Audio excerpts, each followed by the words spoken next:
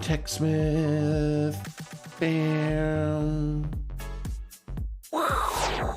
Ching. TechSmith. Man, oh man, oh man. Thank God the pants are off. Thank God the pants are off. Well. Odin's son! You had one job. Well. I'm sorry, but my sensors indicate that you are indeed a weenie. Stinky. God damn it! Why is streaming so hard?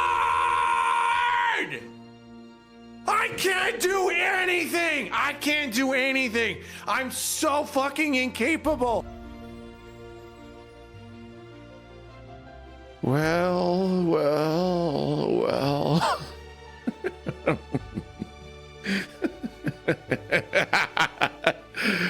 Good morning. Good morning, chat. I put up some lights. How nice, huh? I know, Vegeta. I know. Save Vegeta. Holy shit, I'm No, Adam, no, not today. It's Dungeons and Dragons Day, Adam. No coming. Hi, chat. How's it going? Chat, we're doing D&D today. That's why we're coming. Oh, well, then that's acceptable. Permission granted for that.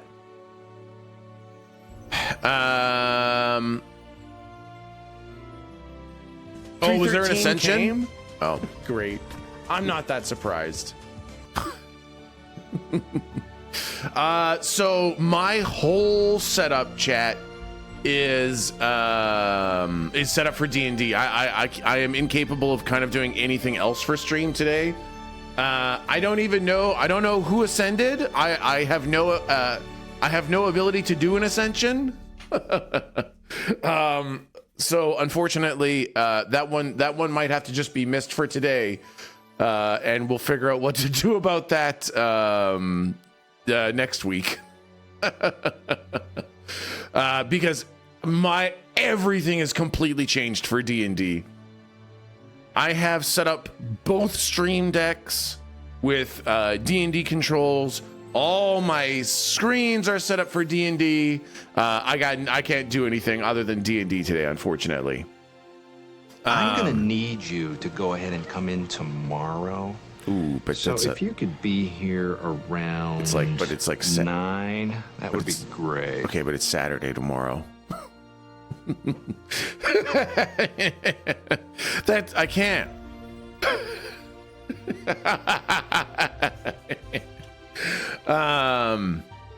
Yeah, I have been putting in some serious time and effort to making this all go nicely and smoothly, chat. I have got 15 different songs on my one stream deck, and I've got 27 graphics on my other stream deck. So last time I had to pause every time I wanted to change the music or change the graphics, and now it's just button presses. So it's going to be a lot smoother, a lot slicker, less time of me clicking around and pausing. Oh my God. How are you feeling, Tech? Oh, you know, anxious. As always.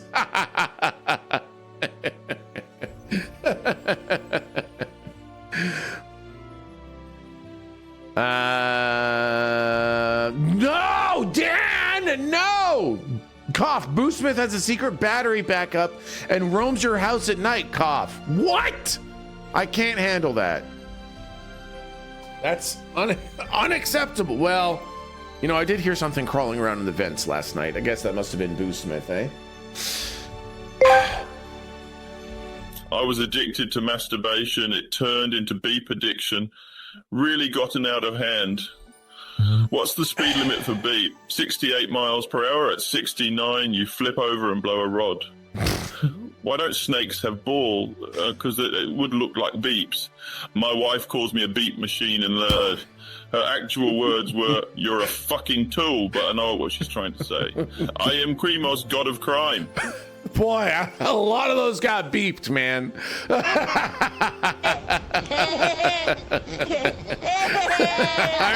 I don't know. Some of those I think maybe didn't land because of all the beeps. Okay. I'm gonna need you to come into work on Christmas morning. Hey, Murden, don't worry. That's the plan. We're actually gonna have a 1-hour stream on Christmas morning. So we will be there. There will be a small stream on Christmas morning. Just 1 hour of live stream on Christmas, because I know that. Oh, jeez. People want to spend some time with the community, and for a lot of people, some people, you know, Christmas can be a lonely time, or it can be, you know, a time where being close to people that you enjoy the company of can be a nice thing. And so having the community around and being able to celebrate a little bit of Christmas, I think would be a very fun, positive thing. And so that's going to be the plan for Mondays. A little Merry Christmas on Monday morning. But Tech, we don't enjoy your company. Cool, let's get into D&D.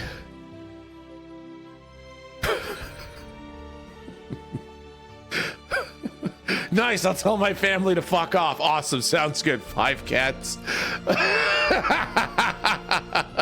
Will you set up reruns for us? Yeah, I'll set up reruns to run during Christmas too, for people to hang out with. Okay. Now,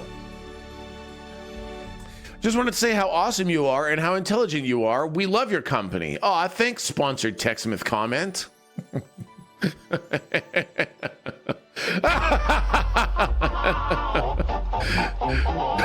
Murden, that sounds fair.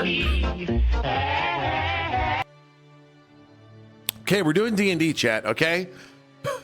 Tangia will not be active during the D&D, shockingly. Okay. Now, let's go down here. Look at this! It's D&D! Woo! Dungeons and fucking Dragons. I need my DM hood.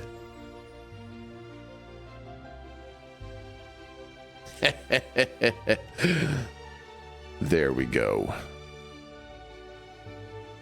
Little bit about what we got here. So are we the big bad guy? I mean, kind of, yeah, a little bit, huh? Can we sex 313 bot? No, you are 313 bot. Well, at least you're the voice in his head. Finger of Death, yes, you do have access to Finger of Death. TechSmith314 is a level 20 warlock. Yeah, so kind of a badass, kind of a big deal, capable of handling many situations. You cannot, you can try to seduce 313, but you're the voices in his head. So what's the idea here? Is 313 a player or FM? So the idea here, oh wow, thanks 313. The idea here is that TechSmith314 is a warlock, and they've made a pact with a demon called Chatter. And Chatter is hundreds of voices inside of 313's head. That's you, by the way. And so you guys are the demon that tells 313 what to do. So 313's the player. You guys are the demon that gives 313 his power and his direction. And the way this works is I will ask chat to give 313 input. I'll say, oh, what should 313 do? Or how does 313 respond? Then I will wipe 313 and I will let you all type in chat, and the 313 chat bot will gather up all your responses. Then I will demand a response from 313, and that will be the final voice that 313 hears and the direction that he must take. So that's how this works. I will ask you guys for a response, and I will wipe him, and then I will take a response from him. And you guys will be controlling 313 as a consensus.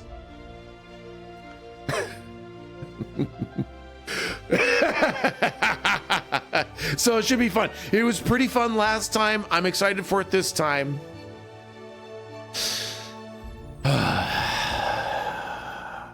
Turning Tangia off? Oh, it is already off. Oh, that shit is already turned off. Okay.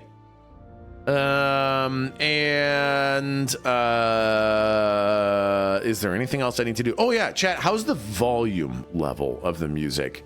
I tried to preset all the volumes to where you could hear them, but they wouldn't be overpowering. It's good, seems good. Okay, awesome. This is then I got it dialed in pretty good. They're all set. Excellent. Okay. Then chat, let us dive in to TechSmith 313 D&D with Chat, campaign number 2.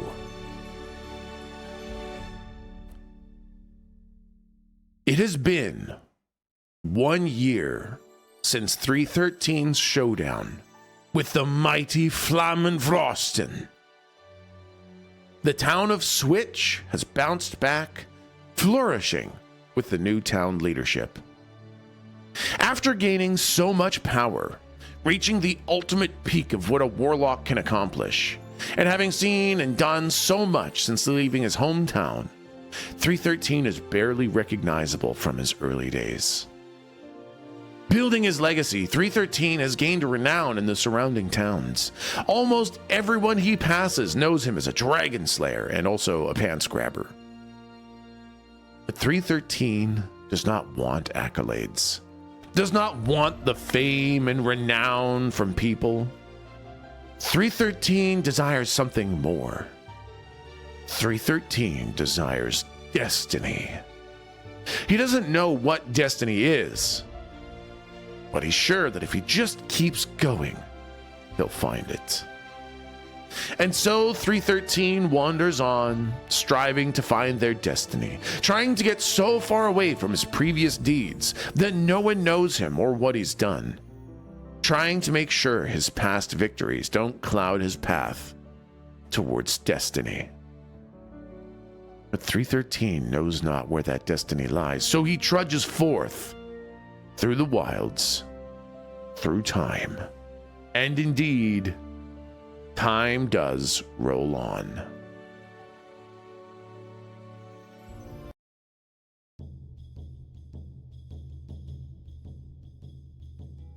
"313 ventures through vast open grasslands, sweeping fields of grass coming to the height of his waist. A mixture of soft greens, browns, and yellows. The sky is a soft blue with a scattering of fluffy clouds overhead. The nature here is peaceful. There's no civilization within sight, no indication of it being nearby. In these travels, 313 becomes more in tune with the environment, feeling the movement of the earth and the creatures that live on it.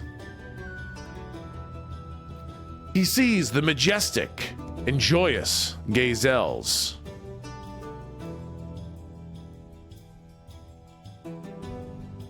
As he walks through the grasslands, he sees the few and random scattered Bayo bubblegum trees, which are these tall trees with pre-blown bubbles of big red bubblegum for leaves.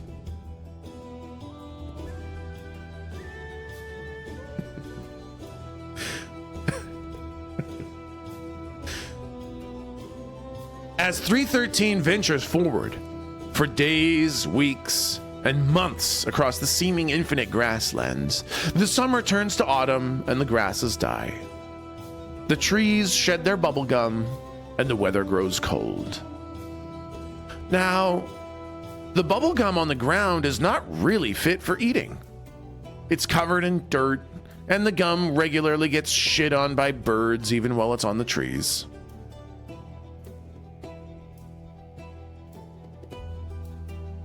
But unfortunately, 313's will is not entirely his own.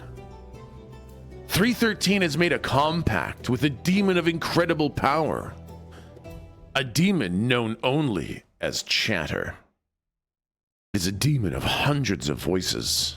Chatter is the source of 313's magical powers, and for as long as he listens to Chatter, he can channel power the likes of which the world has never seen.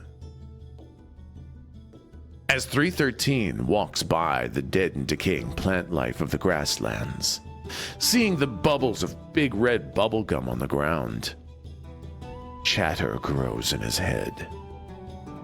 313 can ignore the gum, eat the gum, or anything else that Chatter can think of. Oh, mighty Chatter! What shall 313 do?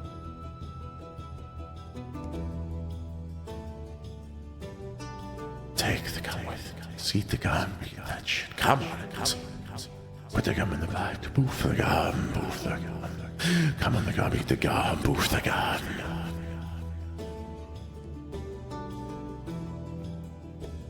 And the resounding voice that 313 hears is... Eat the gum.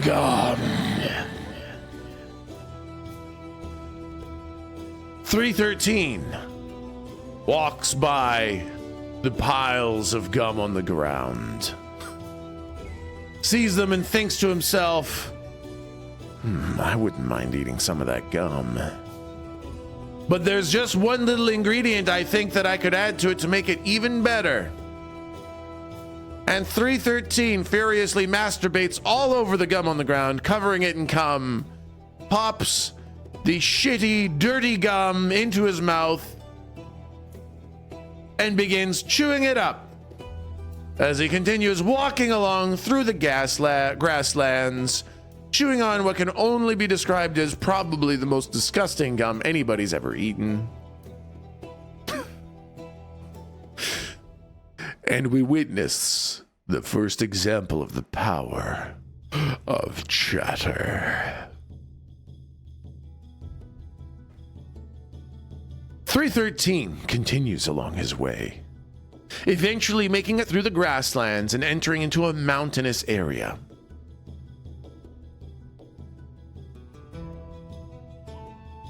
Some of the mountains are low and roll along. Others are sharp and reach to the sky. There are great green forests, a massive lake, and a large sprawling town of solid stonework houses. A long, wide river comes through the valley between the mountains and divides the town in half. The town is joined by multiple bridges connecting the two halves. The town seems to be roughly divided into a gridwork, but it's not absolutely straight lines. Many of the streets wander, and the city has a bit of a whimsical appearance to it, rather than purely utilitarian. As 313 approaches the front gates of the town, there's a sign that says, North Poland. And as 313 enters the town, the first flakes of snow fall down.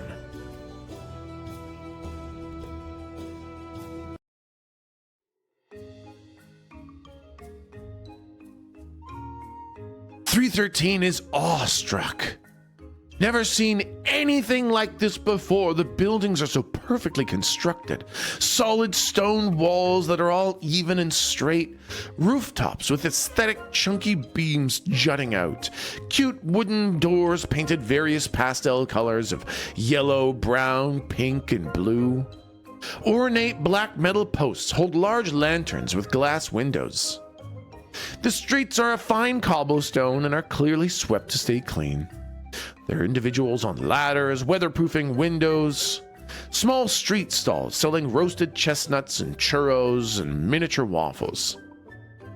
From the gate that 313 stands at, he can see a beautiful fountain in the center of town, now turned off in preparation for the upcoming freeze, but the stonework depicts great elks and birds and trees spiraling upwards towards a female figure who has her hand held up, holding a crescent moon. As 313 looks around, there's a chocolatier nearby selling chocolates. There's a shop labeled Old Nope, selling what appears to be beer. And there seem to be a few yaks wandering around the town, and a man is trying to gather them up. And 313 realizes they could do anything they want here. They could help out. It seems like everyone's doing things, and 313 feels an urge to do something. 313 can help at the chocolate shop, or help at the beer shop, or help with the yaks. And so I ask you, mighty chatter, what would 313 like to do?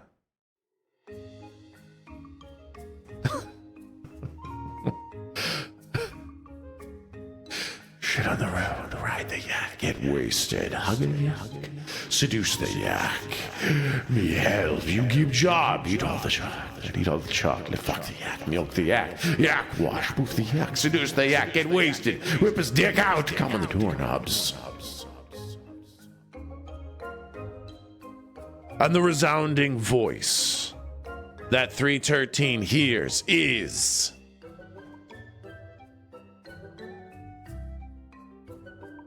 piss in the fountain! Having just entered the town for the first time, being an absolute stranger in the town of North Poland, 313 decides, man, that's a nice looking fountain. 313, unable to piss in it from here, has to walk into the town. Begins pushing past people with a singular focus, the only thing that will give 313 his power, the driving force behind what guides 313, trudges him forward through the town towards the fountain. 313 arrives at the fountain, and it's massive.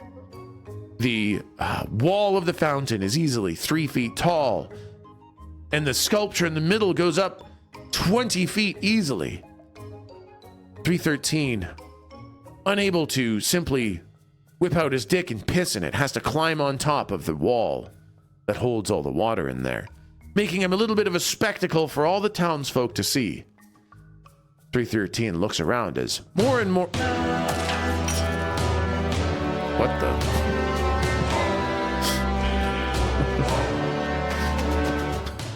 What?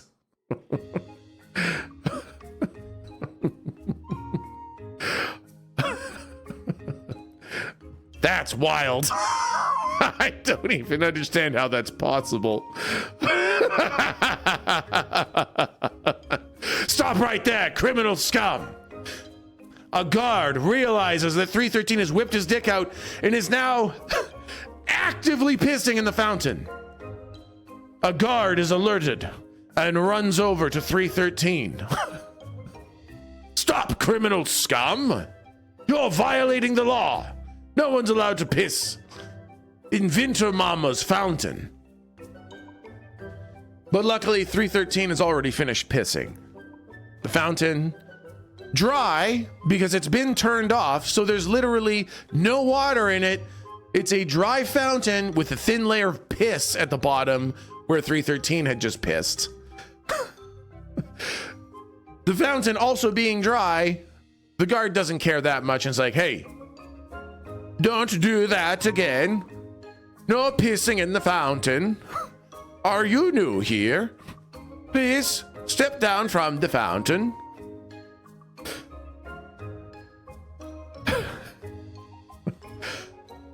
And as the guard gets 313 to step down from the fountain,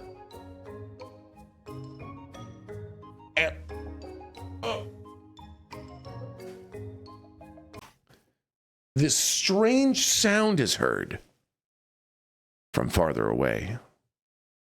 it's hard to make sense of exactly what it is. Because no instrument that 313 has ever heard is capable of making this music.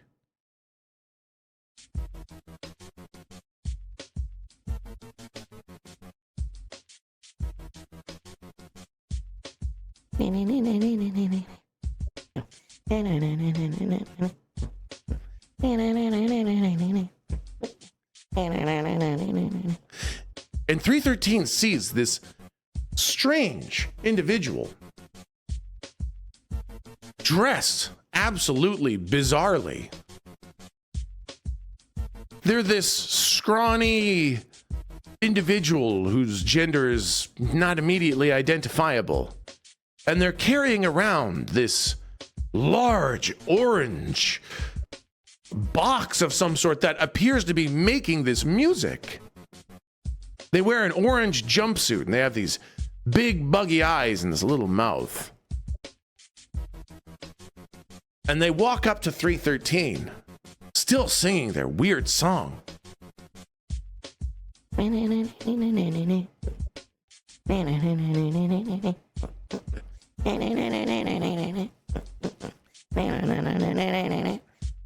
Oh, hello there.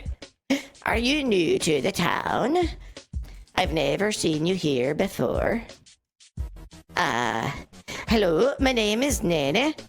And what's your name?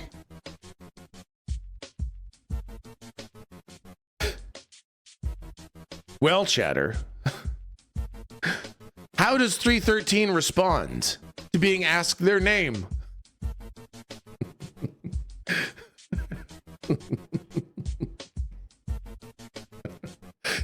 This is going to be a disaster. Come with shovel, cast flesh to stone. I'm Come-Ass, I'm Matthew. Part on this machine. With shovel, it's me, Come-Ass. Put a Neil, dance with them. I'm Warlock, little shack to bike. Be cometh. And being asked what their name is, 313 responds with, my name is Matthew.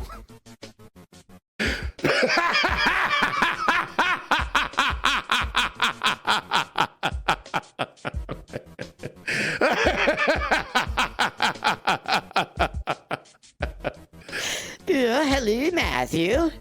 Welcome to Nordpolen. Have you come here for winter goodies? It's our annual holiday where Winter Mama comes down from the mountain and she gives the candy to all the good people and she gives a piss to all the bad people. You know, if you're a good person and you're helping people and you're a nice person, then you get lots of candy. My favorite candy is the chocolate-covered VIP nuts and the tangerines. But if you're a bad person, like a liar or a cheater or a stealer, then you get piss. You get a big old piss. Winter Mama fills a balloon with piss and throws it at your house. And then it freezes into piss icicles, and everybody knows that you're a bad person. But I'm usually a good person, and so I usually get the candy.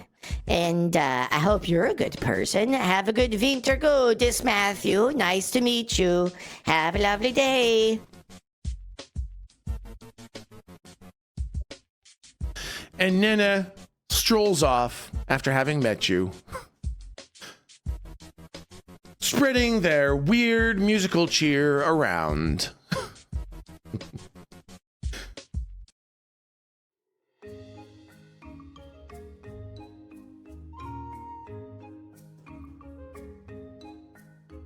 And 313 now understands what's happening here. It appears that the snow falling down and the people out here helping each other set up decorations and baking treats and everything, they are getting ready for the annual holiday of Wintergodis, which means winter candy, where people who behave well and are nice get candy. And the people who are bad or mean or cruel get water balloons full of piss thrown at their house. And now 313 looks around and understands the chocolatier making chocolate and the beer making beer and everything. They're all getting ready for Wintergodis. And 313 realizes that maybe 313 can take part in some of these activities to try to get some winter candy, to try to get on Winter Mama's good side. Winter Mama lives up in the mountain, and apparently she can see everything in everyone does in the town. And so 313 can help with the chocolate, help with the beer, or help with the yaks. And Chatter, what would 313 like to take part in any of the activities other than pissing in the fountain?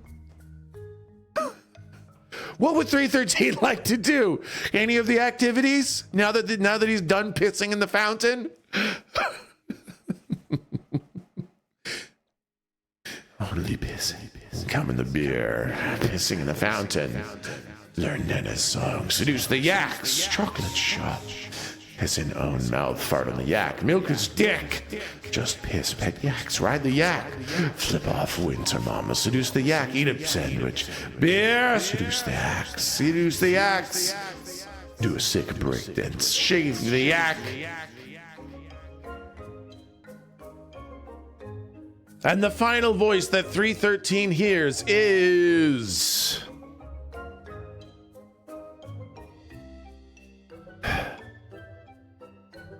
Come in the beer.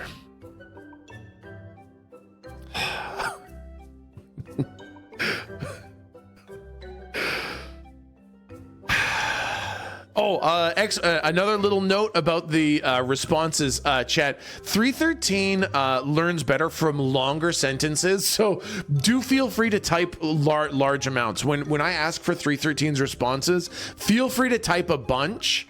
That's what 313 learns the best from is longer sentences. Large typing, yeah. So 313 looks at the store called the Olnup. And the Olnup is right here. 313 sees the Olnup, where there is this woman with these huge frickin' jugs of beer pouring into people's cups, and everyone's celebrating and getting drunk and cavorting and, you know, just having general merriment. Huge jugs of beer. I'm telling you, she has got the biggest goddamn jugs of beer you've ever seen. And 313, seeing all these all this beer being poured and all this merriment, just gives 313 a big old happiness boner. And 313 realizes the only thing that he can do to feel good about helping for Wintergodis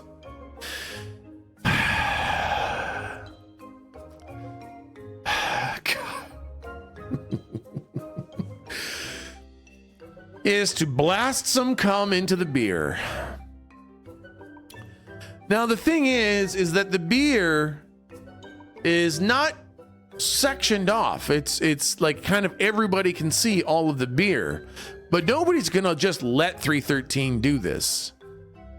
So 313 must perform a stealth roll in order to stealthily sneak a jug of beer away to cum in it. So it's weird to roll a stealth roll to steal beer to come in it, but I guess here we are. So let's roll a d20 here. What do we got? That is a 9. Stupid, didn't hear the dice roll sound. That's okay. That's a 9.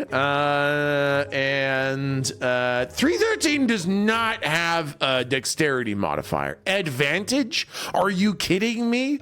What about this situation makes you think 313 has advantage on the stealth roll? Being in the middle of a giant beer shop with the desire to come in a jug of beer. He does not. You know what? He has disadvantage. I'm taking the lower of 2 rolls. Okay, 9 is the lower of the 2 rolls.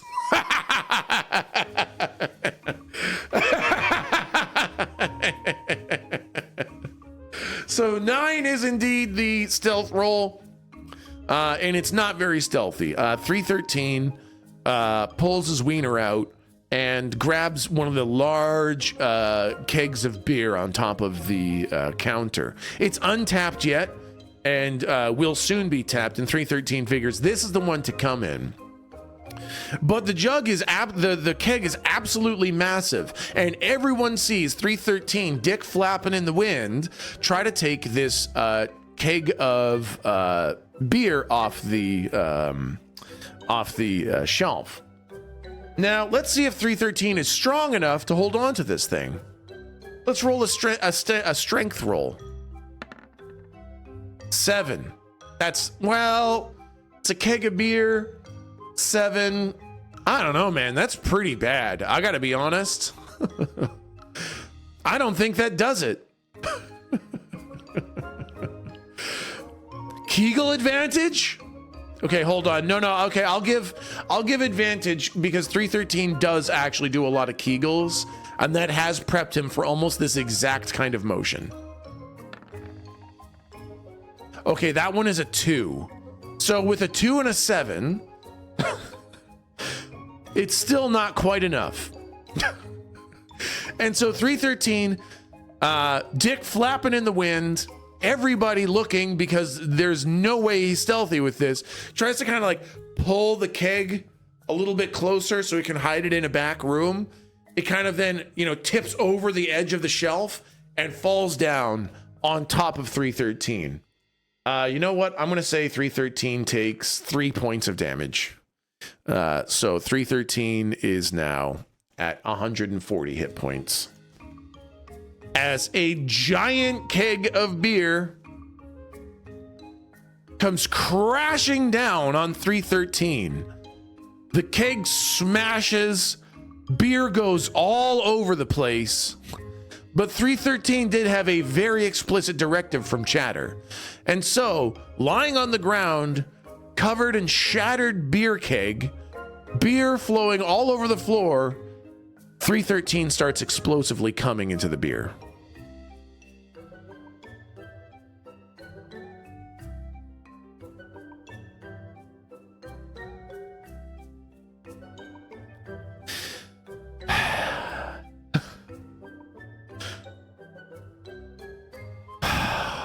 Boy, oh boy. I really did think this campaign was going to go off the rails, but I didn't think that the first 3 activities were going to be come on some bubblegum and eat it, piss in the fountain, come in the beer. I was ready for some bullshit, but I was not ready for the come, piss, come triple threat.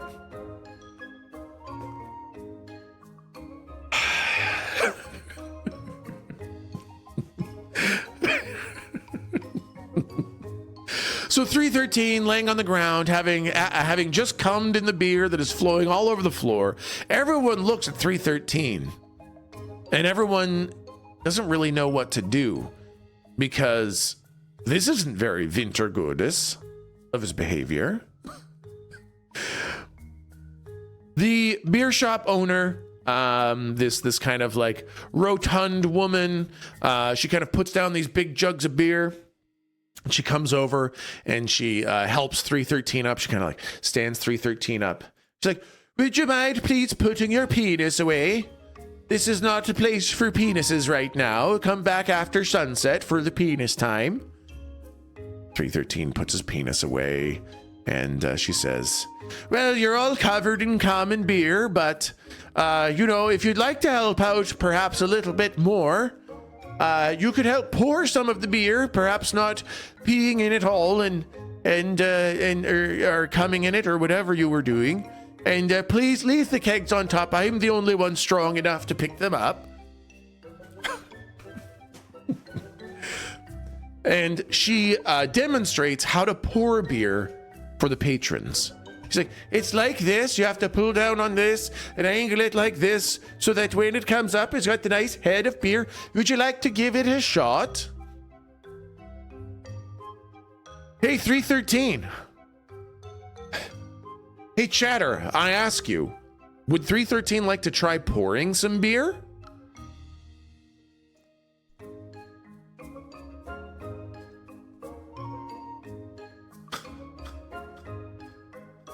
What do you think, Chad? Whoops. What do you think, Chad? Would 313 like to try pouring some beer? Oh yeah, look at these. These are some nice, good sentences.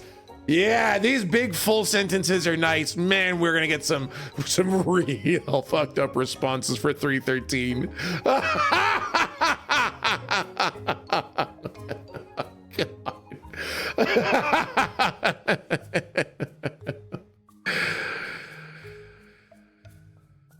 And the response that 313 hears dominating his head is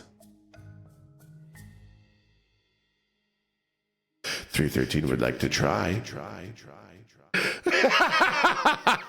Yay! 313 decides to try to do something. Yay! The mechanics are gonna get used.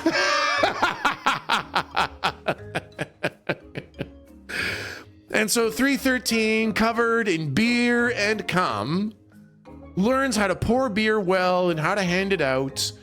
313 is kind of watching. And let's see. Let's do an intelligence check to see if 313 can learn it well.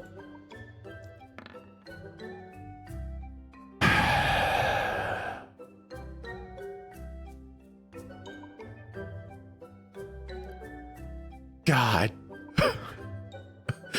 You know, 313 said 313 would like to try, and with a 4, try is exactly what 313 does. 313, watches very carefully, doesn't learn at all, has no idea what to do. This thing gets pulled down, then that thing gets pulled down, and this thing comes from over here, and then it goes to that person. And it's a lot of moving parts, and 313's better with magic than with these kinds of things. And so he doesn't quite understand what's happening. And then he tries to do it. And a dex check to see if 313 is capable of performing the action that he doesn't understand. A 19. So he perfectly executes a technique that he didn't learn at all. So I guess basically,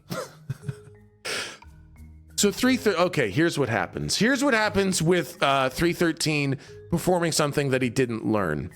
The simple task that 313 learned is holding the beer under the tap, pulling it down, filling it up. 313 tries to do that thing where he grabs one of the cocktail bottles and flips it around behind his back, catches it, turns it upside down, flips it into a margarita glass, pours it upside down between his legs and all that kind of stuff. But it's the glass is full of whiskey, vermouth, beer, cum, orange juice, and a marshmallow on top. And then he lights it on fire. And it's a nightmare drink that absolutely no one would enjoy. And 313 makes 20 of them and starts handing them out to all the patrons. And you see the people in the tavern taking little sips of it. And everyone's like, oh, ooh, ooh, ooh. Except for one person who's like, ooh, hey, ooh, wait, ooh, oh, yeah, that's a tasty drink. Ooh, it tastes like the bean boozle.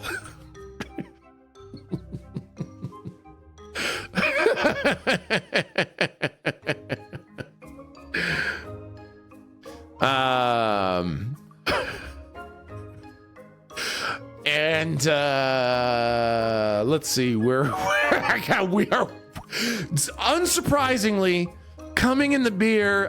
Didn't really factor into my notes. Let me see if I can pull this back on track. Oh yes, here we are. Yes.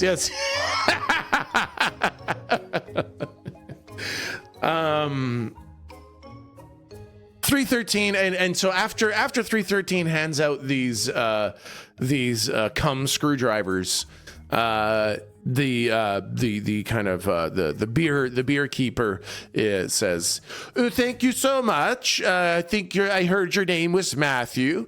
Thank you, Matthew, for all the help.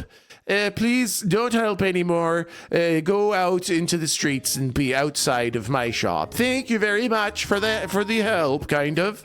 And 313 is kind of pushed out of the shop back into the streets. Oh yeah, she flips a coin at him to pay him for his services.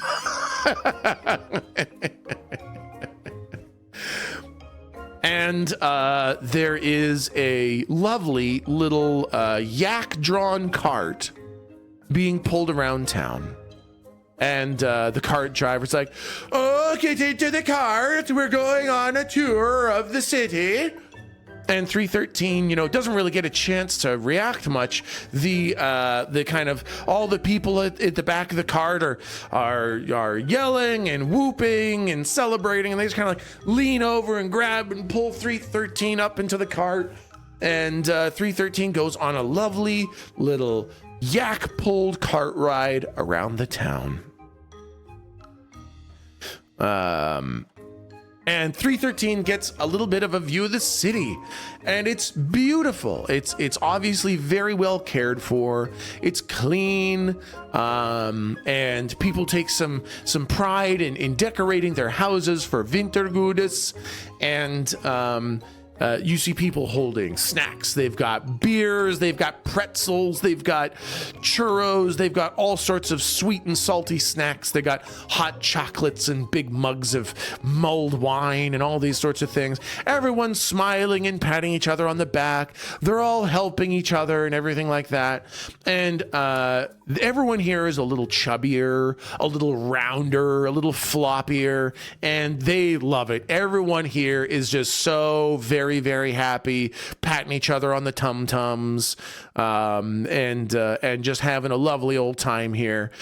And it is also very interesting to note that everyone in the town is over the age of 18 or 21 or whatever the fuck it is, where it makes it legal, the legal age of consent wherever you are, because this is a fantasy magic land. And there are no young people here at all. It just doesn't exist because it's not allowed to get fucking weird here. So if people have babies, they're taken out, they're asked to leave town and they can't live here anymore. And you need to be over the age of 18 or 21 or whatever the fuck it is wherever you are, because it's magic here, and you need to show your ID before you can get into town. Okay, so there's no underage people here at all. Nothing is ever weird, so feel free to have sex with anyone and everything that you want, because nothing's weird here, because I get to make the rules.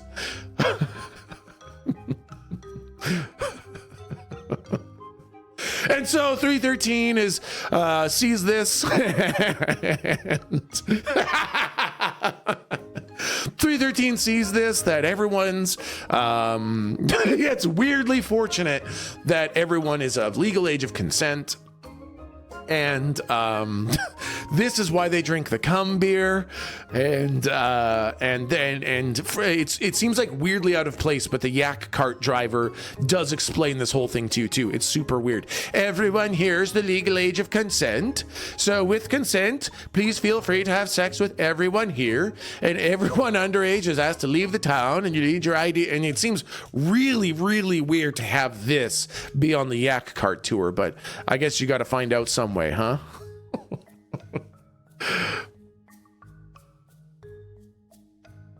And the yak cart ride comes to the end, and 313 is let off the cart, and the sun is now beginning to set. The day has ended. Snow is falling, and as the day ends, 313 decides that it's probably not worth venturing in the snowy wilds and mountainous areas at night, and perhaps it would be better to stay here to sleep.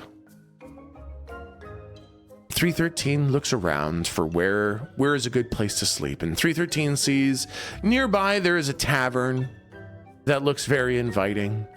There's also many houses. 313 could just knock on someone's door and ask to sleep in their house, which would be weird, but everyone seems pretty friendly here. There's lots of alleyways. 313 could just lie down in an alleyway. And there is also the town garbage dump that is within eyesight as well that 313 could sleep in. So, Chatter, would 313 like to sleep in the tavern, the house, the alley, the garbage, or whatever else? What do you think? What do you think, Chatter? Where's 313 going to sleep for tonight? Sleep at the piss-filled fountain. Find dinner and sleep with them. Sleep in the fountain, sleep in the house, hoping for some action. Let's try that nice house. Let's find a tavern. Just gonna sleep with the yaks in the bar. Sleep in the alley or wrapped in yak dung.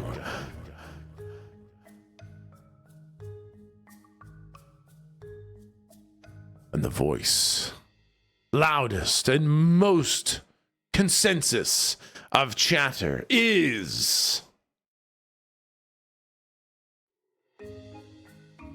313 asks the driver if he can stay with him.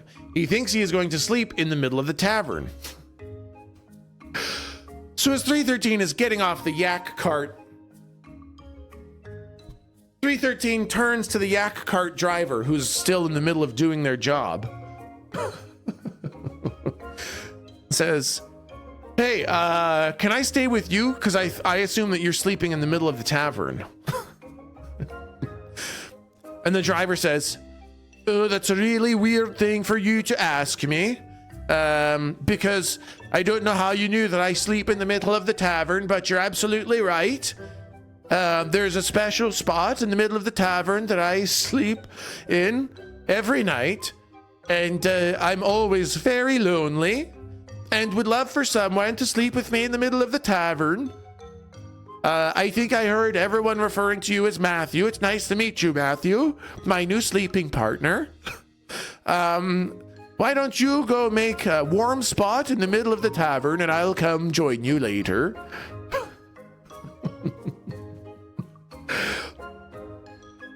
And so 313 heads into the tavern.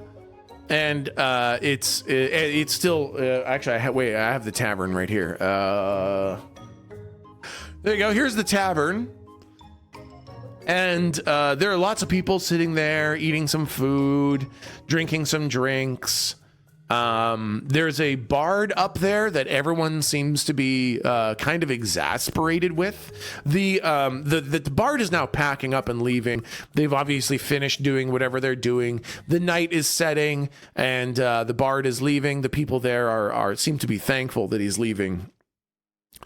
And there is indeed this weird open spot in the middle of the tavern that nobody goes to. It's like there's nothing there. There's just this spot that everyone walks around. And 313 realizes that's probably the yak driver's sleeping spot. And so 313 heads over there, pulls some of the seat covers off some of the chairs. They've got like these nice yak's wool seat covers, starts pulling them off the chairs and building a little kind of nest bed on the ground. And 313 gets completely naked and lays down on the yak fur bedding and takes a very nice little pose and waits for the yak driver. And it's weird because it's like 2 hours. The yak driver gives a whole bunch of nighttime tours, and Short rest is 3. Does he get his 3 HP back? Okay, all right. Yeah, no, that's fair. That's technically a short rest. 313 gets his 3 hit points back from dropping the keg of beer on him. Yeah.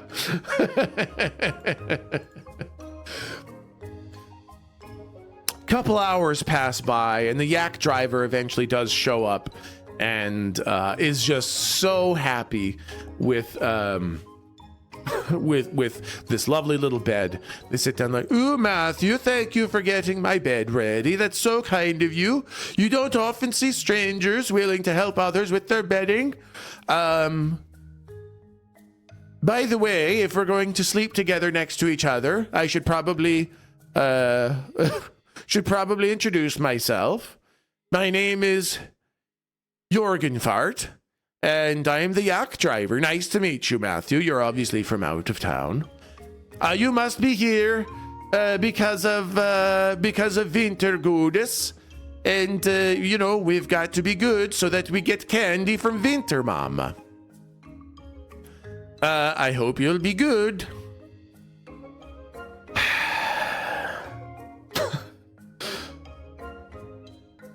All right, chat. Sorry, all right, chatter. Hey, chatter, how does 313 want to handle the night? What's 313's plans and intentions for the night?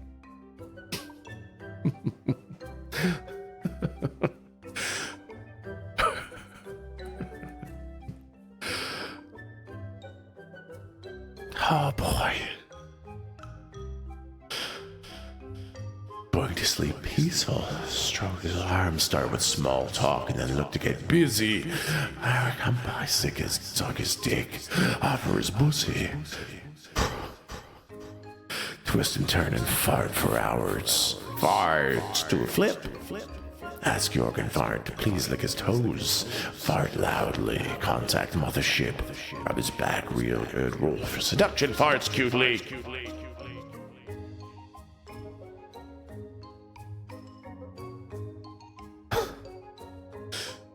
And the response, the resounding voice of chatter commanding 313 to act is...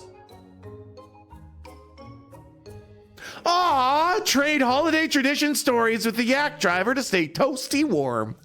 Aw."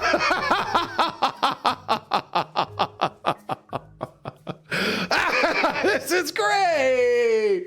Man, you could get whiplash being 313, man. Eat the cum gum. Cum in the beer. Oh, why don't you just snuggle up and tell some tradition stories to stay cozy warm?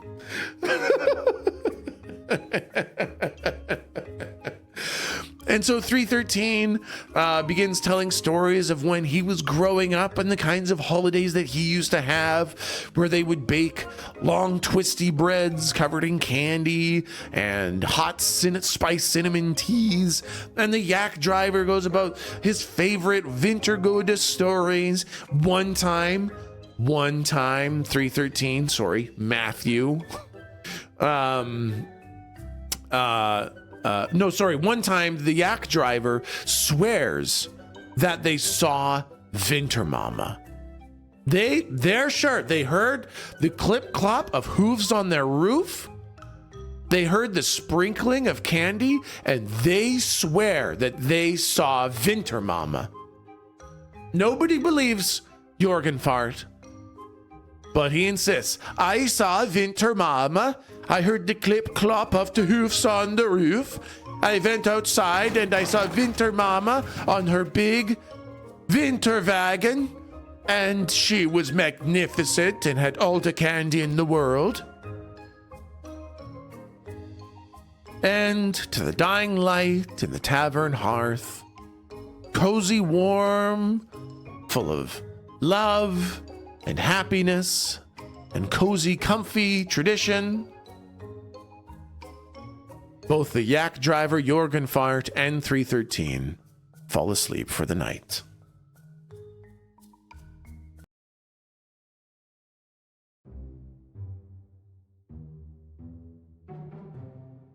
The next day, 313 wakes up to an awful smell.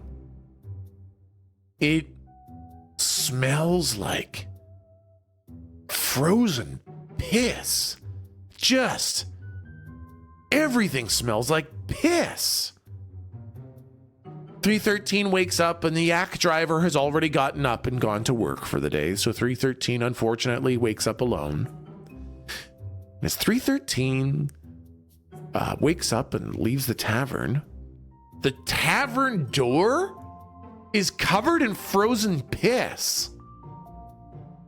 313 looks around and notices that the majority of houses are covered in frozen piss.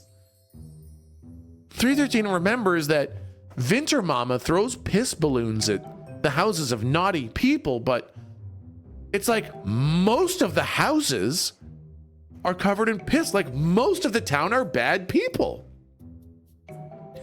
It seems very weird. 313, it looked like everybody was being quite good and quite nice, but apparently Winter Mama has decided that most of the people in town were behaving poorly and deserved pissicles. And there's this individual walking down the street, and they've got kind of a notepad out and a pencil, and they appear to be taking notes. They have like a kind of a default, kind of like, you know, the generic nerdy look. They've got glasses and braces and a polo shirt. They got a backpack and a pocket protector. And they're wearing brown slacks, and they're kind of walking down the street, looking at all the pissicles, taking notes. And they kind of walk up to 313. And 313 looks quite shockingly different from everyone else, right? 313, if you weren't here for the first campaign, is a 7-foot tall Aasimar, which means he has like purple pearlescent skin, bald head, covered in warlock robes. So 313 really stands out. Taller than everyone, purple pearlescent skin, just absolutely shot. They've got like luminescent eyes. They are absolutely stand out big time. Kind of like purple Kratos, except skinnier and more like a warlock. And so this individual with the notepad, this nerdy individual with the notepad, kind of walks up to 313, and they're just kind of mumbling to themselves. And then when they're kind of stopped, they're kind of like shocked by 313's appearance, and they look up at 313 like, "Oh, hello there. You must be new. I don't recognize you from town, and I know almost everyone. Hello, my name is Chet. Who are you?"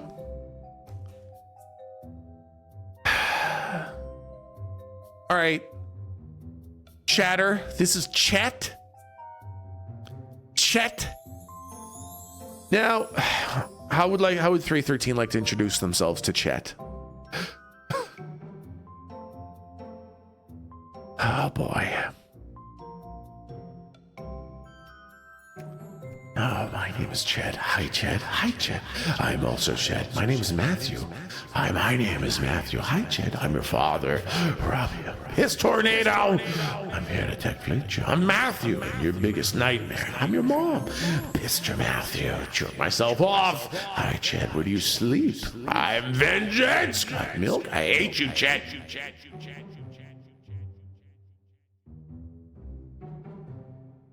And the response the chatter gives 313 is...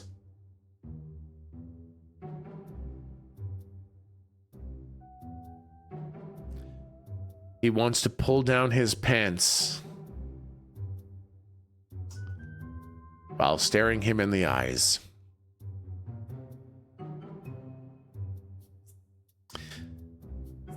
Chet introduces themselves and is obviously taking notes on something, and 313 stares Chet in the eyes and pulls his pants off. 313 pulls his own pants off and just stares at Chet. Chet kind of stops taking notes, looks up at 313 in the eyes, looks down at 313's dick, begins taking notes furiously. looks up at chat. It looks up at 313. Looks down at the dick. Starts taking more notes furiously.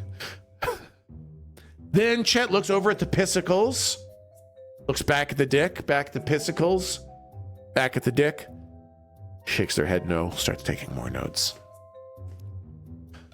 Chet says, well, I'm not really sure if that helps me take note of what your name is, but I'm just going to call you Matthew.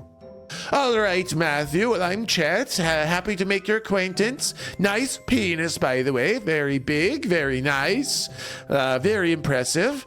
Nice shape to it. You can put it away now. I'm thoroughly now introduced.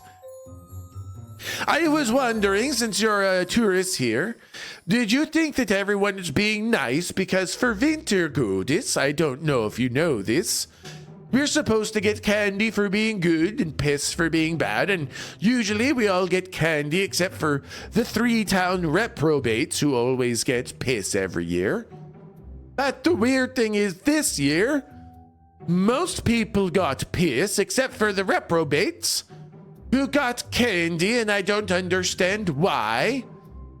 The 3-town reprobates are Kyle, who steals art, and there's a woman named Artesia, who sells shitty grinding meals, and there's Neil, who's kind of like the town bard, but really he just kind of tells gross jokes that only ever make himself laugh. And they get pissed every year, but this year, for some reason, they got candy. And I was wondering, oh mighty, very tall, very impressive Matthew, if perhaps you could go talk to Kyle and Artesia and Neil and see what they were doing to get candy this year. I would talk to them, but they scare me. I'm not much of one for confrontation. Oh, mighty Matthew, would you please go talk to them and see what's going on?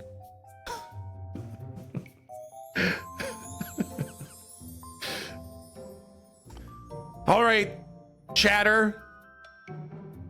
Will you accept this task to go visit the reprobates and see what happened, why they got candy instead of piss this year? Sure do. Blows huge load. Yes! Bring them Mock speed to Neil's house. 313 uses thunderclap. Go talk to Neil right now. Yes, sure dude. For a gold coin. Yes, and come. Time to save Wintermas. Go to garden. Let's go talk to the shitbag. Scream and run away.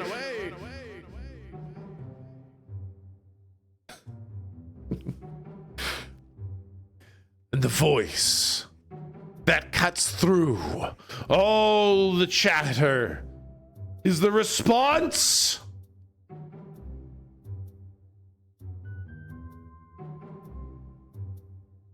This has taken a turn. 313 finds Neil to kiss on the mouth. I feel like chat's goddamn fan fiction is coming to life right before our very eyes here.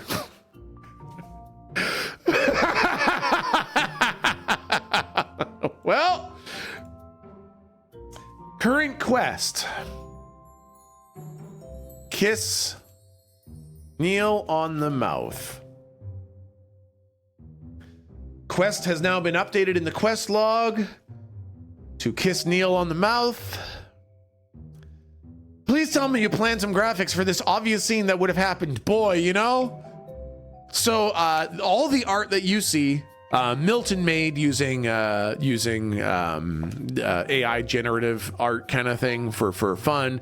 And I had not had the thought to ask my brother Milton to please make art of the chatbot 313 kissing me on the mouth. I hadn't thought of that. You know what? I'm sorry, chat. I let you down. I had not planned for this. And to be fair, that's on me. That's my fault. I should have known that was going to happen.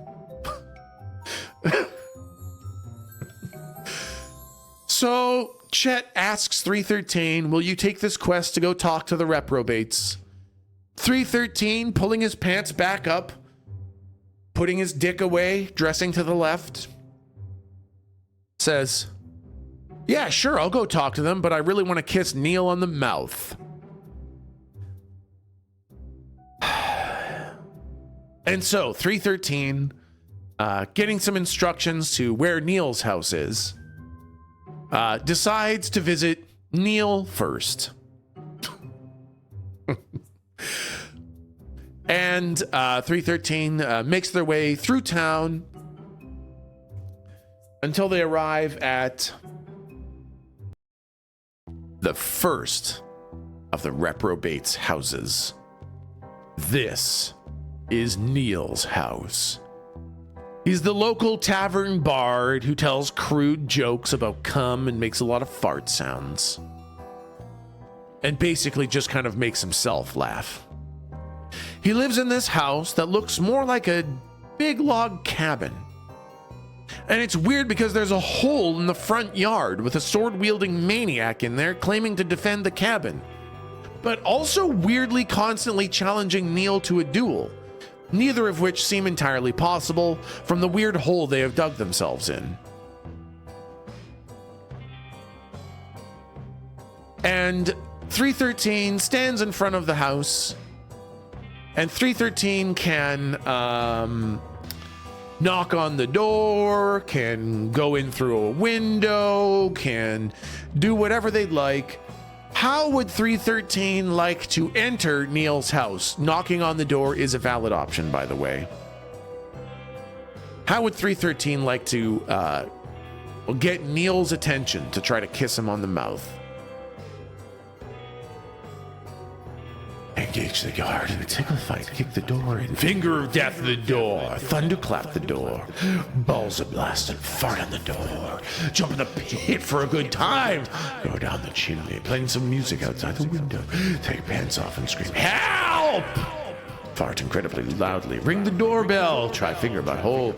Nuts first. Try finger butthole. Kiss the door seductively. Try finger butthole. Throw rocks through the window. Shit on the step there. Then knock the door and run away.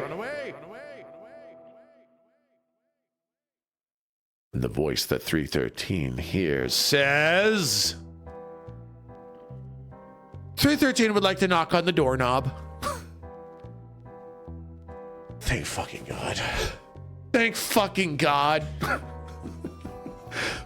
313 deciding to not engage in insanity in this simple task, walks up to Neil's door and knocks on it. The window, the curtain on the window kind of pulls to the side a little bit, and a weird guy kind of like peeks through it. And then you hear this like, and you hear some footsteps coming up to the door. 46 different locks unlatch from the other side of the door, and the door opens up. And what you see is an individual wearing a ball cap. Sorry, knocks on the doorknob. Sorry. 313 walks up and knocks on the doorknob, being actually, yeah, definitely a little bit weird.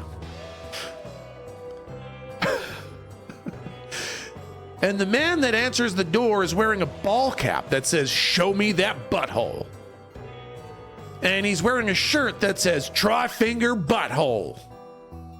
And he's wearing black sweatpants with some sort of piss collector sticking out of the front. And Neil says, hi? What do you want? Is this about the candy? Listen, this is the first year I've got candy. Can you please not take the candy away? I'm so sick of getting piss on my house every year. I tell a couple dirty jokes. I make a couple cum jokes and fart jokes, and I get piss every year. Can I please just have the candy? I'm pretty sure it was a clerical error and they finally fixed it.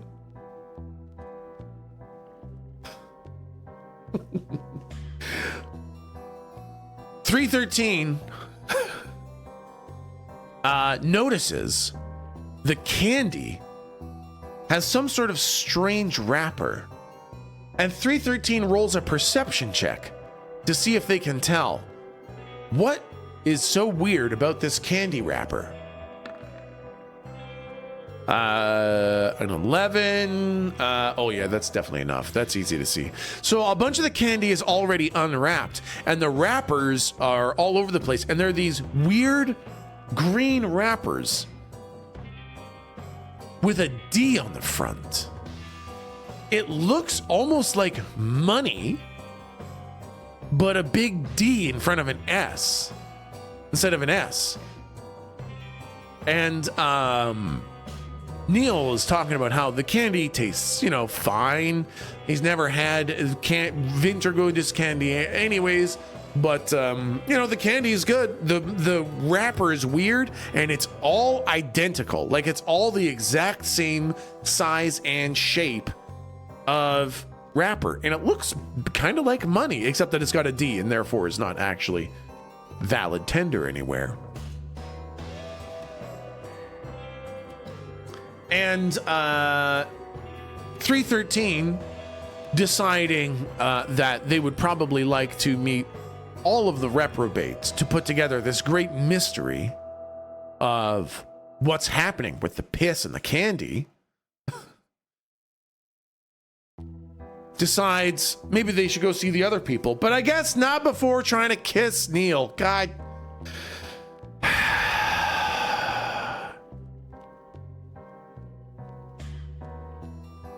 313 rolls persuasion to try to convince Neil to kiss him on the mouth. A 10? Oh, but 313's got like insane charisma. 313's got like an absolutely insane charisma modifier. What's I forgot to make note of his charisma. Oh wait, no, I've got it.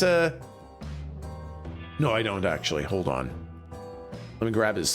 I actually do have a charisma modifier for him. 313's charisma is +5. So 10 + 5 is 15. And I gotta tell you, anyone rolls a 15 on me, I'll kiss him on the mouth. The Rizzler. And so 313 walks up to Neil. Walks up to Neil and says, great, now I have to come up with what somebody would have to say to me in order for me to be okay with kissing them on the mouth. So 313 comes up to Neil and says, hey bud, really love your cum jokes. I find them both intelligent and clever and funny. And you've got real nice lips and a real handsome face. And I bet you're a real good kisser because you're so smart and know how to kiss real good. And Neil cannot resist this irresistible charm and actually makes the first move and kind of leans in. And 313, being 2 feet taller than TechSmith, has to kind of lean down. And 313 now has to roll for kiss technique, which is going to be dexterity.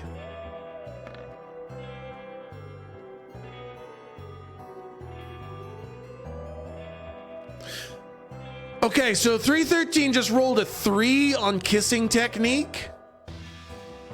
So 313 comes in tongue first, like just tongue straight out. And unfortunately, Neil has his eyes closed. Neil is like fully like eyes closed, like, and this tongue just goes. This like 5-inch long tongue just goes straight through the lips into his mouth, and then 313 burps into Neil's mouth.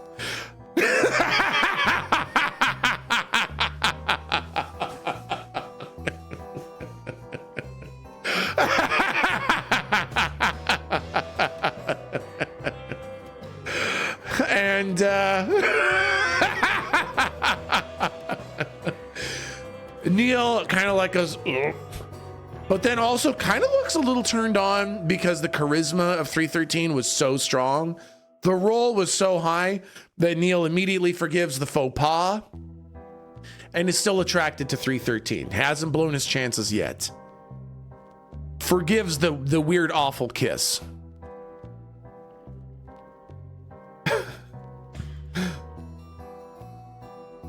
Or perhaps not awful, but definitely not Neil's thing. Neil does have a taste for dishwater, so burps might be all right. God. I built this hell myself. I live in my own hell. And the quest log updates. Having successfully, weirdly, badly kissed Neil on the mouth, 313 decides, because the DM needs him to go visit the rest of the reprobates. And so 313 decides to go see Kyle, the art thief. And so TechSmith 313 goes and finds Kyle's house, which looks like a nice house. It looks like, rather than just stone, the exterior of his house is made of fine marble, significantly more expensive than anybody else's house. The door is very fine, large wooden planks. The windows look masterfully crafted, double pane to keep the warmth in, and the house just looks very, very nice. Kyle is obviously doing very well for himself. Now, how would 313 like to enter Kyle's house? You can go in through the door, through a window, through the chimney. You can knock on the doorknob. You can do whatever. How would 313 like to get into or introduce themselves to Kyle's house?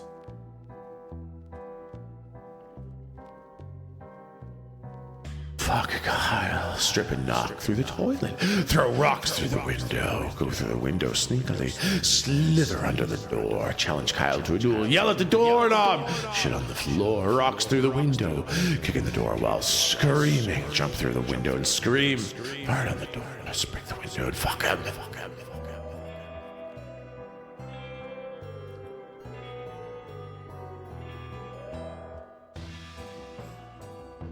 And 313, standing before Kyle's house, hears the voices of chatter say,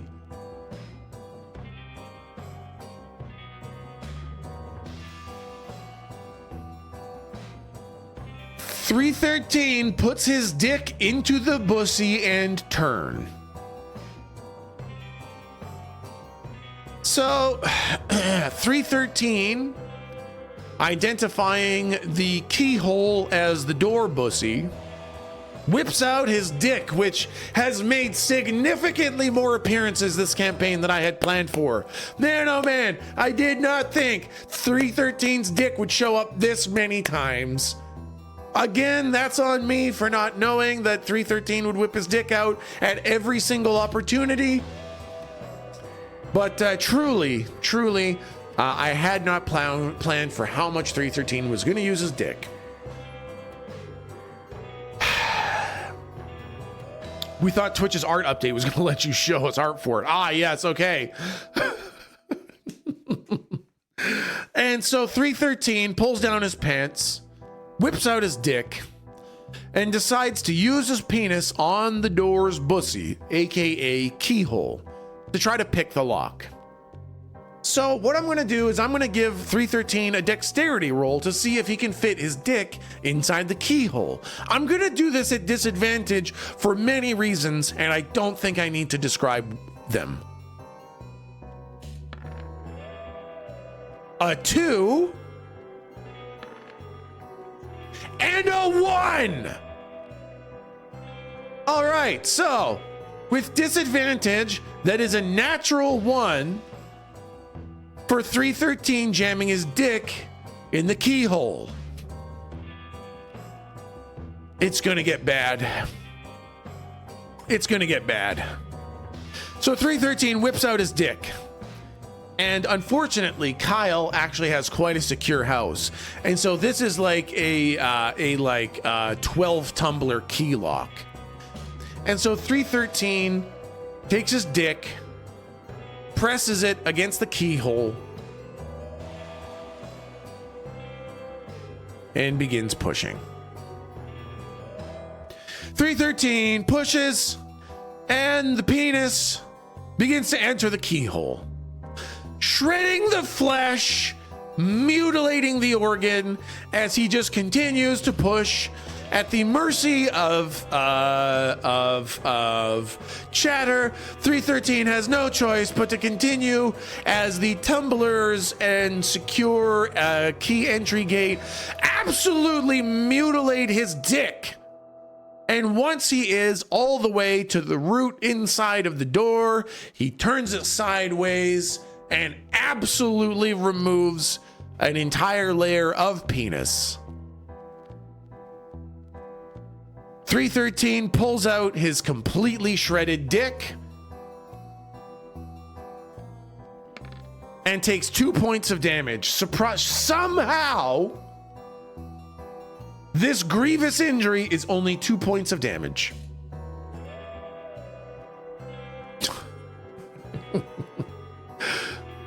There's blood and screaming and flesh all over. 313 takes 2 points of damage, looks down on his mutilated dick and says, not that bad.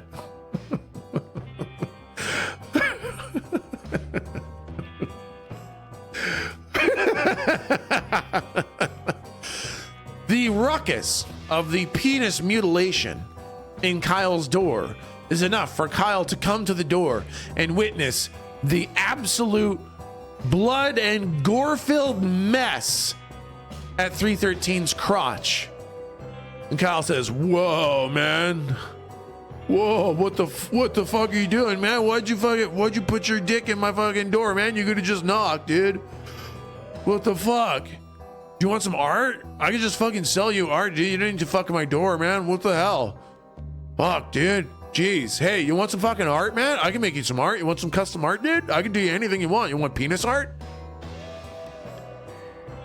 And 313 gets a look at Kyle.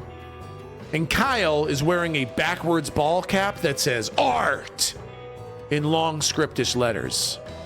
He also has on a shirt, a black shirt with really, really fine text way at the bottom of the shirt, like right at the waist. There's this small text.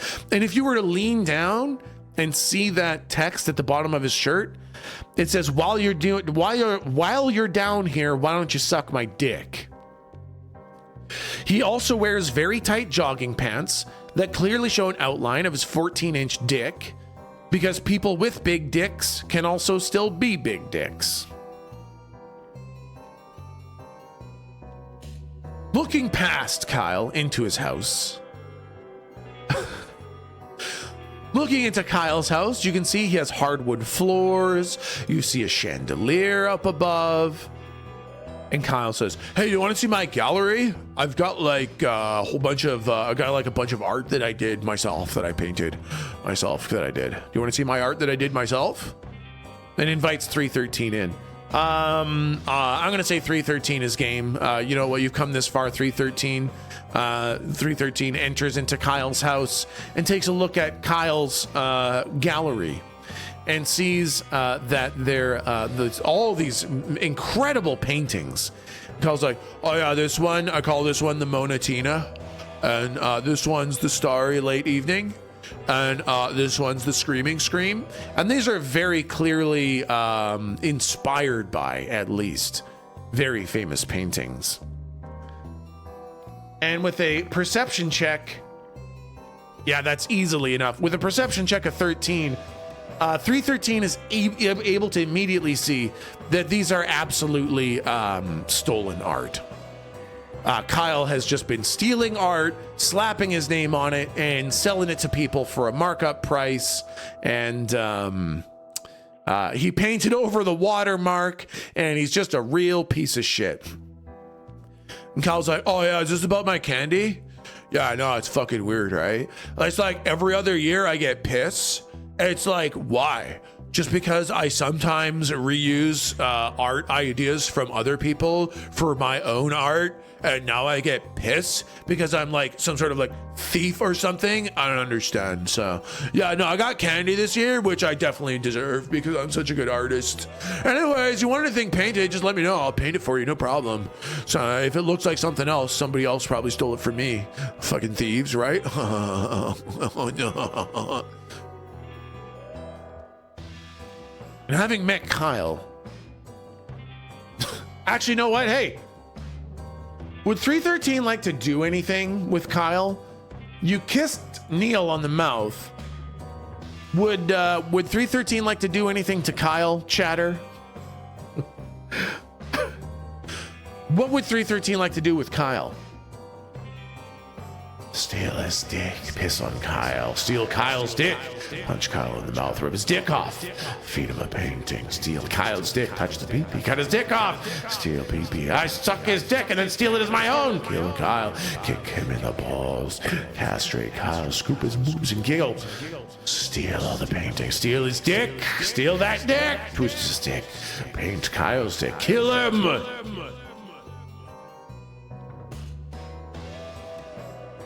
And the resulting voice that 313 hears is, have him painted.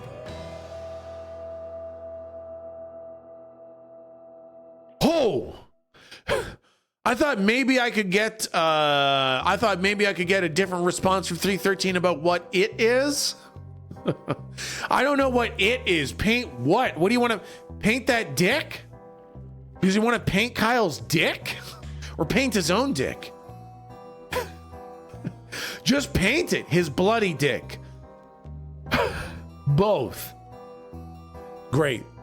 So 313 decides that the only thing that he can do to show Kyle his feeling is he immediately grabs Kyle's painting supplies and grabs an empty canvas and begins painting. Let's do an intelligence check to see how good 313 is at painting. 15? Okay.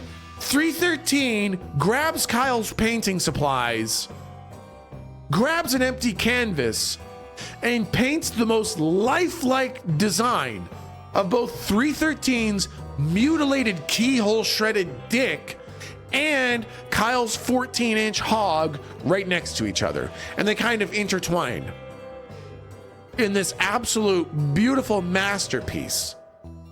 Kyle looks at this and says, whoa, hey, do you mind if I put my name on that and say I painted it? Because it was my paint and my canvas and my house and I was here and that's my dick. So it's kind of like I painted it, okay? So I'm going to put my name on this. All right, thanks. See you later. And Kyle kind of pushes 313 out of the house, and you see him signing his name, Kyle, on the bottom of your painting. Oops. And 313 decides to visit the last of the 3 reprobates. 313 goes to visit Artesia, the woman who sells shoddy grinding mills made of stolen parts.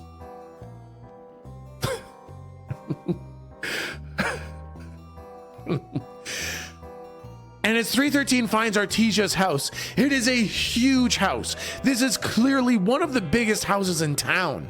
The upper floors are all parts for her grinding mill assembly. And the townsfolk say that she lets all the people from the town gather to watch her employees put together grinding mills. And they auction them off and they raffle them off. Then there's a legendary story of one time this young sweet girl won a grinding mill raffle. But because the little girl was such a fucking loser, Artesia decided to give it to someone else instead.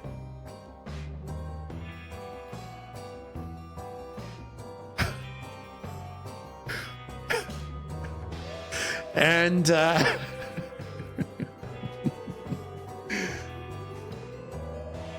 Artesia, always on the lookout, sees 313 approaching and throws open the doors She's like, oh, hey, bitch. You here for a fucking grinding mill? You want a fucking grinding mill from me? I got some fucking grinding mills. You want me to fucking slap my name on that? Hey, who do you want me to fucking write on the names of this for? And you can see Artesia, and she wears a toque or a beanie, as you guys call it, and it says Artesia on the front. She wears this t-shirt that says Artesia diagonally across the front. She wears a leather jacket that says Artesia patch sewn on the front. And she's got these pants with Artesia patches sewn on the pockets and the knees. And she's like, oh, hey, what the fuck are you doing? Are you here because of the fucking candy? What, are you gonna throw a fucking fit because I got some fucking candy this year? Oh my God. Every year it's like fucking piss. I don't even fucking care. But because I just have people fucking knock off the piss. I don't give a shit. I don't even like candy, bitch. But yeah, no, this year I got fucking candy because obviously I'm a good person and you're fucking wrong about me. Okay? So fucking just get the fuck away from me. Don't fucking take my candy, you fucking candy thief. Candy's for babies anyways. Unless you steal it from them. Yeah. Anyways, you want a fucking grinding mill or something? God, why are you just fucking standing there? What would 313 like to say to Artesia? How would 313 like to respond to Artesia?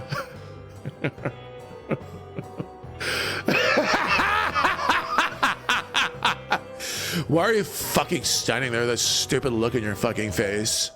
Oh my fucking God. Do you want a fucking grinding mill or are you just fucking staring? Take a picture, it'll last longer.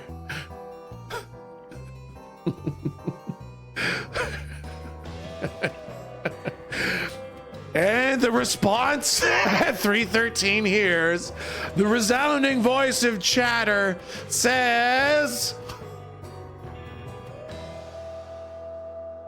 that doesn't make any sense. No, wait, no, we need a new one. That fucking response.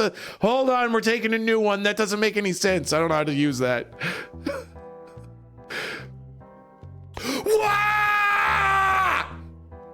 All right, so that one works.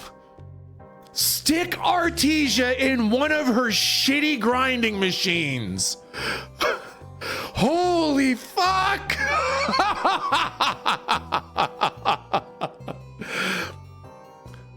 Okay, so I think we're in combat now.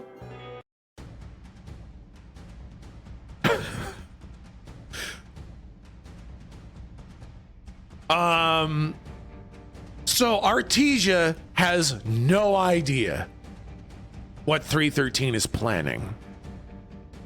313 spots one of the biggest grinding mills he's ever seen just behind Artesia. It's obviously their magnum opus. It's the grinding mill that they put on display for everyone to see their fantastic grinding mills. And 313 realizes he could just push her straight into the grinding mill and then turn it on and grind her up.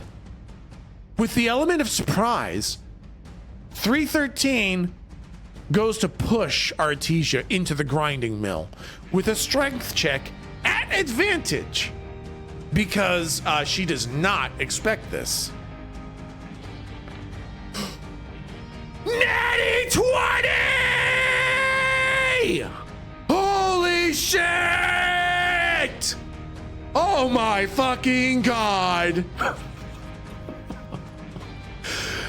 Artesia's sitting there, hand on hips, sassing the hell out of 313, and 313, summoning the might from his depths, muscles rippling with the power of Chatter, infusing him with eldritch might, sprints forward, grabs Artesia, and barrels her towards the grinding mill, pushing her in.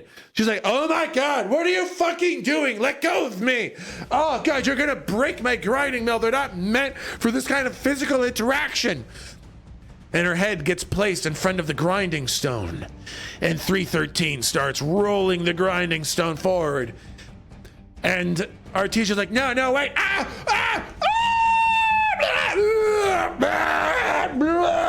as she takes 10d10 seems fair.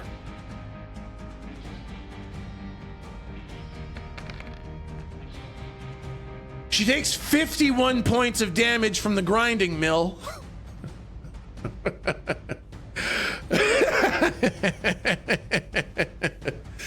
As she is fucking ground to a pulp. Now, unfortunately, the grinding mill does start falling apart as you're using it. It kind of like rolls her over, and some of the parts fall off the side, and it rolls around, and it rolls her over again, and more parts start falling off of it. It rolls around again, and it's kind of like now no longer functioning, and 313 just has to roll the grinding wheel back and forth manually because the entire fucking grinding mill doesn't even work anymore because it was built by an idiot with shitty parts.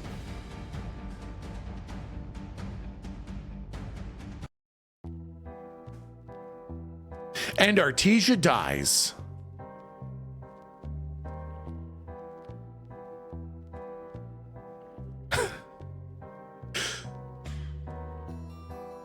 .313, sitting inside of Artesia's house, grinding the red paste into a fine pulp, realizing that he definitely has committed murder in the middle of town. Yes, she was a bad person, but he has absolutely murdered her in her own home in the middle of town.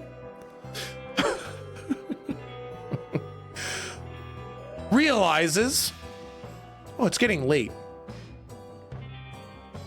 And so 313, after the first day of Wintergudis, decides it should probably be time for sleep now.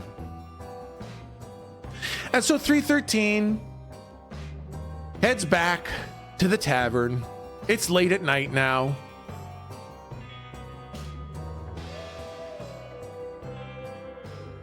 And 313 heads back to the tavern. And it was a short day for the yak driver, and Jorgenfart has already set up the fine yak fur cushions and is laying there with a pre-warmed spot for 313 to come lay down in. And 313 goes and lies down with Jorgenfart, and Jorgenfart says, "Oh, so how was your day? Did you get up to anything fun for Wintergudis? I sure hope you were good today, and hopefully you can get some candy from Winter Mama. It was a weird day. You know, I've been giving lots of tour rides, and I thought I was being a pretty good person, but it turns out I must not have been, because Winter Mama threw piss at my house last night.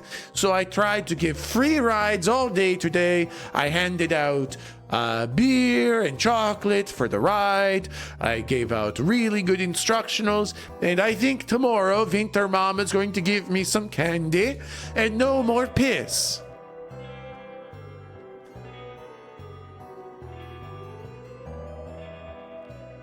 And you talk to Jorgenfart late into the night, spooning together, taking comfort in each other's warmth, lovely stories. You tell him about how you stuck your dick in a person's keyhole, how you stuck your tongue into a person's mouth, how you stuck a human into a grinding mill, and you both fall asleep to the warm, loving stories of what happened that day. And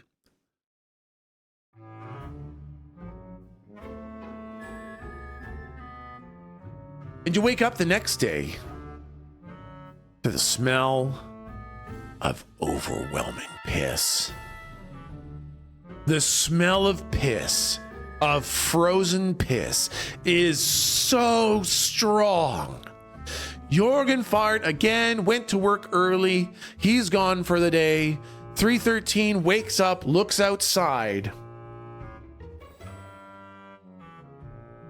and the entire town is covered in piss. The day before, it was most houses. But today, it is every house. Winter Mama came through and spread piss on the entire town. And as 313 is looking around at the overwhelming number of pissicles, everyone here is knocking the pissicles off each other's house. Everyone seems embarrassed and sad and disappointed and confused. Nobody can understand why they're all getting piss on their houses. They're all being so good. People start cleaning each other's chimneys, baking bread for the whole town. People start helping each other across the street, taking out each other's garbage. Everyone tries to be so good. They don't understand why they're all getting piss on their houses rather than candy. It's clear that everyone is used to getting candy every year and everyone behaves well, and now they're getting piss and they don't understand why. And so Chet, that nerdy individual's walking around, they've got their notepad out, and Chet's taking notes of all the pissicles. And they come and they see 313 again. And they say, "Oh, hello there, Matthew. Have you noticed all the piss on all the houses?" "Well, I'm sure you have. You seem very intelligent. I'm sure you saw them all. I'm not really sure what's going on, because now, as I see, every house has piss on it, except for Kyle, Artesia, and Neil. Those three are the only houses that got candy, and every other house got piss. And I don't understand, because everyone's behaving so well, even I'm behaving very good, but everybody's getting piss except for the people who are very bad. And this is not a good thing, because the town is a good town with good, happy people. And if Winter Mama stops rewarding good behavior, the whole town is going to become a very bad place. I hate to ask you of this, Matthew, but could I implore you to go see Winter Mama?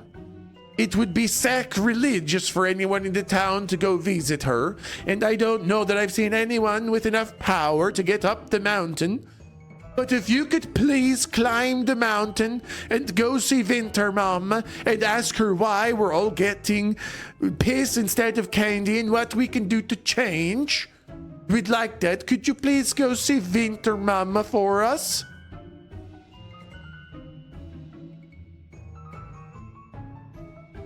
All right, Chatter. A new quest is laid at your feet. Will you go see Winter Mama? Will you climb the mountain and go see Winter Mama at the peak to find out why she's throwing piss at everyone? What is the voice of Chatter? Romance Winter Mama. Go piss on Winter Mama. Bang Winter Mama. We will climb. Let's go. Climb the mountain and seduce Winter Mama. Go see Winter Mama. No, thank you. I got dick to touch. Time to claim the Winter Pussy. Go, but get drunk first. Yes, I'll do it. But can I have a yak?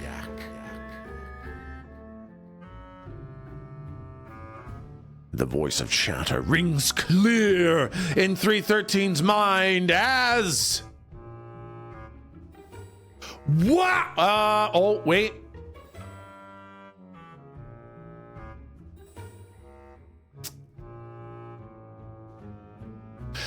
.313 seduces Chet real quick to get up the mountain to see where this yellow cum is coming from.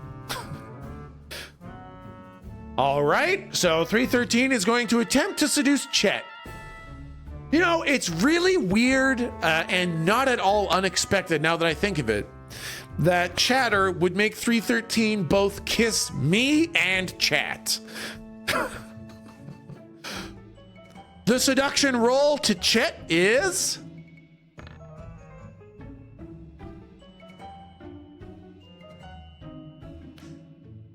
a 2. Ooh. So 313 with a 2 for seduction goes up to Chet. Chet is a nerd. Get advantage. Okay, no, you know what? All right, 313 is very tall and very attractive. And Chet is a little nerdy and a little easy to impress. So I will give you advantage.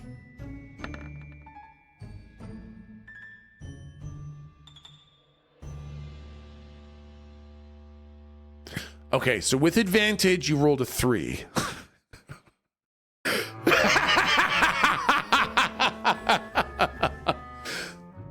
So 313 starts saying stuff like, hey, do you want to see my dick? Hey, would you like to have some sex? Hey, your lips look real kissable. Would you mind if I kiss them? Do you want to see my penis? Do you want to lay in a bed with me and maybe have some sex for a while?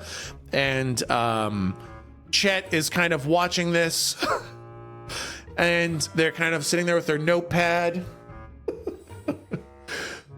going, I've actually got a lot of work to do.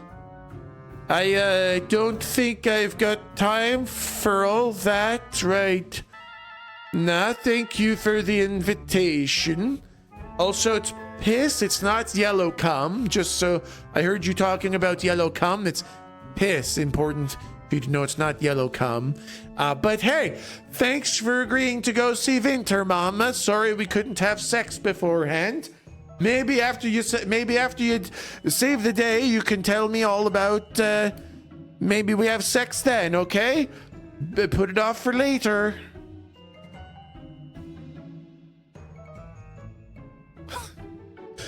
Oh, one small note. I heard Winter Mama's Winterwagen last night, and it was really loud. Much louder than other years, and so I think there might be something wrong. Just be careful when you go up there. Winter Mama might be under a spell or changed in some way, so be careful. Winter Mama's usually nice, but she doesn't usually drive her Winterwagen that loud. So just be careful when you go up there. Okay, thank you very much.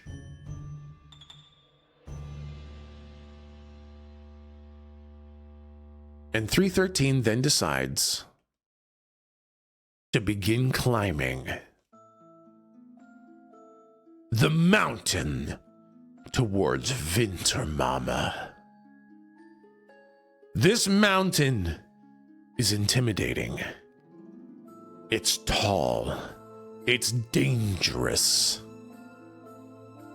It starts easy enough, a dense green forest and low slopes, but near the top, it will become treacherous. 313 begins climbing. And at first, it's not too bad. It's a moderate slope and the snow is knee-high. But soon, it becomes worse. The snow is thigh-high. And at some points, it's so steep, 313 has to grab onto exposed rock or small trees and twigs to help pull himself up. 313 climbs for hours and hours.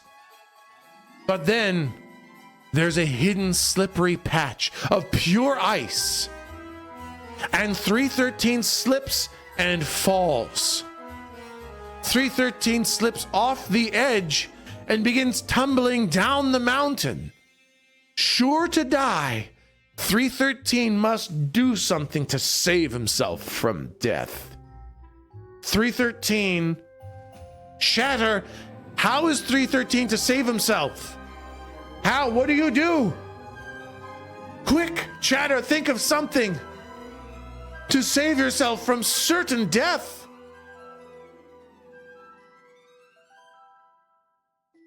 Fly, fly, tuck and roll, let's fly. Fly, you fool! Put your dick in the snow, big cum rock! Use fly to land safely, seduce the mountain to save you. Propeller dick, cannonball, get high and fly. Cast fly at the last moment. Take a save, dumb, flap your arms, abandon all hope. Like a lasso, throws dick around an icicle.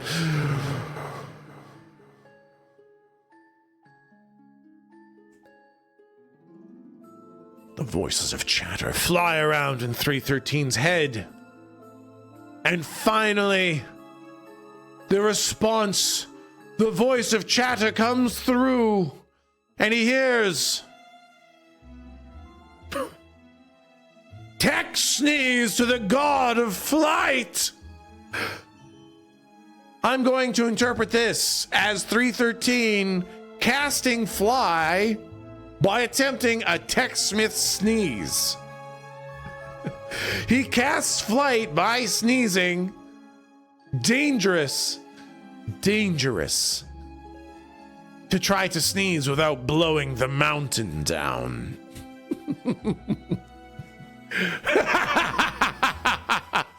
313 attempting fly with a tech sneeze. Let's see, what would this roll be? I'm gonna roll for power of the sneeze. Okay, wait, no, wait. I meant control of the sneeze. No, wait. Control of the sneeze. There is no power gauge for a tech sneeze. There is only the attempt to control it, which is a 4. So 313, as he's falling,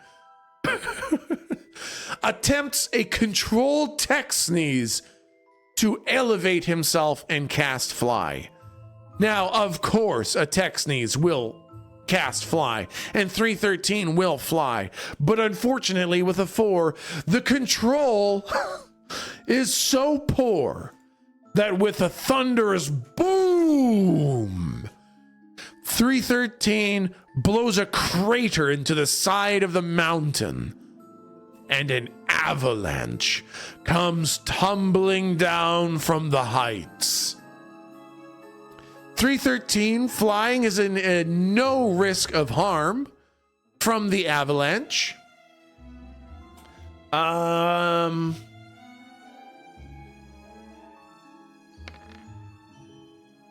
4, 9, 6. The town lying in the direct path of the avalanche seems a hapless victim as the avalanche grows and grows as it careens down the mountainside, gaining in might. You can begin to hear the people in town as they see half the mountain's worth of snow come crashing down the side. They see their impending doom. You hear the screams of Nordpolen as the snow gets closer and closer. But luckily, 313 just dug a giant crater hole with his sneeze, and the snow just fills in the crater instead. And the town is saved by 2 out of 3 rolls being above 5. The dice gods were good this day, and Nordpolen is not buried under the snow. And 313 is gifted with 10 minutes of flight. 313 flies up the side of the mountain, trivializing what would have otherwise been a difficult flight. But after 10 minutes of flying, the spell wears off, and 313 lands on the mountain. And 313 notices that it's becoming nighttime now. Okay, I haven't missed anything. It is becoming nighttime. 313 has made it halfway up this Everest-sized mountain, and it is time for a sleepy bye. In order for finding a place to sleep, 313 sees that there is a huge evergreen tree with a patch of grass underneath, as this tree seems to have a beautiful shelter by the tree trunk. And there's also a large cave. Would 313 like to sleep under the tree or in the cave? Oh, chatter. Tree or cave? Where would 313 like to sleep? Or anywhere else? I mean, you're in control. He can do whatever the fuck he wants. And Chatter feeds 313 with the ideas of where to sleep. Cave is a tree. Enter the cave, was he's in his own bussy. Tree is a trap. Sleep in the air. Cave. Rip up the tree and take it into the cave. Sleep in the cave and gain back health. In the bushes, in your mom's cave. It's a trap. Sleep in the bussy. In me. Build a house-sized snowman and sleep in there. Put a pine cone in the bussy. Take as a bud. Go back to town. Jerk off. Dig a hole. Shit on the floor. And Chatter makes themselves known. And their response is... go back to town and sleep in it inside the cave. 313 deciding this was a great adventure to go halfway up the mountain. It was so much fun that the only thing better would be to go back down the mountain. And so 313, missing the warm embrace of Jorgenfart, decides to go back down the mountain. 313 spends all night climbing back down the mountain, going back to town. Chet sees 313 walking back into town in the morning. They're like, "Ooh, what are you doing back here? Did you already see Winter Mama? It's weird that you're back here already. There's still lots of piss. Are you sure you don't want to maybe go do the mission and maybe not come back to town?" 313, directed by the power of Chatter, ignores Chet, goes back into the tavern, which he identifies as the cave. And Jorgenfart, who's been waiting all night, says, "Oh, I didn't think you were going to come by. You didn't even say goodbye to me. I'm so glad you'll come spoon with me tonight. Maybe you can go tomorrow." Great. Which one was the tavern? Which was the tavern? There we go. And 313 cuddles with Jorgenfart, telling the story about how he destroyed half the mountain, sneezing his way up it, got halfway up the mountain, then decided to come all the way back down for absolutely nothing. Jorgenfart tells about his lovely tours around the town, and in your loving, warm embrace, spooning, feeling comfort and joy, falls asleep in the center of the tavern.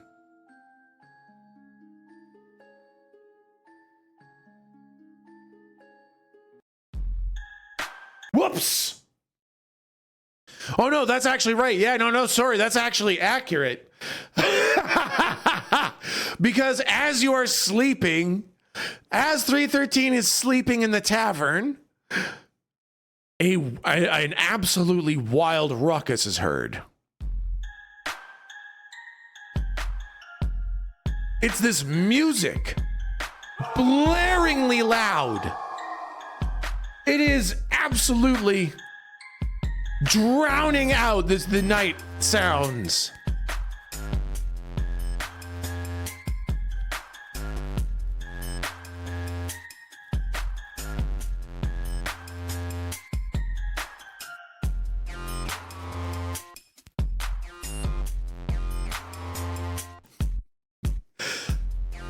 And you hear this slam, scrape, slam, scrape, slam as this music is playing in time with the beat. And you hear splash, splash, splash, splash. As what you can only imagine are the piss balloons being thrown all over town, the Winterwagen crashing along the rooftops, and this music just blasting. As what you can only imagine is Wintermama spreading piss and candy all over the town.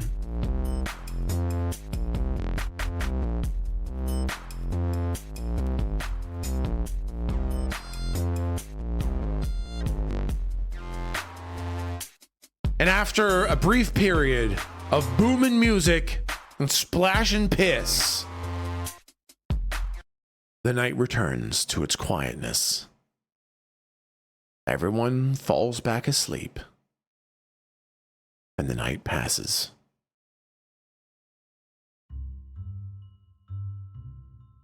The morning arrives. Day 3 of Wintergutes. 313 wakes up, and the whole town is covered in piss again. Oh yeah, you rested, you get your health back. Back up to full health. The whole town. The dick is restored, yep. Dick healed, dick is back to full functionality.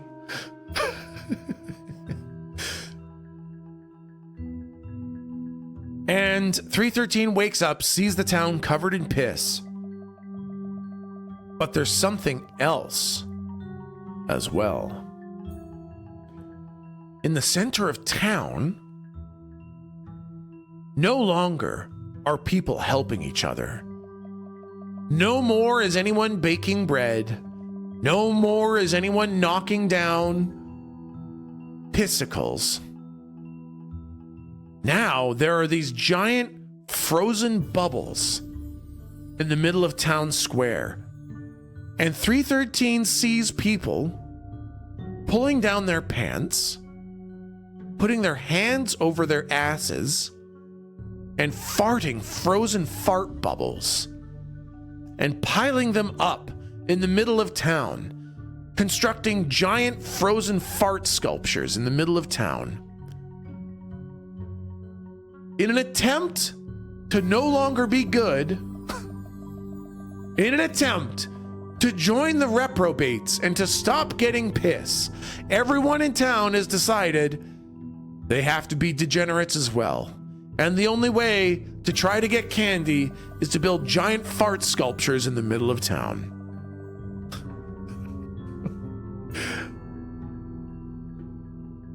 .313 decides once again to continue to go try to find Wintermama.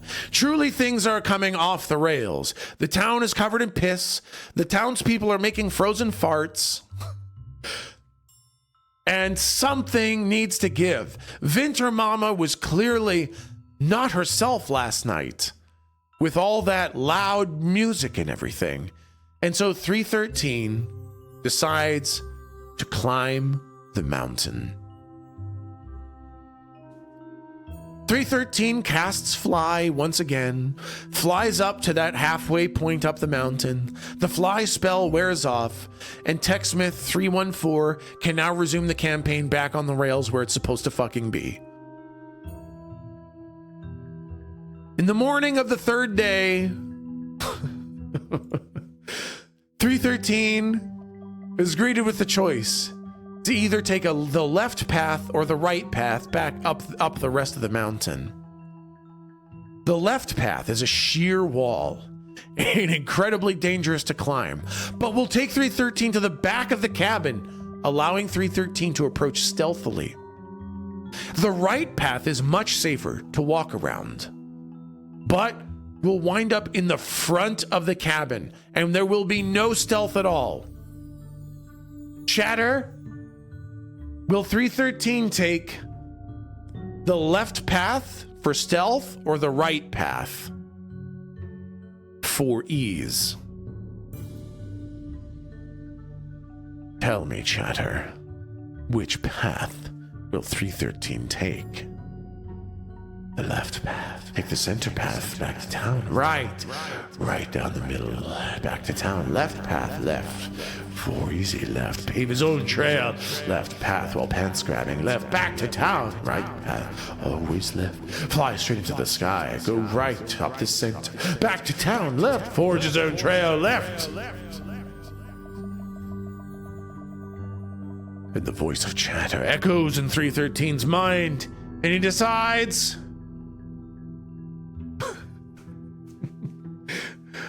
the right path, the non-stealthy path, while singing.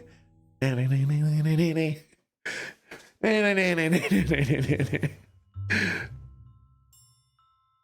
313 decides to go along the right path, singing.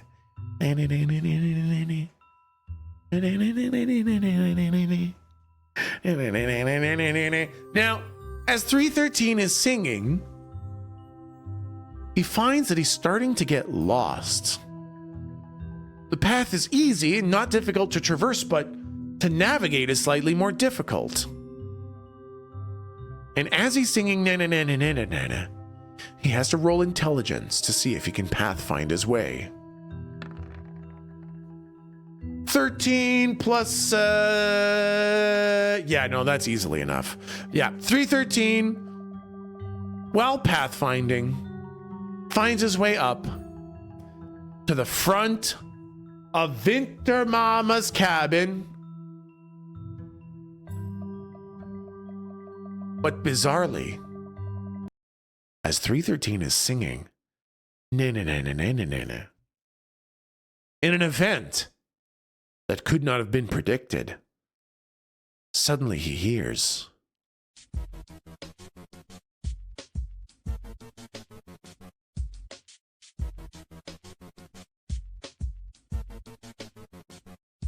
and out the front door of Winter Mama's cabin walks Nene.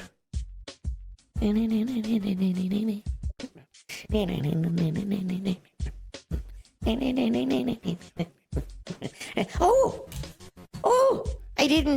didn't think anyone would come up to Winter Mama's cabin. I had no idea you would come up here, Matthew. That's so crazy. I can't resist the call of the how you know my song so well? I didn't think you'd be singing it. This is a bit of a situation, isn't it? I guess you've caught me. But if it helps, I didn't do anything that bad, really. It's not me. I'm just really here to do the heavy lifting. This is not my plan. I'm not the bad guy, really. Well, I'm not a good guy either, really. But I think you're probably here to see Winter, bro, right? Well, I mean Winter Ma. Oh no. Oh. Boss, I fucked it up. Yeah, no, he knows you're here now. Oh, okay. So, listen, I'm going to go, and you can go in there and meet the Winter Bro, and he's my boss, and he's kind of in charge of things. Please don't hurt me. I promise I'm just here for kind of moral support. I didn't think you'd be singing when you came up the mountain. You weren't kind of supposed to find out that I'm here, but I heard you singing my lovely song, and I had to come out and sing it with you. Now,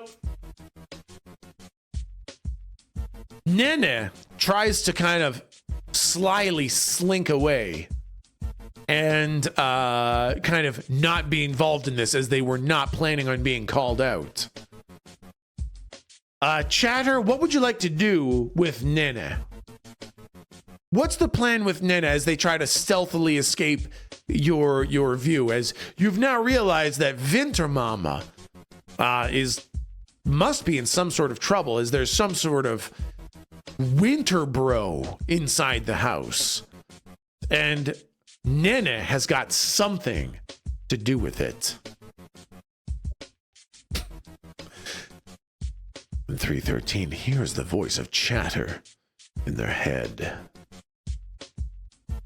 And the response that 313 is compelled to take is ask Nenek to winter bro. All right, I'm going to interpret that as ask Nenek to show 313 to winter bro. So Nina's like trying to leave and trying to like slink away, and 313's like, hey, could you show me where winter bro is? And Nina's like, No, I don't think. I don't think I can. Oh, the song is so captivating. Okay, if you promise not to hurt me, then I can show you where Winterbro is. But you have to protect me, because Winterbro's going to be very upset that I've showed you where he is. And he's probably going to try to kill me and you. And just please, defend me, because he's going to be very upset. and so Nene, with their music blasting away, turns around and kind of, starts marching you back towards the cabin. And sure enough, at the front of the cabin, you see one of the windows kind of open up, and there is a huge face in the window. It's got this like chiseled jawline, aviator glasses, shaved head of someone in the window looking out at you and Nene. And then the front door opens on its own.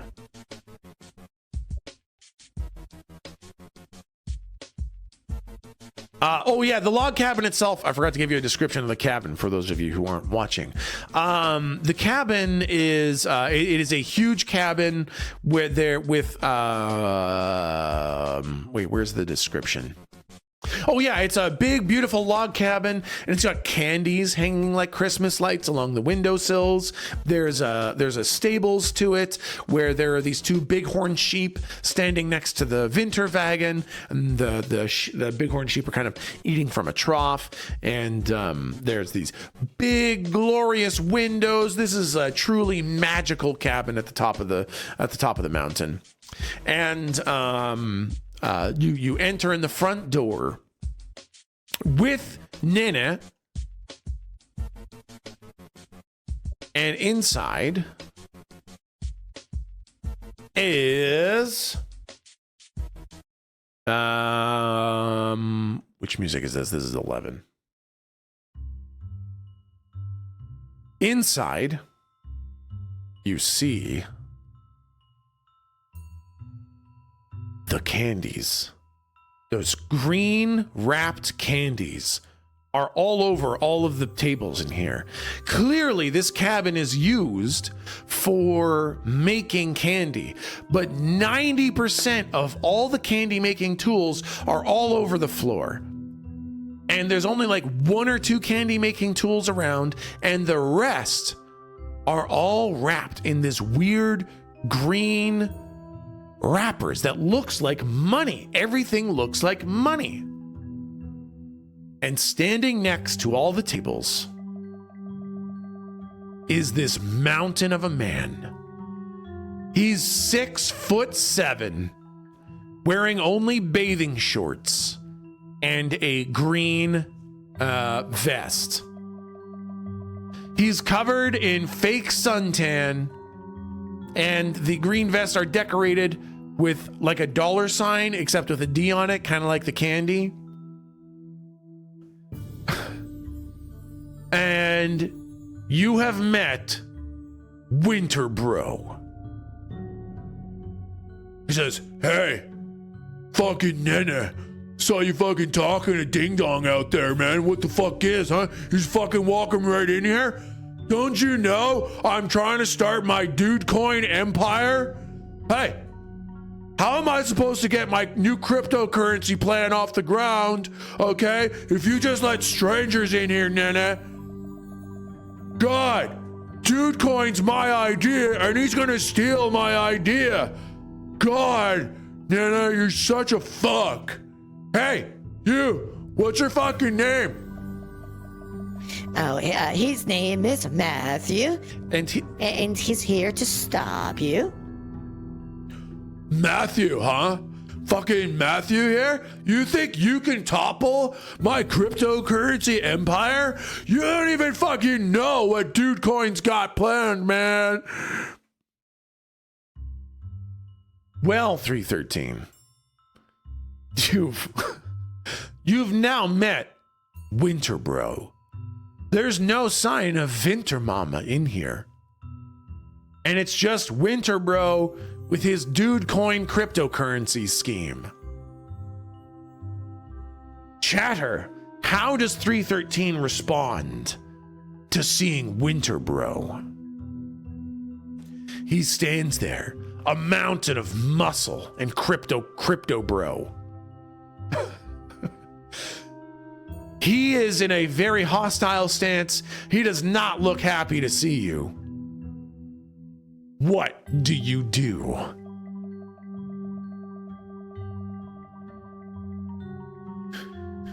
Tell him to try to sell him some Dogecoin. Bussy blast. Try finger butt hole. Lick him. Seduce Winter Bro.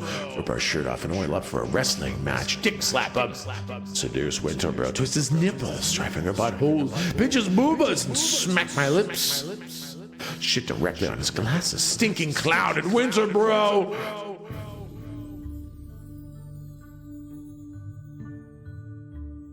And the voice of Chatter says, 313 tries to seduce him. All right, a persuasion roll. 11 plus 5 is 16. Ooh, that's really fucking good. That's a pretty fucking good roll. So 313 begins telling Winter Bro about their firm belief in the validity of cryptocurrency and how inventing new cryptocurrencies is not only smart and a good idea, but definitely makes Winter Bro even sexier for being so smart with more cryptocurrency, especially since this cryptocurrency is hard, real money and not digital at all.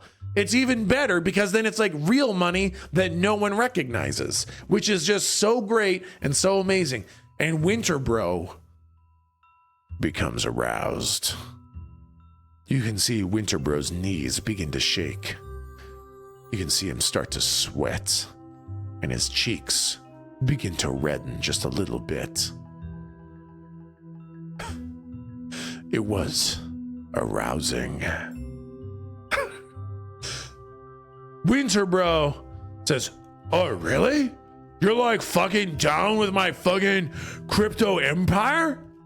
Oh my God, do you want to join me? I've got Winter Mama locked in the basement. Fucking great.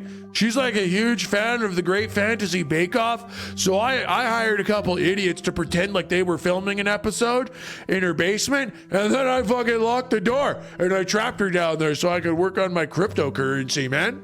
This is fucking great. You want to help me? Okay, cool. Hey, would you mind wrapping up some candies and fucking helping me with my cryptocurrency? That'd be great. You're such a bro. I could call you Winter Bro 2 if you want, Winter Bro 2.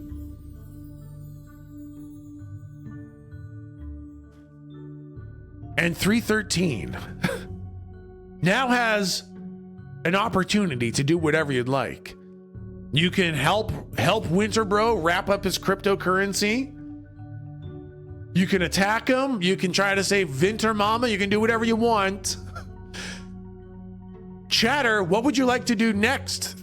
Winter Bro is completely disarmed.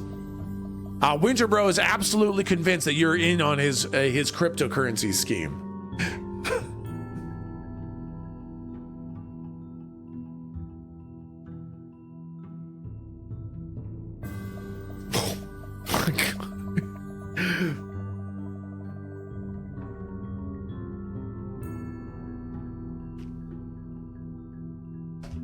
All right.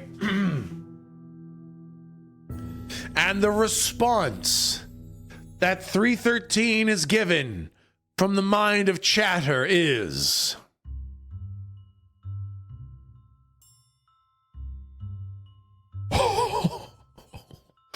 Holy shit! Suck all the candy, then bussy blast Winterbro with our thighs. Okay, so 313 begins running around the cabin, sucking on all the candy. Starts unwrapping them all, sucking them, unwrapping them all, sucking them, and then pulls off his pants and is like, "Hey, Winterbro, you want me to blast your bussy?" And Winterbro is kind of like upset because you've undone a lot of his hard work wrapping all this candy, and you've ruined all the candy, so nobody wants it anymore. And Winterbro's like, "Hey, no, hey, don't fucking, no, I'm not, you're not coming anywhere near my pussy, bro. You just fucking ruined all my hard work, and now I don't know if you are my Winterbro too. You're kind of like a fucking winter douche, okay? So stop licking all the fucking candy. You've kind of ruined my whole fucking thing here, dude."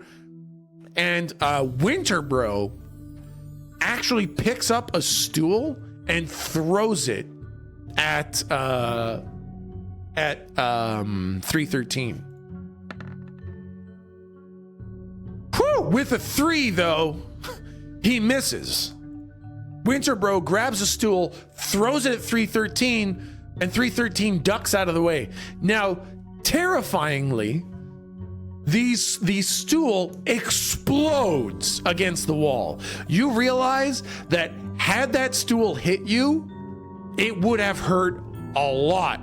This would have been major fucking damage if Winterbro had hit you with that. But having missed, Winterbro's like, "Hey, fucking stop being such a fuck, okay? And just fucking help me, okay? Stop being such a fucking winter douche." Winter douche. All right, chat. Now, what would you like to do, chat? Winterbro is no longer really on board. Winterbro is kind of upset and has actually technically attacked one time. Yeah, the situation is back to a relatively unsafe, uncharitable, tenuous situation. I'm gonna have a sip of coffee while you type this out.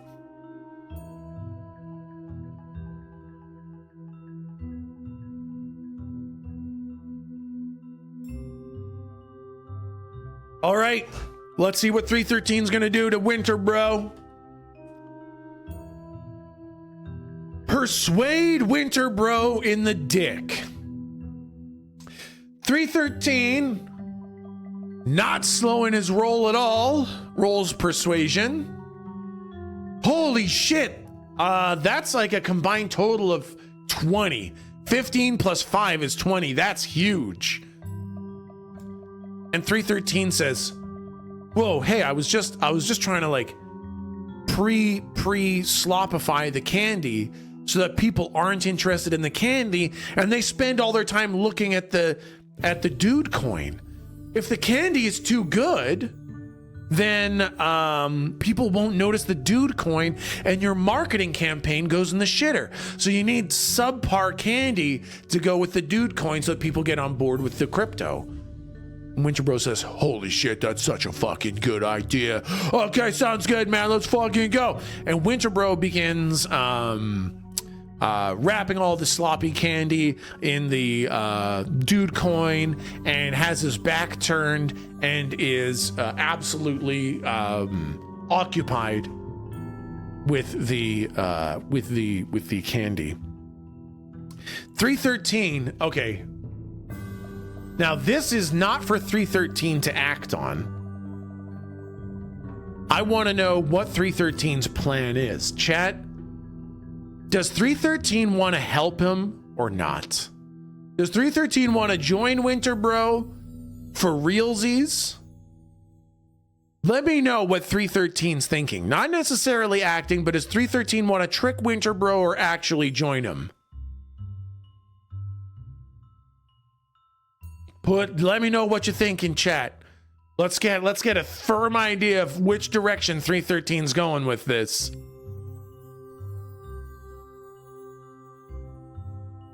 Okay, all right, I see this. Chatter is getting a mighty nice voice, and 313 says,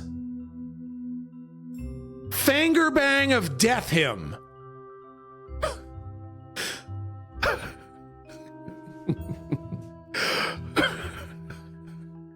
All right, 313. I mean, that's a good enough action right there. Yep. 313, having lulled Winterbro into a sense of false security. Winterbro has his back turned, busy working away at the candy, not looking at 313. And 313 decides to cast Fingerbang of Death. All right, so this is a con save for Winterbro, which is a D20, 11, plus 6 is 17. And it is, it's a DC 18. He rolled a 17, and it's a DC 18 to save. Winterbro fails the save against Fingerbang of Death. Okay, so what's the fucking damage on that?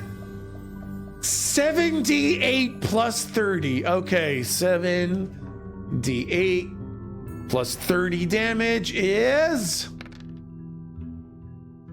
64 damage to Winterbro. And suddenly, we find ourselves in combat.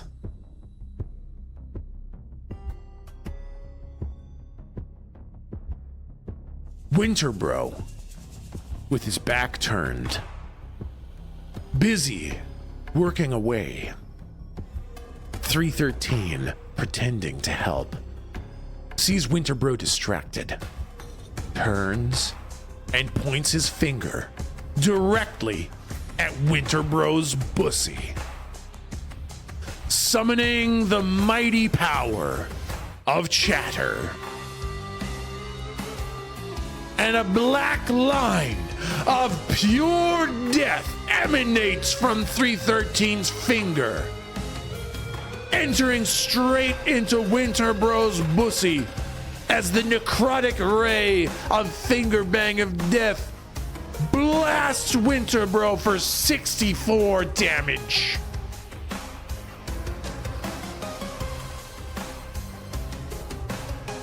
Winterbro, black lines of veins creeping up him as the necrotic energy pulses through him. He turns, not dead, but severely injured, and says, "Whoa! Matthew, what the hell, man? That fucking hurt! Ow, my bussy! You blasted my bussy!" And Winterbro then grabs the table that he was working on and throws the table at 313. It's a 10. Ooh, yeah, that hits. 313 is not quick enough to dodge the flying table through the air.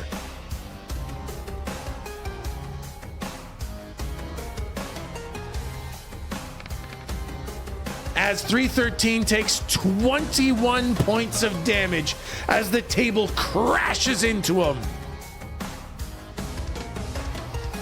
Knocked down to 122 HP. Winterbro flexes his pec muscles, flexes his bicep muscles, and readies for another round of combat. 313, it's your round. What would you like to do against the mighty Winterbro, who has taken some serious damage but is still alive and kicking? What would you like to do, Chatter?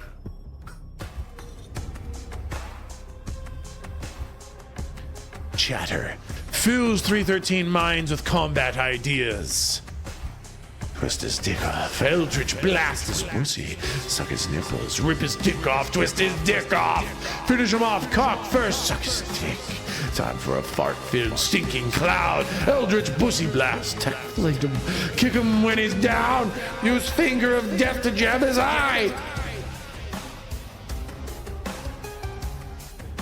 And the consensus of Chatter says... fart-filled stinking cloud right in his face! 313, battered and bruised from the flying table, whips down his pants, turns around, and rips the biggest, nastiest, most rancid fart anyone has ever seen. It is a visible yellow-green cloud spraying from his ass, filling the entire room. Winterbro rolls a con save. 10 plus 6 is 16. He fails the con save. Winterbro reaches for a table or a stool or something to throw, but as he leans over to grab it, just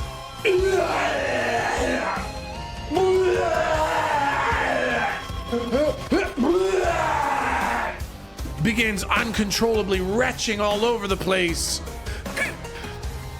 Akin to Texsmith eating a bean boozle, he's screaming and retching in every direction, and Winterbro misses 2 turns. 313 gets 2 unopposed actions. 313, what actions would you like to take? 2 free turns. Winterbro is busy retching, throwing up, coughing and gagging, doubled over, unable to defend himself. His AC drops, and he cannot defend himself. Chatter fills his mind. And the response that 313 hears, the idea on how to deal with Winterbro fills him, and he decides, jump on his back, lick his dick off.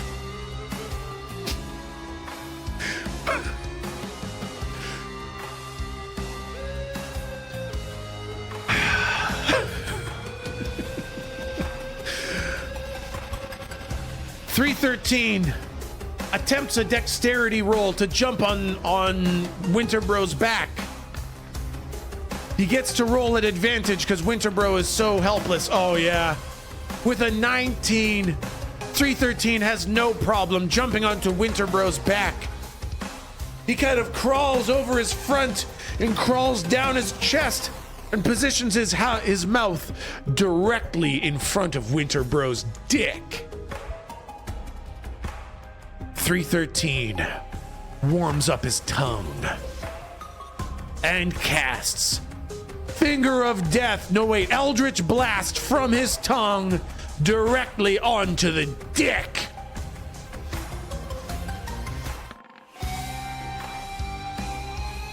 I'll give advantage in case it's a natty 20. No, it's still enough to hit. 313 casts Eldritch Lick Blast on Winterbro's dick, which is a D10 plus 5 damage.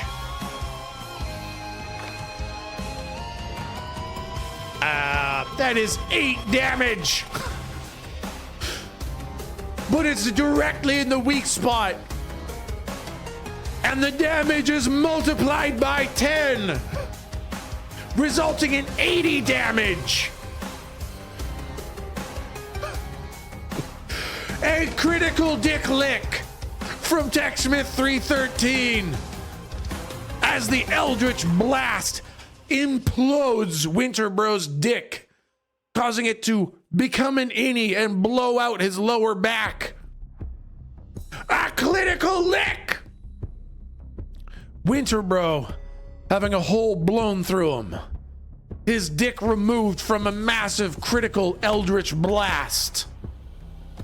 Still, oh no, that was 2 turns. The crawl on his back and the Eldritch Blast were his 2 turns.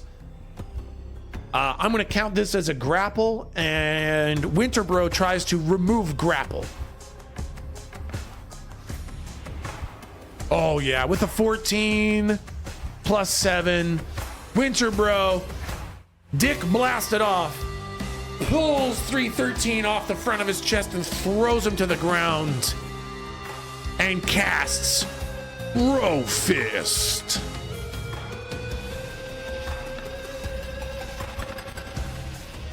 $16 hits, and 313 eats a Bro Fist.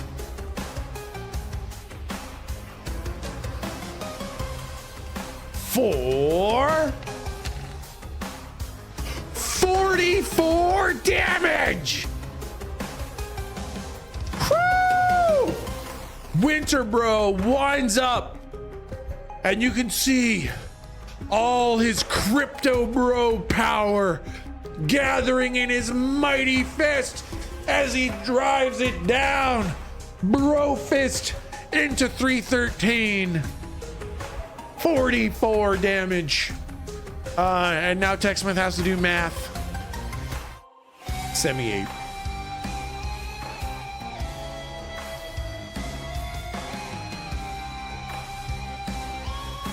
.313, battered and bruised, damaged and beaten, lying on the ground from a giant bro fist.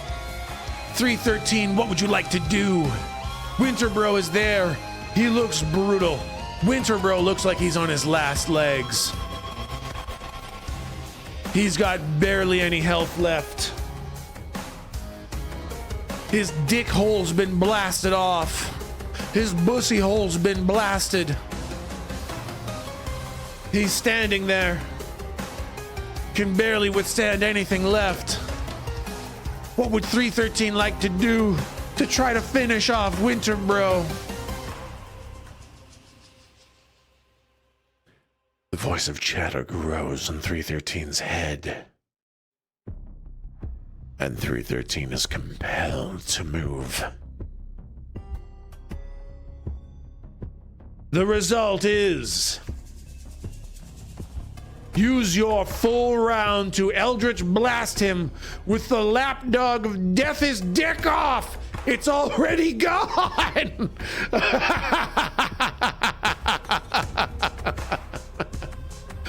Man, so much dick. It's another fucking Eldritch Blast. Which is a D10 plus 5. That's a D20 plus 10 to hit. Oh my god, yeah, easily hits. 1d10 plus 5. This might not kill him. Whoops.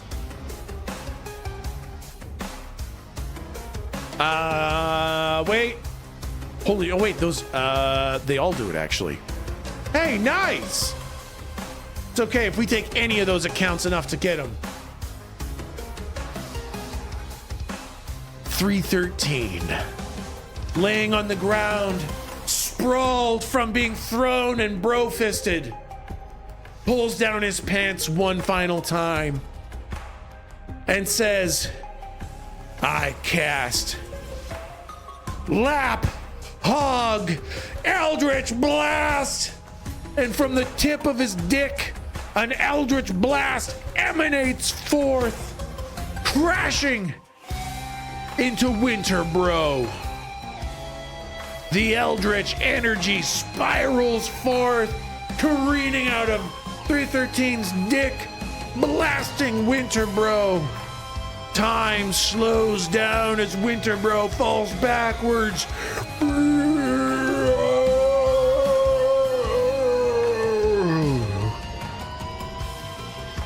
Winterbro falls backwards, laying on the ground, completely spent.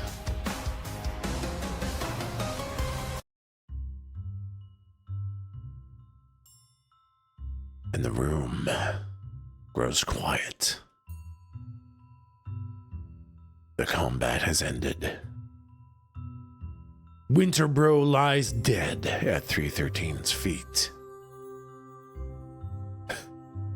Winterbro's last breath is big cum. Nice one.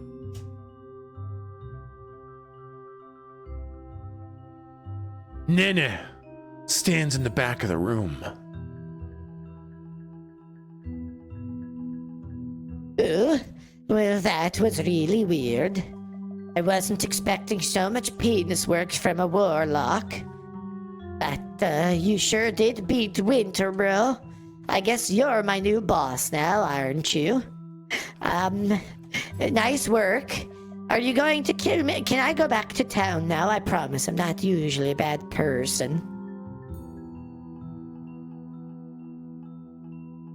All right, chat.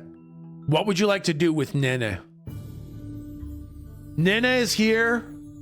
Winter Mama is trapped in the basement. Wait, let me wipe it. There we go. Nene is hanging out with you. Winter Mama's trapped in the basement. What would you like to do with Nene? Chatter says, I'm awesome. Whoops, that's not the right one. there we go. Threesome with Winter Mama. Dance with Nana. Lick that pussy and befriend. Finger blast them. Seduce Nana. Suck a fatty titty. Make Nana polish the lapdog of death. Convince Nana to side with Winter Mama and you. Make Nana get Winter Mama. And the response is... free Winter Mama and turn Nena into Winterbro. And they are you cute little elf to make you presents. Okay, now, all right, just a sec, hold on. This is going to take a little bit of interpreting, little bit of interpretive reading here for 313. Okay, free Winter Mama. Turn Nana into Winterbro, I think just means, now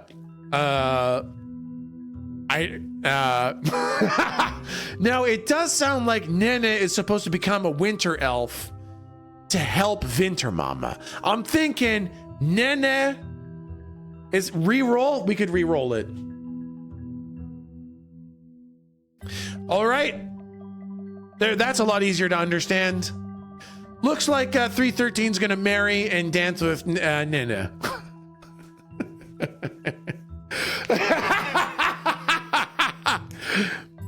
You hear from the basement. Oh, is anybody going to get me out of the basement? I heard a good ruckus. It's Winter Mama. I'm still in the basement. Is anybody going to help me? As Winter Mama is still trapped in the basement, 313 gets down on one knee, opens up a little ring case that they've obviously always had, and proposes to Nina, saying, will you make me the happiest Aasimar ever and marry me? Rolling a d20. Less than 10 is a no, greater than 10 is a yes.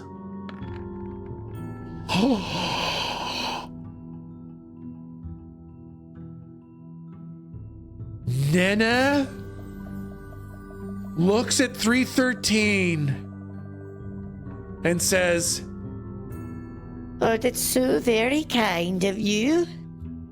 But I'm actually not really, I don't really subscribe to the industry of marriage. You see, I think it's like a big government sham, and I don't really believe in getting married, so I'm going to have to say no to that. But I could hang out with you forever, and it's like we were married without, all the certificates and everything, so we could just spend time together but not be, financially and legally tied together in case you decide to commit, more crimes like murdering people in their homes and stuff.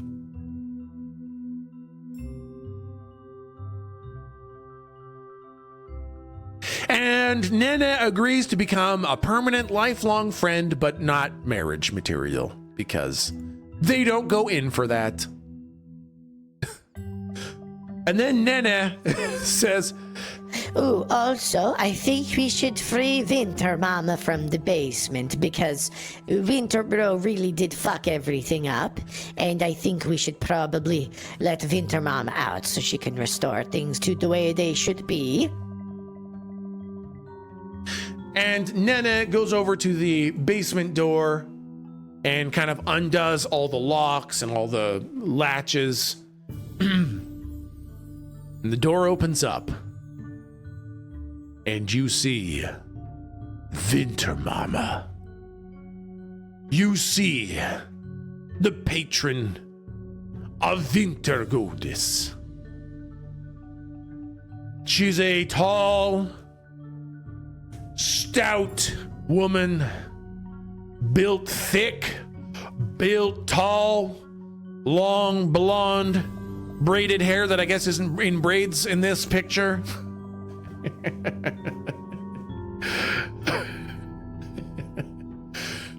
And Winter Mama, big old mama,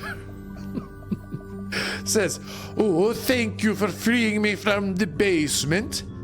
I can't believe Winter Bro tricked me into thinking I was getting my very own episode of Great Fantasy Bake Off in the basement.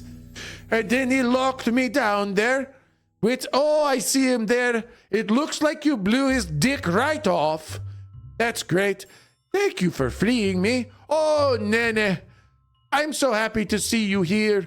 You have been so good so much of the time. Why did you join Winter Bro?" Oh, you see, Winter Bro said that I was really cool and I'm pretty easy to be swayed with compliments, and he said he was going to do good things and bring more candy and prosperity to everyone, so I thought I'd join him, and then he turned out to be basically a giant asshole, and I wanted to leave, but he said he'd kill me, so I couldn't, and so I was just forced to help him forever, but I'm free now. And Winter Mama turns to 313 and says, "Well, thank you for freeing me and for dealing with Winter Bro, but Winter Goddess is almost over." As you look outside and you realize, it is dawn of the 4th day of Winter Goddess. There's only today and tomorrow left of the holiday, and the town is covered in piss, and nobody has candy. And Winter Mama says,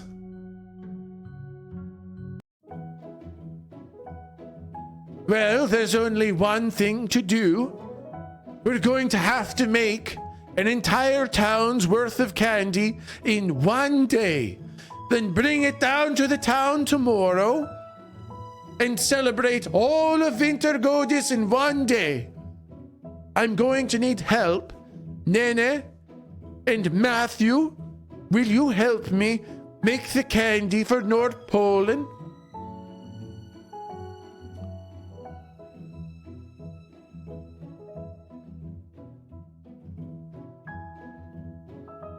And Winter Mama opens up the door to the kitchen, which is absolutely loaded with all of the candy making supplies.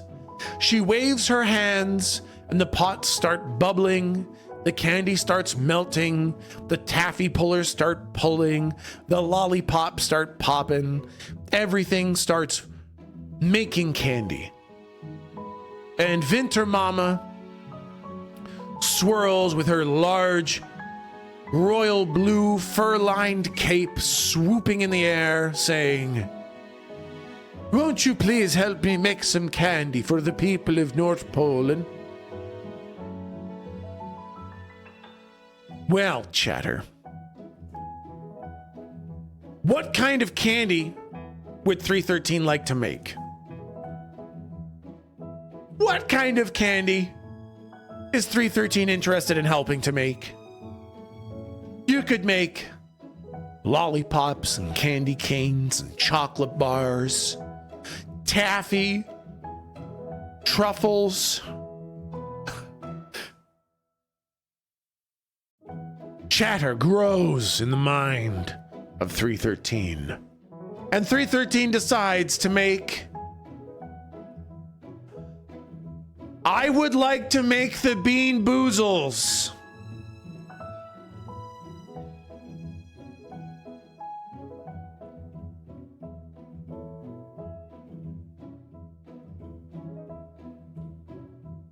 Really? Couldn't have gone for cum or piss or almost anything else? Really? You want to make Bean Boozles? God damn it! Fuck! All right. Winter Mama is busy making the most delicious sweet treats anyone has ever seen. And 313 goes in there and sees this delicious strawberry flavoring and puts it away. And then goes and grabs this succulent, juicy pineapple and puts it away. He goes and sees this big barrel of chocolates, confectioner's chocolate and sugar, puts it away. And then 313 realized he's been pissing and coming and farting in his pants for like days now. It hasn't changed them. So 313 gets a big old cauldron and takes off his pants and starts wringing his pants into the cauldron and starts wringing all the cum and beer and fart and sweat into the cauldron. Decides that isn't enough. Takes off his shoes, dumps them into the liquid.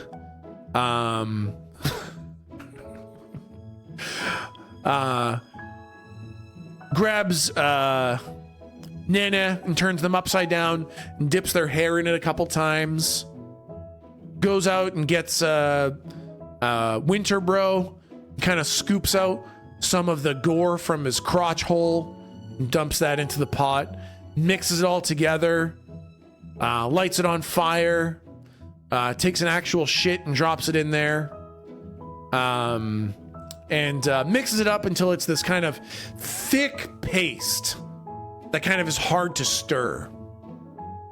And then 313 grabs this sheet of little jelly bean inserts and pours this paste into the jelly bean molds, presses the other end into the jelly bean mold press, puts it in the freezer, waits 5 minutes, pulls it out, and has 10,000 nightmare Bean Boozle jelly beans. Oh, sorry. And then, sorry, hold on. To make it Bean Boozle, 313 then also makes one strawberry jelly bean and throws it in the mix. So that it's a game, you know, you never know which one you might get.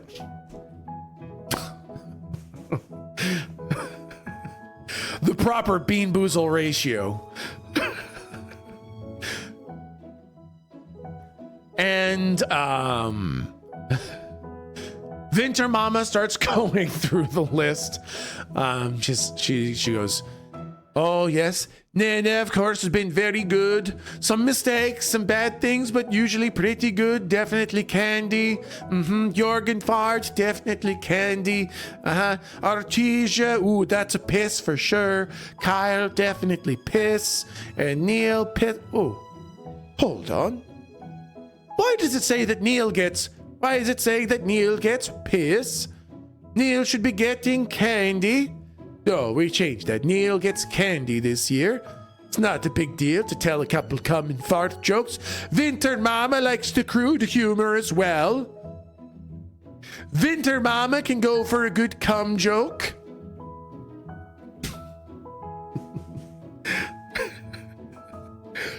Definitely. Neil's on the nice list. I'm going to give Neil double candy because he's probably twice as good as everybody else. Gotta make up for all the shit he puts up with. Triple candy for Neil for all the bullshit that he has to put up with. Yes, triple candy, definitely.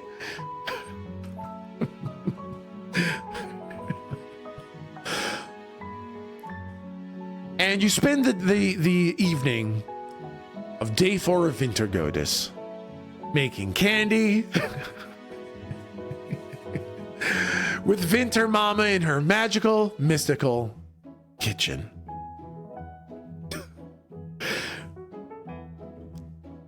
The night goes on until you have made hundreds and hundreds of pounds of candy.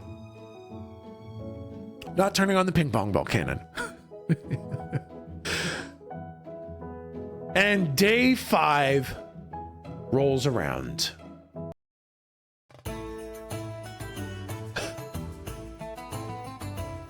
Winter Mama puts all the candy into a giant candy sack and loads it onto the back of the winter wagon. And she says, "Come along, Matthew. We've got to go save Winter Goddess. We've got to spread the candy to all the good people of Nord Poland. Let's go show them what a good Winter Goddess is all about." 313 jumps into the winter wagon with Winter Mama, holds on, and she says, "This is going to be a bumpy ride." And the bighorn sheep at the front of the winter wagon just fucking take off.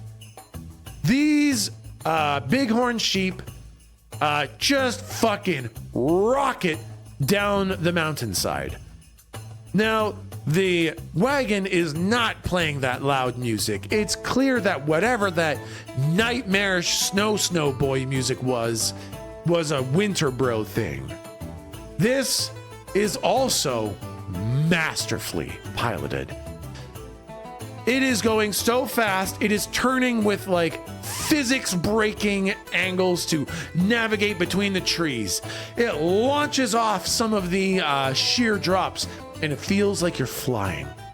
It's actually falling, but it feels like flying. Landing with a massive thud that should break every bone in your body and should shatter the wagon and kill the sheep, and everyone's fine. The Winter Mama magic protects everyone from injury, and you just gather more and more speed, barreling down the mountains at 1,000,000 miles an hour. You get down to Nord Poland, rocket into town, ramping off the roofs, and Winter Mama's grabbing into the bag of candy and just kind of like scattering it, throwing it masterfully into open windows, into open doors, down chimneys, under doorways, onto porches, candy to everyone who deserves it, ramping off the houses, but landing so gently and so perfectly, sliding across town. When she needs to make a turn, Winter Mama simply sticks out her hand, grabs onto a chimney, and kind of swings all the way around until she navigates the whole town, giving candy to everyone. Every time she lands on a house, gently, almost without a sound, the pissicles all fall off, shatter on the ground, and melt away, evaporating into nothing. She gets to Kyle's house and picks up the biggest, nastiest, smelliest bag of piss and blasts Kyle's house with piss. Skips along the rooftops, pulls out another bag of piss as she gets to Artesia's house and blasts Artesia's house with a giant bag of piss. She gets to Neil's house, pulls out a big bag of piss and actually puts it away, grabs a bunch of candy and just starts dumping candy all over Neil's house.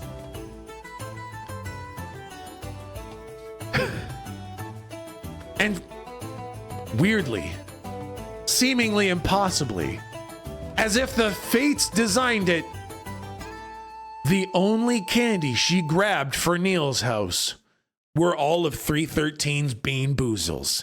In her well-intentioned desire to give Neil candy, she accidentally only gives him all of 313's Bean Boozles.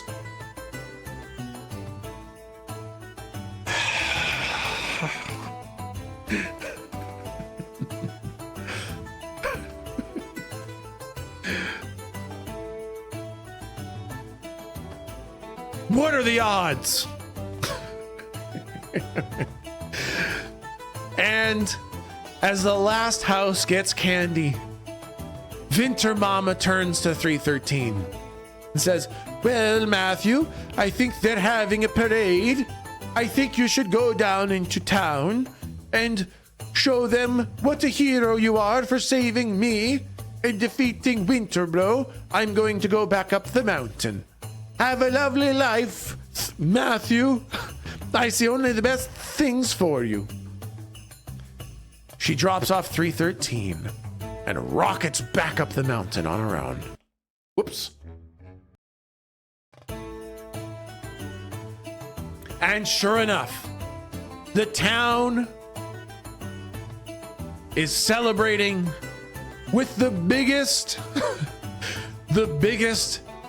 Wintergudes parade they've ever seen. They've got yaks pulling a yak float. They've got candy and sweets and savory treats of all sorts. And they see 313 hop off of the Winterwagen, and they realize that Wintergudes has been saved by 313, aka Matthew.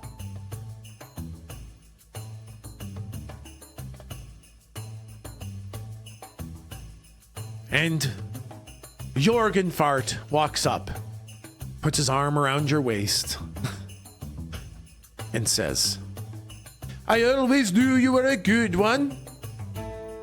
Now how about a speech?"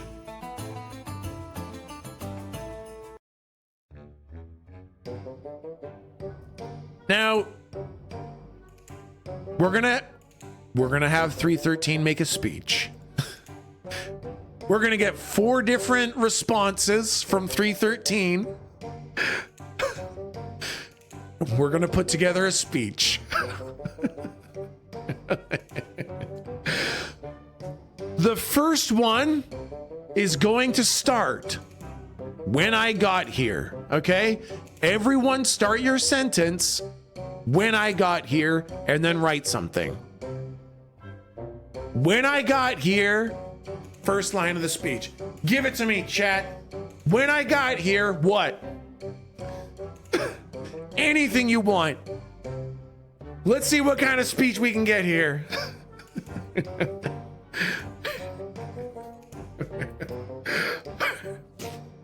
Whoa, man, this is gonna fuck with this algorithm so bad.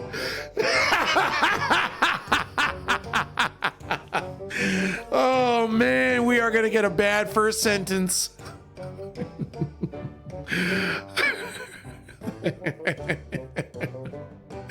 Oh man, oh man, oh man.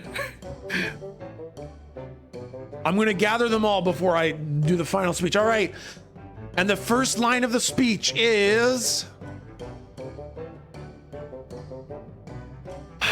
when I got here, all I wanted to piss in the cum bubbles and your piss fountains. All right, it's great. First line, copy, paste.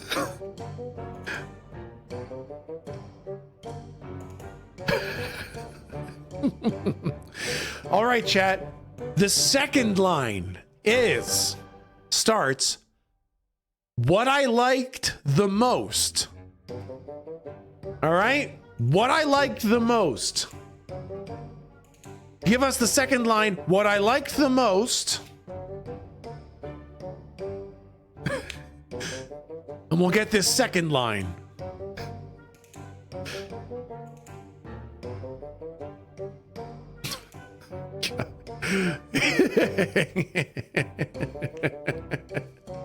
Oh man, I'm gonna have a sip of coffee while I let you guys write these.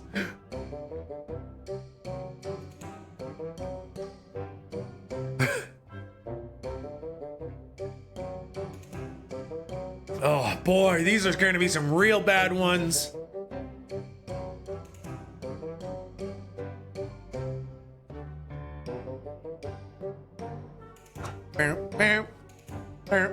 All right. And the response is...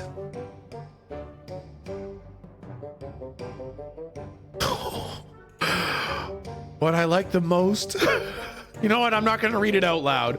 I'll keep it and I'll read it when I do the speech. God. It's pretty fucking 313 there, bud. Oh, man. I'll read it when I read the full speech, okay?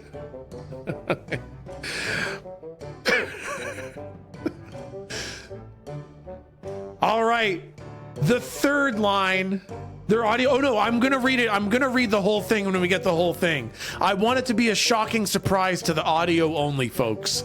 To the people who missed it or the audio only people, it'll be a big surprise when I read it out loud. Okay. The third line is, I am thankful for. I am thankful for, and then fill in the rest, chat. I'm thankful for. Third line, I am thankful for.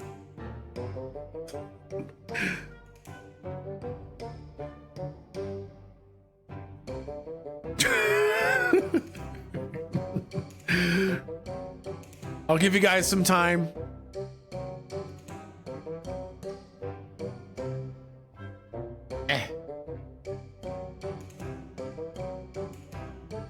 Could a mod delay the ads for the max time if a mod is around? I think we're coming up to them pretty soon. And unfortunately with my D&D setup, I can't pause them.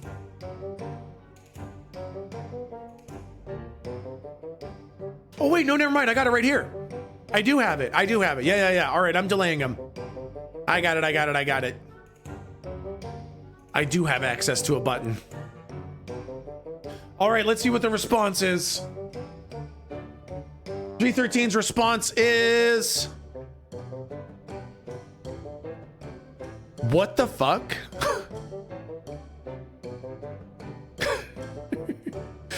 I am your real... I'll put it in... Great. Well, I'll put that in the fucking... That one goes in the speech as well.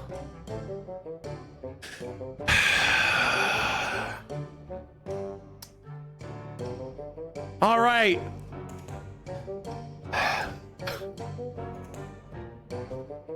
Last line of the speech, chat.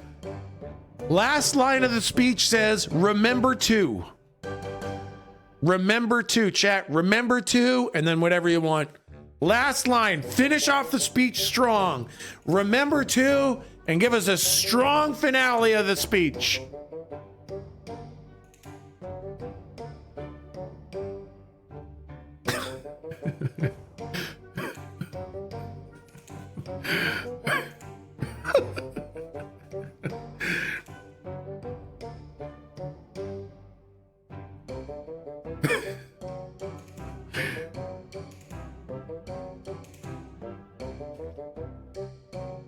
Boy, oh boy, am I not excited for whatever this fucking response is gonna be.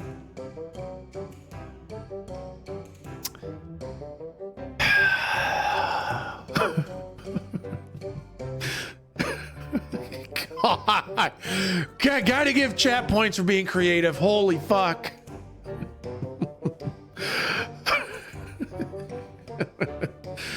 All right, let's see what the final response is.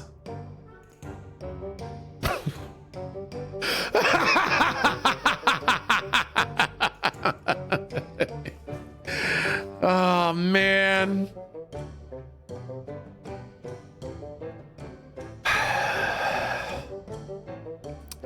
Well, we have our speech. 313, filled with the thoughts of chatter, stands up on top of the yak float, clears his throat, and says, "When I got here, all I wanted to piss in the cum bubbles in your piss fountains. What I liked the most was how welcome you all were with the massive amounts of cum I was slinging. I am your real dad. One time, one night, I put my cum before he came in your dad's balls with my heroic cums. Remember to go in deep."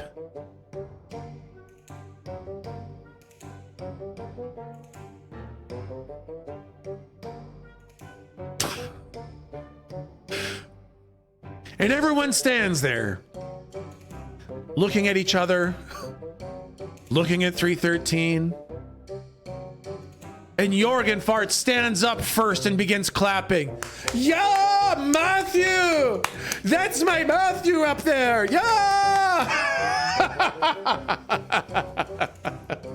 And everyone joins in, and the whole town begins clapping. And that's the story of how 313 saved Wintergodis.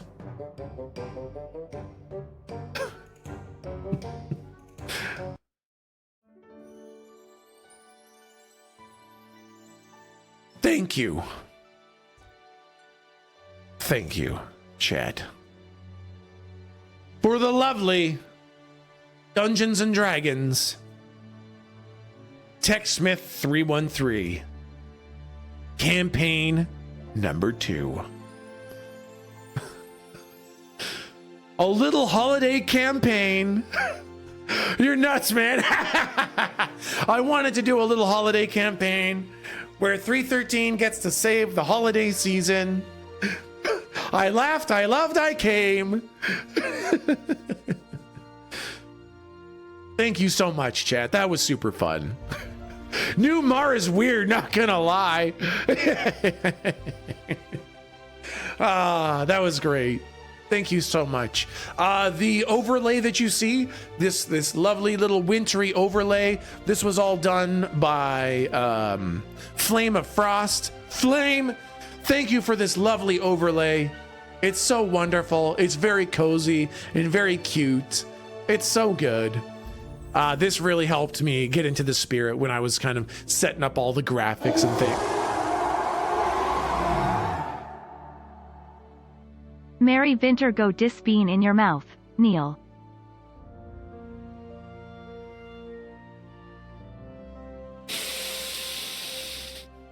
Winter Mama visited.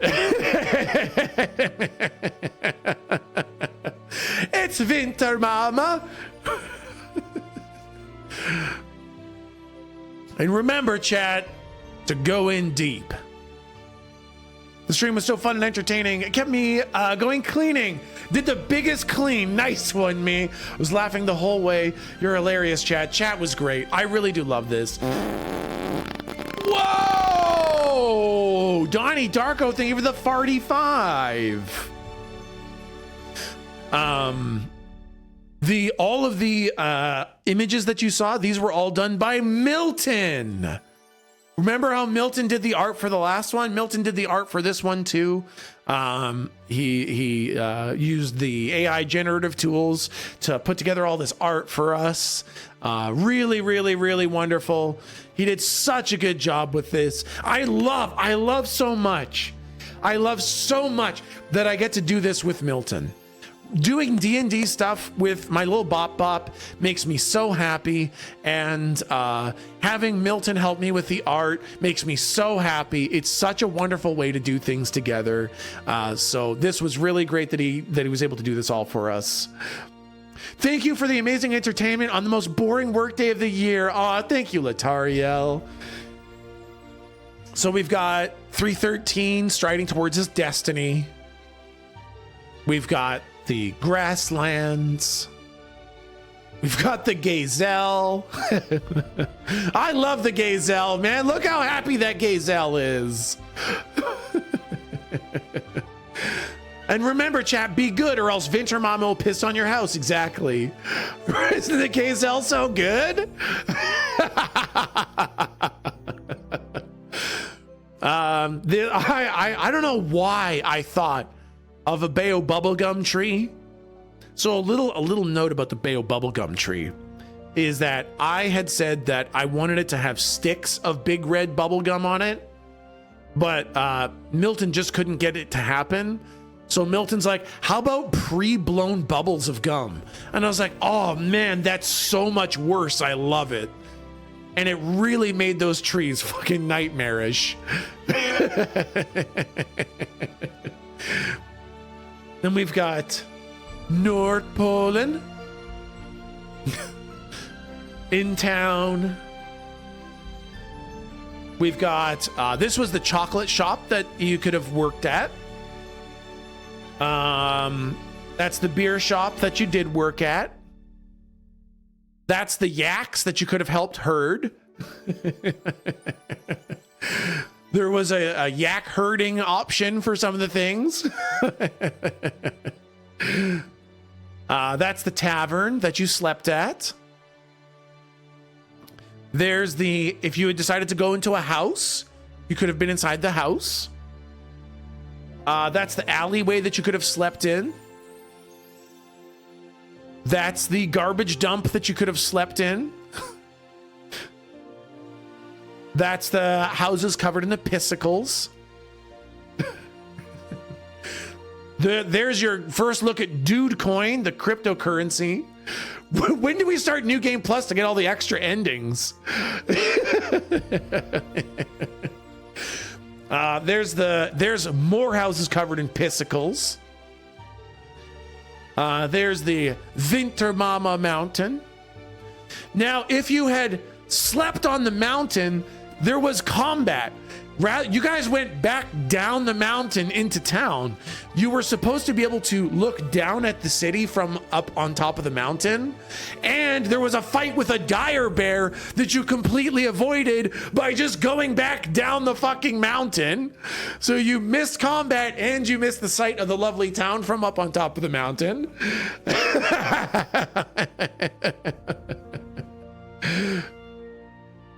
There's the fart bubbles that everyone was making. Now, to be fair, I had to kind of, the intention was to say, you think it was going to look like this from up on top of the mountain. But luckily, you went back down into town and got to see the fart bubbles in person. So you got to see what they were doing. We would never leave our Jorgen fart. Yeah, I know, right? Vinter Mama's cabin. Dude Coin manufacturing. Vinter Mama's candy factory. The parade. And then we've got Nena, who I love so much. Nena was so great. They're a non-binary individual. I tried to have it design a person with where the gender is not readily apparent because they're non-binary, and I actually think that's fucking great. That's a fantastic one. I really like that how they drew that. They were so cute, right? I like Nena so much. Yeah, Nena was great. And we've got Winter Bro. Love that they're Lethal Company colors too. Yeah, exactly, right? Can we get a Winter Bro calendar? And then we've got Vinter Mama herself. I wanted her to be kind of like a thick, stocky, burly, super capable, big warrior. But Mama also, because she takes care of everyone. So, and I think they did a pretty good job with that, right? Female Thor, kind of like a female Thor, I guess. I didn't describe it like that, but that is kind of a little bit what I was kind of thinking. So yeah, Milton did all those, and that's big old Mama right there. So yeah, thank you guys so much. That was super, super fun. Absolutely fantastic. And what you'll probably notice for people who saw the first campaign, every time I went to change the art or change the music, I had to like open up files and change everything. But man, being able to just flip between these is so nice. Oh my God, I'm so happy. It took so much time and effort to load everything onto my stream decks, and set up all the scenes and everything. It went so good. It went so good. Oh man. Did so much work. Well done. Thank you. That was, yeah, I wanted it to be very lighthearted, very fun, very easy to digest, a little holiday D&D. And I think it went really, really fair. I really think it went really, really fun.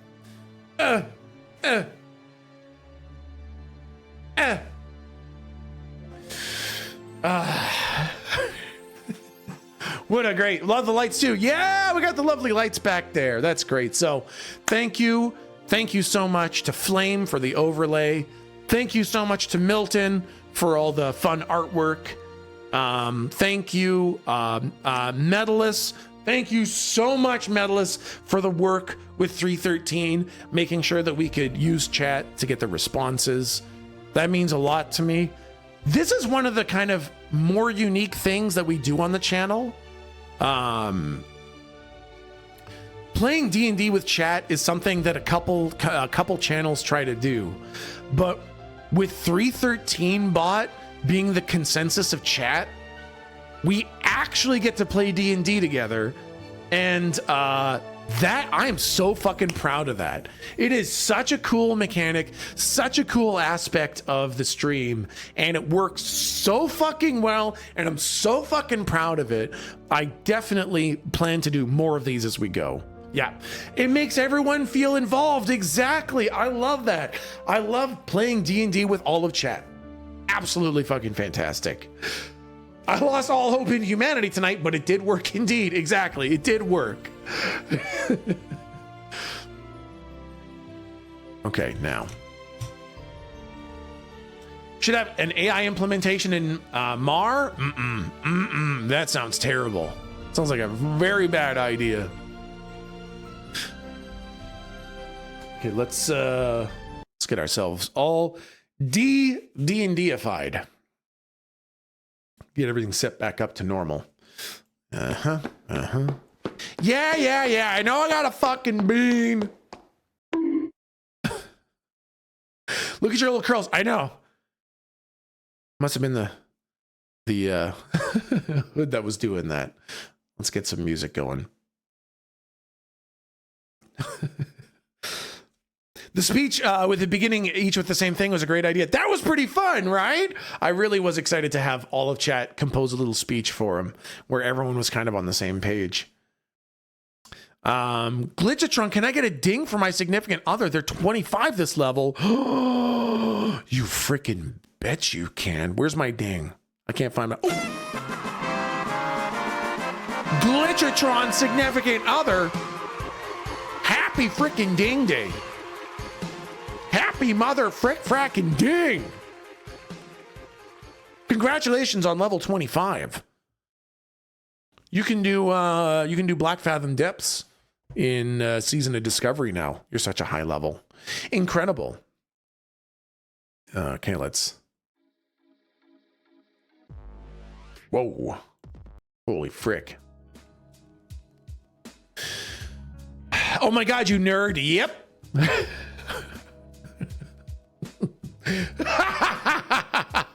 Listen, I'm a World of Warcraft nerd, and that's never. Shit, I'm gonna come. God damn it. Oh yeah, that was another cool thing. So here, this is. I wonder if we can do this. I wonder if this is even gonna work. Oh, yeah, so check this out. To do the dice rolling, I thought that the rolling worked pretty well. Isn't that pretty fucking cool? The dice rolling on screen like that, I thought that was pretty fucking cool. And so what I did for that was I grabbed this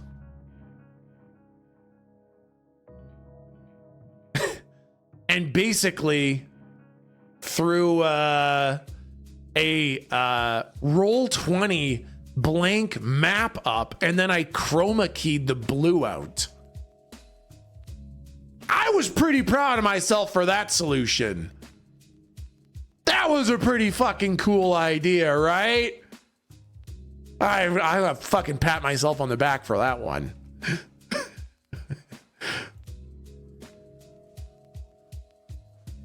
A lot of cool stuff goes into these little D&Ds. Look at you doing real streamer things, right? Stretched all 3.15 IQ out of that one. Or 3.14.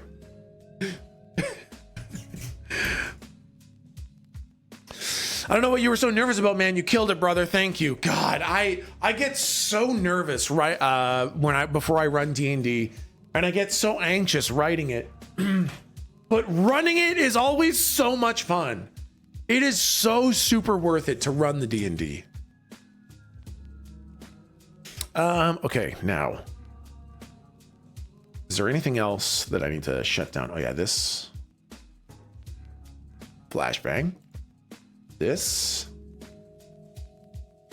And make that. Save that for next time. We're going to be doing this again, absolutely. We are, hold on, why is this being a little weird? Second campaign. TS314 stats. Yeah, we're going to be doing these again every now and then because they're just so much fun. What a great way to play. What shirt is that? Oh, this is I'm wearing my D&D shirt.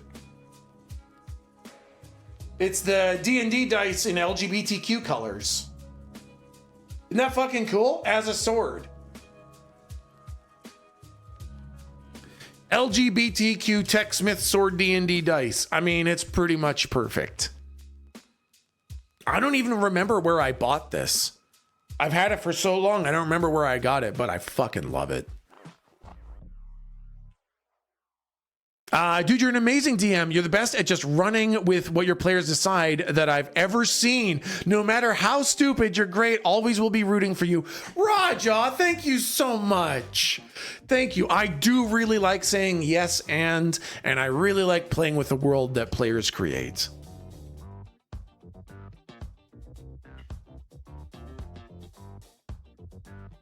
Hey, since you're taking deserved time off on his birthday, can you give Mr. Ammo Ding for Tuesday? He's old and gonna be 36? Holy fucking old man king! Goddamn, Mr. Ammo! Happy goddamn old man ding day!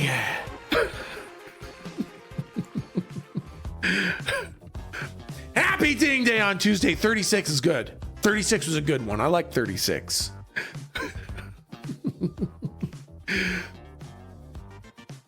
Where'd you get the idea with the piss? Many of the ideas for that campaign were inspired by real life chat events. We got some pissers and some cummers in chat, and so they inspired me. Are you going to be 38 in January? Yes, I am. January 25. I'm going to be 38 years old.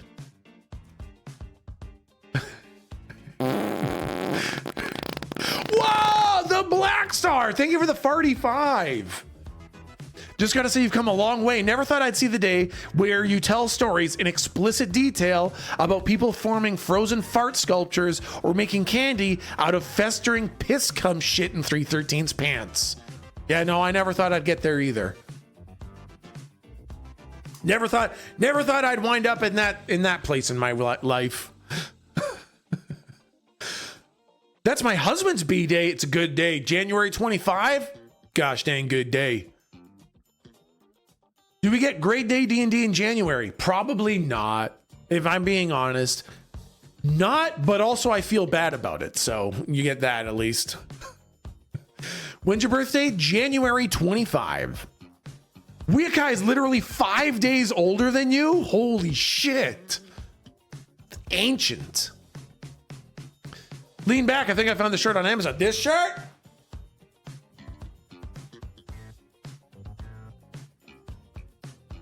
Yeah, but what day, Tech? Oh, I don't know. Whatever day January 25 is. What day is that?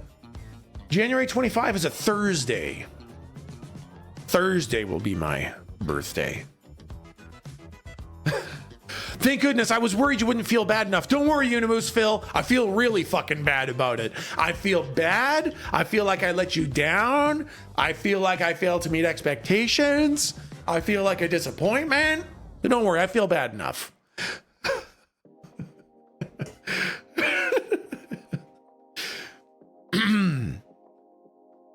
We'll need to get your shit together and get a freaking P.O. box so we can send you some cards and gifts.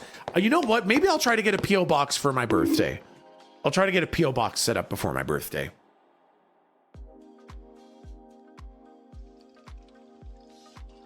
Okay, yeah, I got a fucking bean. Doubt? Watch me, Lighthawk. Watch. Watch this. P.O. box. It's on the table now. I'm gonna get it before my birthday. Give it at least 2 weeks. Sorry, I've let you down so horribly. I'm sorry I fucking failed you. Yeah. Like a miserable piece of shit streamer. I've let you down completely. And the one thing you wanted is the only thing I couldn't give you. I'm sorry. Yep. Accurate. Tech, do I go on vacation to Iceland or Hawaii? Iceland. Definitely Iceland. All right. Let's go eat this stupid fucking bean. I can't believe you would bean me after Wintergudis. After all this, and chat decides Wintergudis is the perfect time. Oops. Didn't mean to grab that.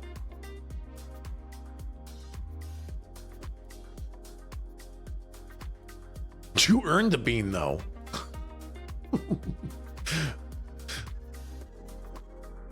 All right, now let me grab. I had all my notifications turned off, so let me just catch up on those as well. I'll pop it out so that I can thank people while I'm waiting for the bean countdown. Think of this as life imitating art. Oh, great, thanks. That's wonderful. All right, I got that. Holy fuck. Okay, we got a lot to go over.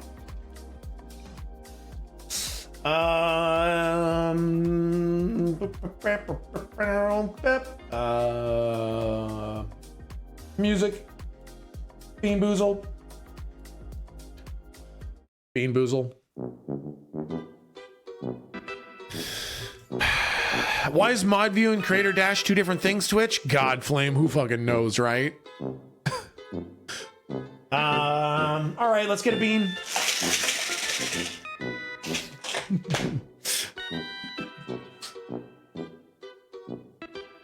Oh, hey, look, it could be Tutti Frutti or 313 Stinky Cum Sock.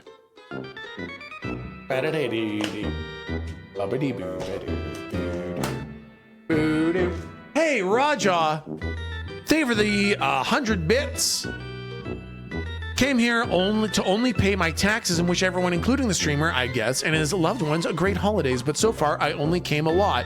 So here's my taxes. Why is this crazy shit going on whenever I come to pay taxes? Love you, Tech. Part 2 of paying taxes. No more messages. Hope everyone is good. This is awkward. Okay, I'm done. Hey, Raja, thank you for the bits, man. Thank you so much, Raja. So lovely to see you. Tutti Frutti or... I've been yelling because I had my headset turned up. Stinky socks. All right, chat, Gamba's up. Oops. Gamba's up. There you go. There you go, chat. There it is. 10 to 42, but are you sure this isn't one of 313's beans? We'll find out. We'll find out whether this is the one good bean 313 made or one of his cum shit piss sock fucking beans. Oh yeah, I can fix chat now too. I'll do that later. Okay, let me go through these. Let me catch up on this. Holy shit, chat went fucking nuts. Mosley X, thank you for the 12 months. Lydia and Chaos, thank you for the 36 months. Wow, lots of follows. Thank you guys for all the follows. Loken Cerberus, thank you for the 20 months. Love you, Tech and Chat. You're always a bright light, no matter how dark the day. Aw, thank you, Loken. Brutally Wondering, thank you for the gifted sub to sponsored TechSmith comment. Captain 12, thank you for the 23 months. Oh, getting close there, bud. Tangia Dan with the 14 months. Thank you for the 14 months, Dan. Beef Squatch, thank you for the 32 months. 32 months and D&D. Oh my gosh, thank you for being you and opening up this space for all us peeps. You rock. Thank you so much, Beef. JTC, thank you for the 200 bits and the gifted sub to Mezimaru. Thank you, JTC. Party, thank you for the 100 bits. Young Yuzu, thank you for the 8 months. Crimos, God of Crime. That's where the fucking bean came from. God damn it. Donnie Darko, thank you for the gifted sub to Rhea Star. Donnie Darko, thank you for the gifted sub to Mr. Doodle Day. Oh, that was the 5 gifted sub bomb. Thank you so much. Black Star, thank you for the 5 gifted subs. Disco Ball Destro, thank you for the $50. Thank you for all you do. You're the absolute best. Happy holidays, and I can't wait to spend more time with you and chat. You tech as a butt. Thank you, Disco Ball Destro. Sponsored TechSmith comment. That was an amazing campaign. How are you so smart and talented to come up with such awesome campaign idea? Thank you, sponsored TechSmith comment. Whew, man, I'm so glad I paid for those.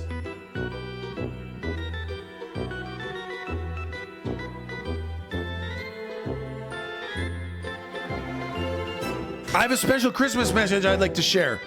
Yeah, the Amazing Blue. What's your Christmas message?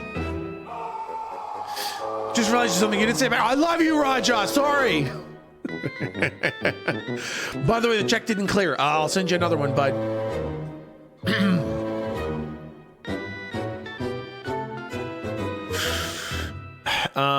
Let's see. Unimoose Phil says, I genuinely had a great time, but sponsored text with comment makes me want to treat tech poorly now. Okay.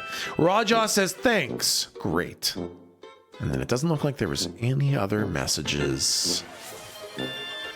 Yeah, no, that's it. No other messages.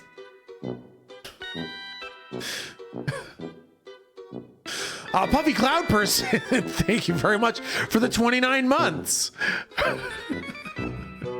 No, listen, there was a message that said, in this season of joy and warmth, amidst the twinkling lights and gentle snowflakes, my heart holds out but for one wish.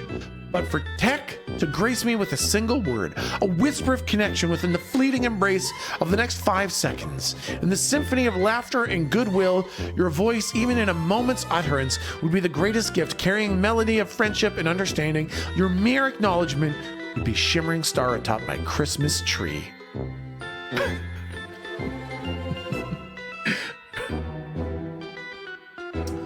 I don't think that counts as acknowledgement, though. Puffy Cloud Person, thank you for the 29 months. And Lighthawk, thank you for the gifted sub to sponsored chatter. Did you get the design from Designed by Humans? Oh, yeah, Viv, that's very possible. Yeah. Okay, it's bean time, chat. I got to do the bean, all right? Bean. What's your favorite Pokemon? Ditto. It's like cum.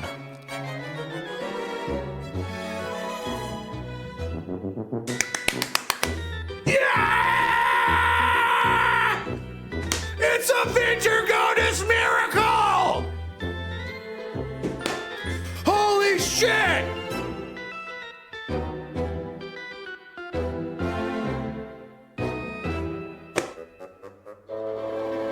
Oh my god! Holy shit! Thank fucking Winter Mama, man! God, I love Winter Goddess. Tutti fucking fruity. The one good bean that 313 added in there, and I got it. I had a feeling Vintergo just being in your mouth would be good. Damn, man. Aristotle, thank you. Woo! Merry fucking Pissmas. God damn. Big old mama, Vinter mama. Woo! Now, I think I also saw...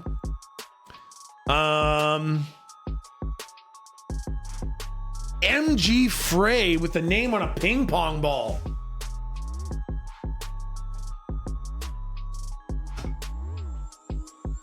I just poured coffee all over my face.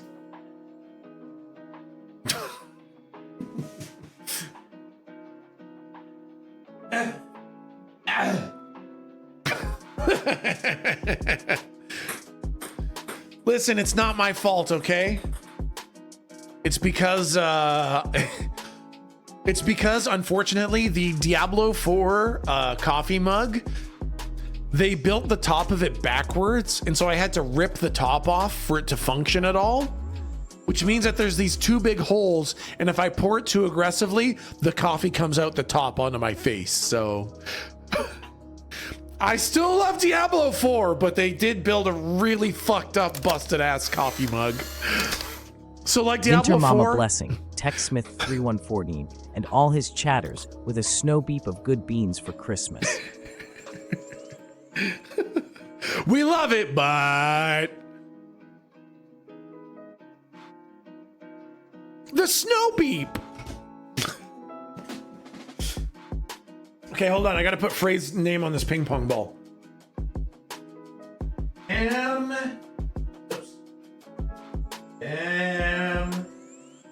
E Frey. MG Frey ping pong ball. Right in the name, ping pong ball. All right. When you run out of ping pong balls, are you gonna start writing them on your own balls? No, I'm gonna write multiple names on ping pong balls and probably have to buy some more ping pong balls. Okay, now, there was also, you know, I didn't think we'd get to the Ascension, but you know what? We actually can. Murden, are you still here for your Ascension?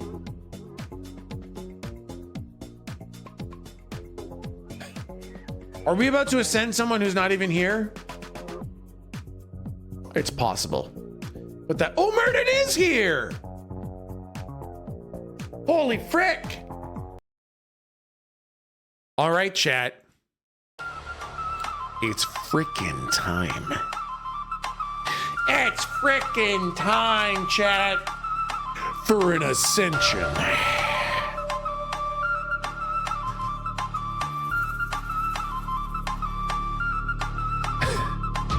Chat, stand by and witness the ascension of Tech Smith. Number 458, Vinter Smith! Wait, is this the wrong? Is it still? Oh, for fuck's sake, god damn it. Why is it always the wrong Vinter Smith! God damn it! Stupid Nana's goddamn fucking voice.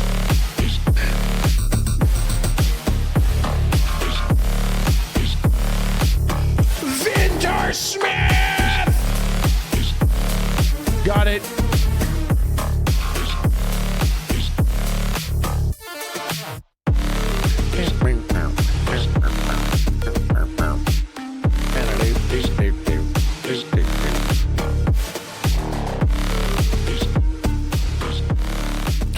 Vinter Smith has ascended. And I'm definitely going to be able to do this so smoothly. You are going to be shocked at how good I am at this. All right. I'm so smooth. Name. Murden. Whoops. Murden. TechSmith number 458, Vintersmith. Save. Reload. Boom. TechSmith 458, Vintersmith. Welcome, Murden.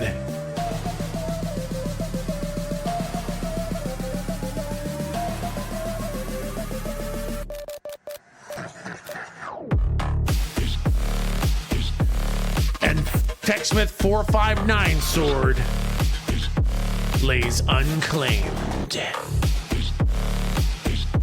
Whoops. Don't forget to message Flame of Frost with your number and title.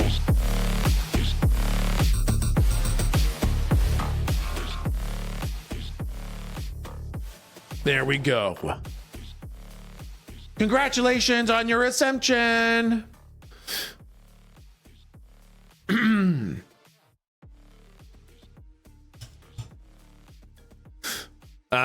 Okay. And that's that. There's this. And boop. Do I message Flame here or in Discord? Either one works, I think.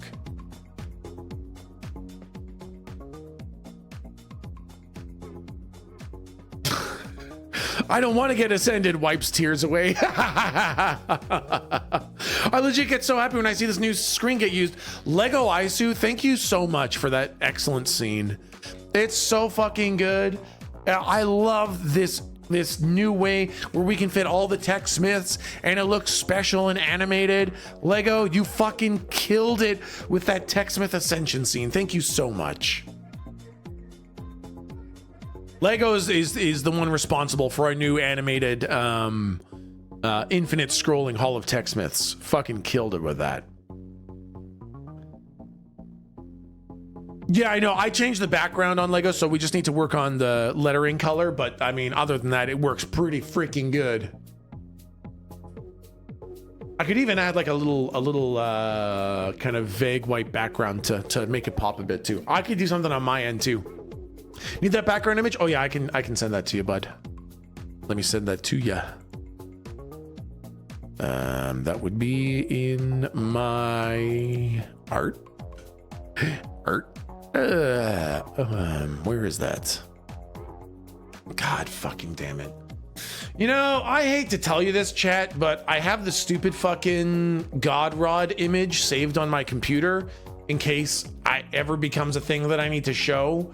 Like to prove that it's AI, to show that it's not actually my dick or something.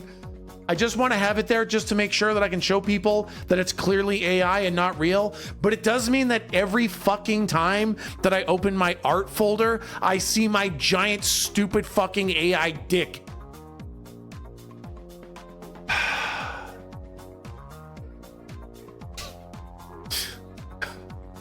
God. Don't lie, it's your screensaver image. It is definitely not. Where the fuck is that image? I don't know why I'm having such a hard time finding it. It should be right here. It should be purple. I can't find it, man. All right, I'll send it to you later. I've hidden it somewhere weird that I can't find it, which was a really good choice of me to do. Don't put it in the art folder. Put it somewhere fucking weird. Thanks, Tech. Oh, wait, maybe it's here? Nope, it's not here either. No, it's nowhere. I've lost it. I decided to hide it on myself, as I guess it's a fun game to play with myself.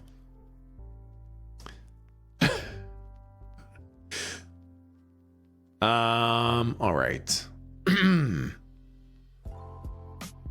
I believe thou doth protest too much. Yeah, maybe a little bit.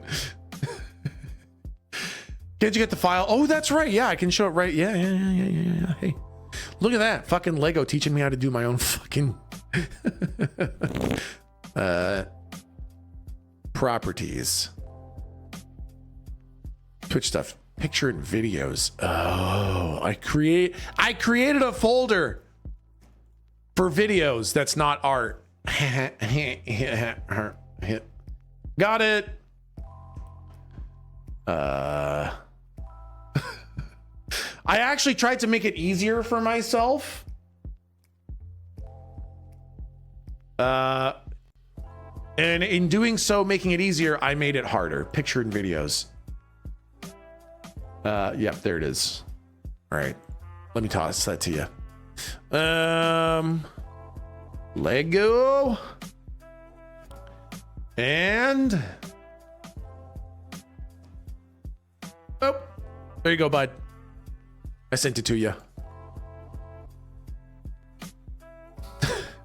One of these days, I'm gonna know how to stream. I'm an idiot. Yeah. Sorry. Yep. Everything takes longer for me. It's shocking how many times that soundbite is applicable.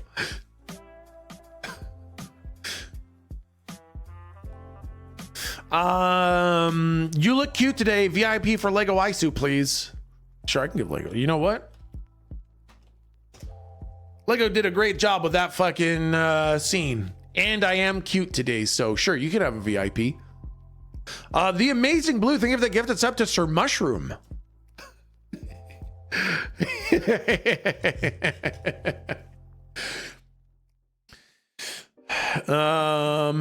Now, was there something else I was going to do?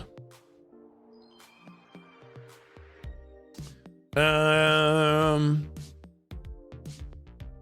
okay, good.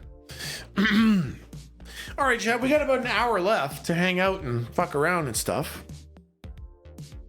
And the question is, what do we want to do for an hour? There's so many freaking games. Q. Q remastered.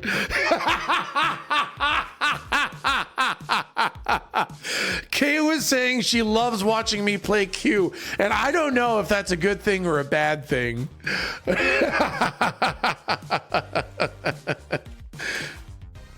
Peepo Island?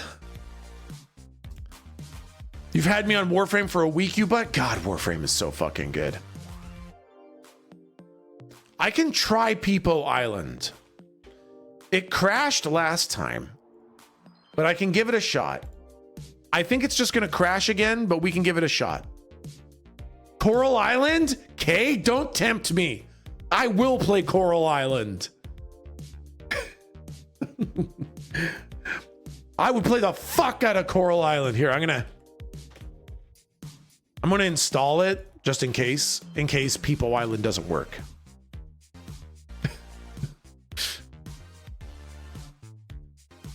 Please do. Actually, I actually want to see it. I mean, Kay did request Coral Island. And I do really want to play it. All right, let's play some Coral Island. Let's play some, yeah, it's Christmas also. All right, let's play some fucking Coral Island. Oh, man. This stream is never going to end. I'm going to play Coral Island all fucking day. Long stream, Coral Island all day.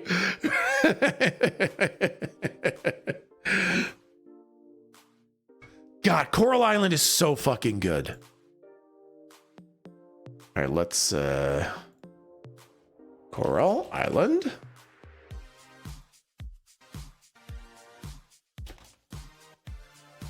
It's not like you have to write for D&D now. I know. God, I'm so glad that I don't have to write for D&D. Chat, I love running D&D. And I love playing D&D with you, chat. But I fucking hate writing D&D. God, I hate writing D&D so much. I don't know what it is. I don't know whether it's the fact that I'm lazy. I don't know whether the fact that I have perfectionism. I don't know whether the fact that I just have a shitty creative process. I don't know what the reason is, but God, I hate writing D&D. Anxiety, 100%, maybe that could definitely be it. But man, it is really, I really have to be very hard discipline on myself to write D&D. And I tell myself that it's worth it. And it is. After a campaign, I'm so thankful that I put that work in and then that I did it. Because I love running it and I feel so proud and happy of having done it. It's my darling. Hello, my dear. Great job. Thank you. Great job to chat, too. Great job to chat, too. They cummed on a lot of On things. so many things. It was a Christmas miracle. Christmas miracle. Sorry, winter goddess. Wintergodes. Wintergodes. A Wintergodes miracle. Hi, darling. Hi. You're gonna kick Boo Smith off his chair and just sit here and watch me play. Yup. Watch me play Coral Island. Chad, I'm at that time. Are you guys experiencing this if you're at work where everyone's kind of gone and has auto replies on and you feel like that guy who worked for Scrooge? Whoever that guy was? You guys remember that guy. What was his name? Cratchit? Crotchet? Crumpet? Crumpet? What was his name? I don't remember his name now. I think it's Cratchit or something. I think like Cratchit. that. Yeah. Bob Cratchit. Yeah, that's right. yeah. Yeah. All of chat. Yeah. Everyone. It's in the For same boat. real? What are Yep. we even doing there, guys? Right? Oh my gosh, have they not seen your stuff? They have not seen Giga Farm. Oh, chat. Get ready. Oh, Flame, I'm so glad that's so good. Oh man. Giga Farm, yeah. I named my character Big Shot and I named my farm Giga Farm and I'm trying to automate the whole fucking thing. It's gonna be very good. Yeah, it's gonna be very good. Okay. Just pretend I'm not here. Yeah. What's this? Spoiler. Spoiler, I don't know what this is. I don't know what this is. What's happening? I don't even know what this is. Magical occurrences. What is this? Oh. Ooh, something. See, I'm wearing my fancy tuxedo. You must be a big shot. I'm a big shot. Yeah. That's so cool. We have so many Kickstarter backers in here. Oh, people, we have got a bunch of Kickstarter backers in here. That is so cool. That's great. Can I just say thank you very much? I really like this game. Yeah, thank you so much for kickstarting this. It is so good. This Look at all those tokens. This is Giga Farm. I'm still early in the game, and this is already fucking massive. Doesn't he look like a tycoon? Yeah, right? Yeah. Look at that huge sprinkler. Yeah. I built some huge sprinklers and just so fucking many. Nice. So many pumpkins. You cleared out your whole farm? Yep. Now, unfortunately, I do have to manually pick every single pumpkin. Why? Because my fucking scythe God. isn't getting upgraded. That sucks. Right? That sucks. Wait, I need my music on. Okay. Music. 10. Apply. Yeah. Yeah. Good night. Good night. I'm gonna have to turn down the master volume just a little bit. It's a little loud. Fair enough. Fair enough. Apply. Apply. Apply. There we go. Got it. Okay. I'm just gonna be doing this upstairs at my desk, but at least then if somebody messages me or calls me, I can answer, I guess. Pretends like you're working kind of thing. Yeah, but I'd rather be down here. Yeah. Thank you for playing, Coral. No problem. Are you kidding me? I'm happy to play Coral Island, man. Yeah, metal is attack. Yeah, sorry, I was in the bathroom. You gotta show everyone how hot the NPCs are. Oh yeah, we'll go see all the NPCs too. Talk to everybody. The art in this game is so good. Look at the cute machines. I love the. I know, right? machines. Yeah, the recyclers are great. Oh, this is such a good game. I'm making some. My aged honey is ready. Whoa, orchid mead. Ooh. I gotta move my camera. Hold on. I think that might be a temple offering. A temple offering? You think? Maybe. I don't know. Maybe not. Ooh, orchid mead. Ooh, and blue dahlia honey. Ooh. What's that over there? What's that? What is that? That's my fence. Okay. My one section that's of right. You fence. were Yeah. planning. That's right. Exactly. Yeah. I'm too excited. I know, right? I hope you didn't want me to stop streaming today. I know. That's what Now I'm playing Coral Island on stream, and this is the rest of the day for me. Yes. This is all I'm doing for the rest You of the day. finished D&D, man. I finished D&D, man. You did it. Yeah. Kay's love language is slaps. It's true. Yeah. I get excited. I'm sorry. Yeah. Oh, man. Thank you for coffee, my darling. Problem, I love you very much. I love you very much. I left, so I've gone back to work. Yep, you're back at work now. Back at work. Yep. Ooh, papaya. You know you can harvest with the scythe, yeah, but I turned my scythe in for an upgrade. I'm getting my osmium scythe, so it takes 4 days to You upgrade. already have 50 gold pumpkins, okay? Okay, I love you, bye. Yeah, I love you, bye.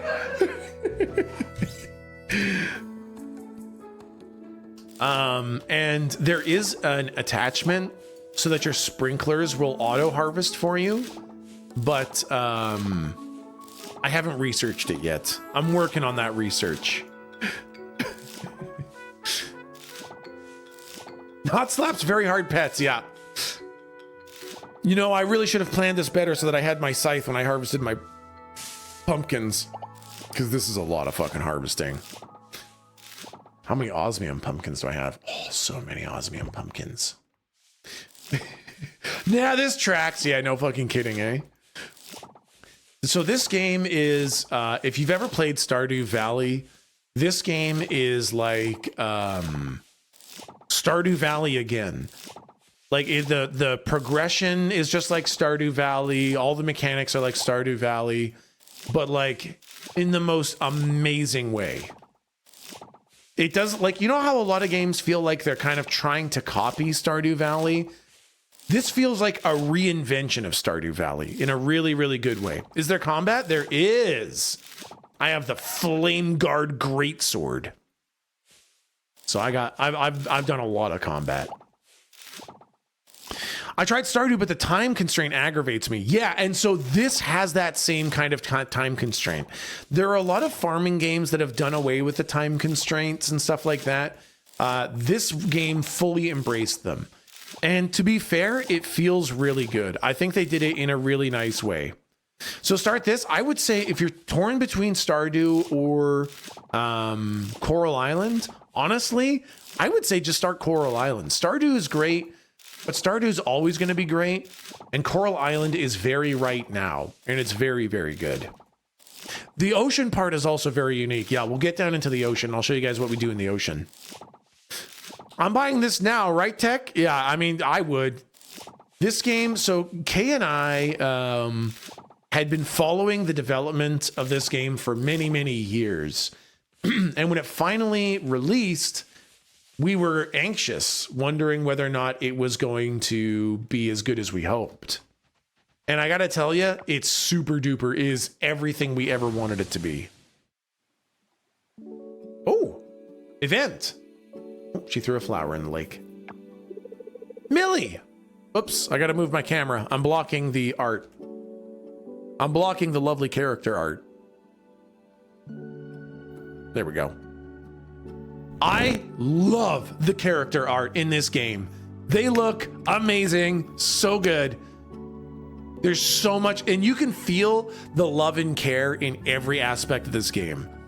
Yeah, the characters are super inclusive, super amazing. Oh, so fun running into you here. Hi, Millie, it's nice to see you. Hey, that's sweet, likewise, of course. Anyway, I'm trying something out. So there's this old legend about a goddess who lives in the water on Coral Island. I heard it from my dad. Water like the ocean? No, not the ocean. I asked him that exact question. It's the lake, I think. Don't tell anybody, but I've been throwing flowers around this lake since, gosh. Yeah, I've done it a bunch of different spots, still nothing. I know it's silly, but all fairy tales are kind of silly, right? Anyway, I thought I'd throw some flowers in next time. I thought you said you'd been throwing flowers. Well, I didn't know if it would actually work, and I didn't want to waste flowers. I tested the idea by throwing in some grass. I thought it might work, but it didn't. But don't worry, I started using flowers today. Look at her face.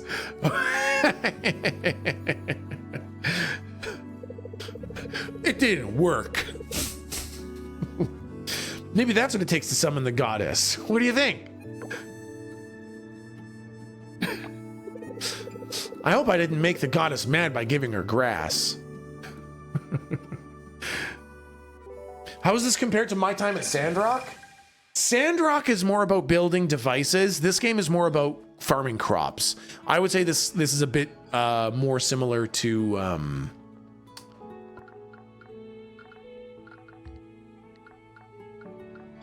oh, nope, they don't want the mead. Nope. Don't want the mead. All right, let's sell this shit. Oops. Went to the wrong place. Oh yeah, check this out. So also kind of like Animal Crossing. This game has a lot of inspirations from a lot of places. And they've got a huge museum, like in Animal Crossing. So you can donate all the things you find, and then they're put on display. Here are all the gems that I've found in the mines. Here's a bunch of like artifacts and rare items that I found in geodes and treasure chests. I found all those. No joker, I found all those. Here's the insectarium, all the bugs that I've caught. But there was a dragon in the middle. There are fossils, and you do get to reconstruct dinosaurs. Look at all these cute bugs that I caught. I caught a bunch of butterflies and dragonflies. Look at this. What a lovely freaking museum. I love that he's showing all this while carrying a pumpkin. I'm also showing my pumpkin. Those are mine? No, they're mine. I caught them.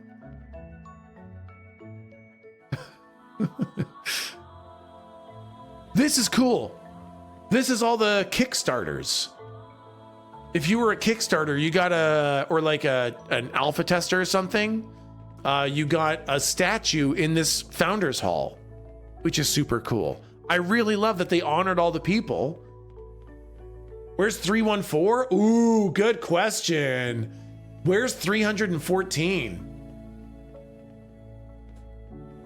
Do they even have 314?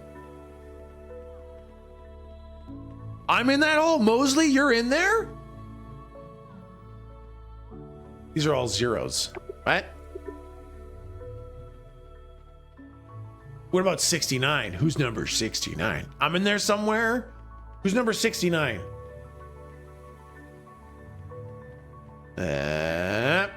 69.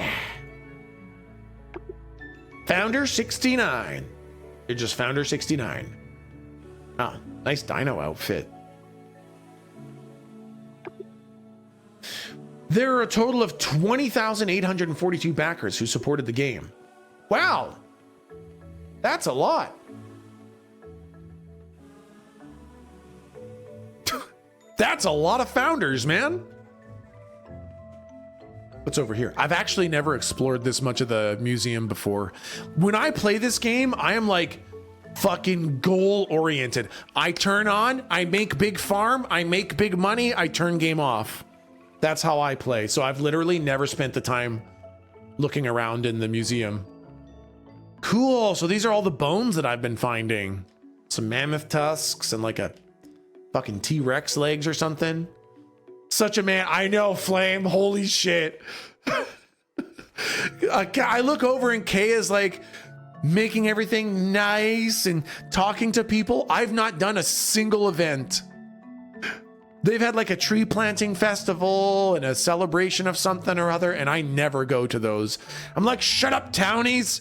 I'm making money.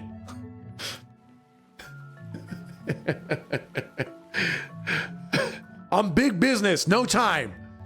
Typical, yep. Ah, shit. I spent so long in the museum, I can't go sell my goods.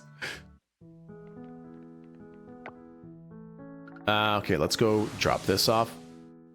Oh yeah, I can't go to the ocean because I don't have my scythe. You need to go to those festivals to increase your town rank. Oh, do those increase your town rank? So this is kind of cool. This is kind of like one of your forms of progression in the game. The overall town rank unlocks a bunch of stuff for you. And you can do that by donating stuff to the museum, cleaning up the ocean, and whatever heritage is. I thought that was just the temple. D, yeah, I got a D rank town. It's not an amazing town yet. You got to beat the game within the first in-game year or you're not good. Wayward, that is literally how I fucking play. Oh, you get a lot of points for festivals. Well, I should probably do that. Let's sell all this. Okay, that's looking good. Is there anything else? Oh, yeah. I want to turn my wood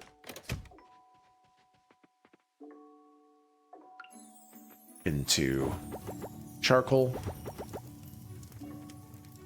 Excellent. Is it multiplayer? Not yet. The plan is for it to be multiplayer eventually. And I think they want it to be cross-platform multiplayer too. But it's not in the game yet. Was there anything else I wanted to do? I don't think so. I think we can just go to sleep for the day. You and Kay would be an unstoppable combo. Oh my God. I'm so excited to play with Kay. Kay and I'll probably beat the game first, and then when multiplayer comes out, we'll probably play again, playing together. And I will literally sit on the farm and do nothing but make big farm. The fishing is also really good. Yep, I'm a huge fan of the fishing too.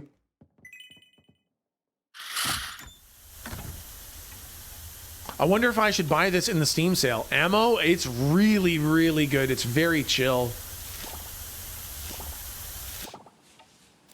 I went from playing My Time at Sandrock to playing this, and I really thought that after My Time at Sandrock I wouldn't be excited. I thought I wouldn't be excited to play this, and I was so fucking wrong. This game is fucking amazing. It's on Switch, right? Seems like a good Switch game. It's not on Switch. Is it on the Switch? I know it's planned for the Switch, but I don't know if it's there yet.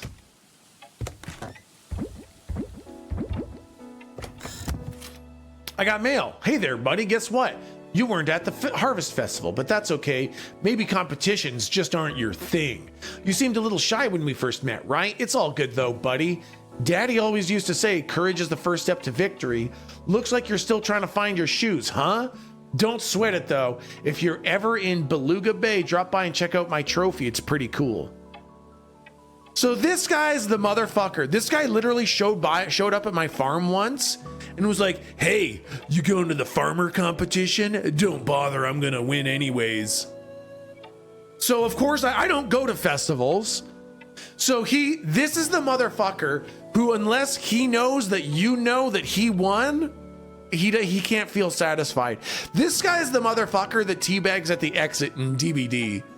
So he had to write me a fucking letter to tell me, hey, you weren't at the competition. I kicked your ass, by the way, motherfucker. Get fucked. Do you want to see my giant trophy? Yeah, this is Winter Bro. Basically, this is fucking Winter Bro. Fucking Bobby, man. I mean, he did beat you, though. I'll tell you what, when I make my first $1 million in game, I'll melt it down into a giant trophy, and then I'll show that to him. While he's busy with his, oh, look at my fancy pumpkin. I'll be like, yeah, look at my infinite money, idiot. I'm a gamer, okay? I min-maxed my profits, you little farming bitch.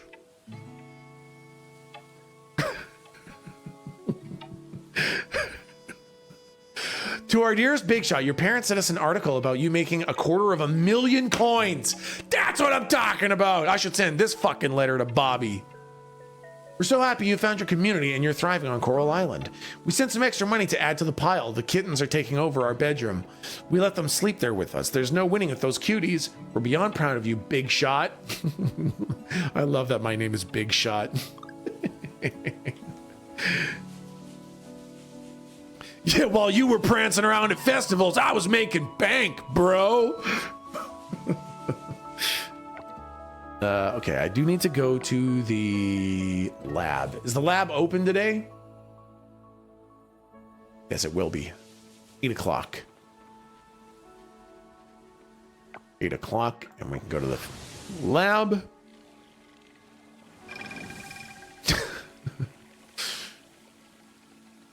I love the town. The town looks gorgeous too.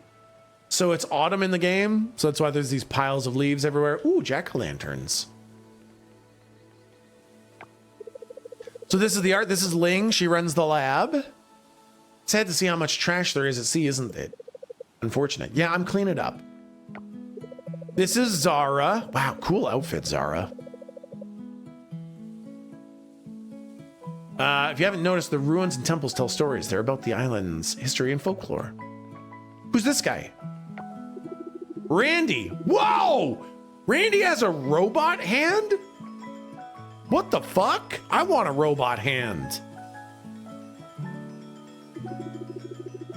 You see a reading, they're more likely to try for themselves. Interesting.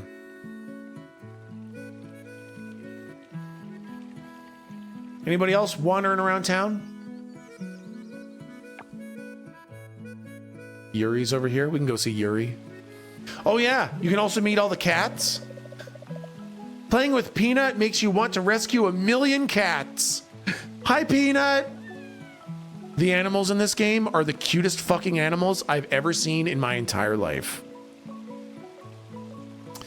I feel like the answer is going to be yes, but I need to make sure we can be gay, right? Yeah, super duper. Absolutely. The game is super inclusive of that. In fact, there is a pride flag outside of Town Hall. Right here. Right in front of Town Hall, there's a fucking pride flag. So yeah, absolutely.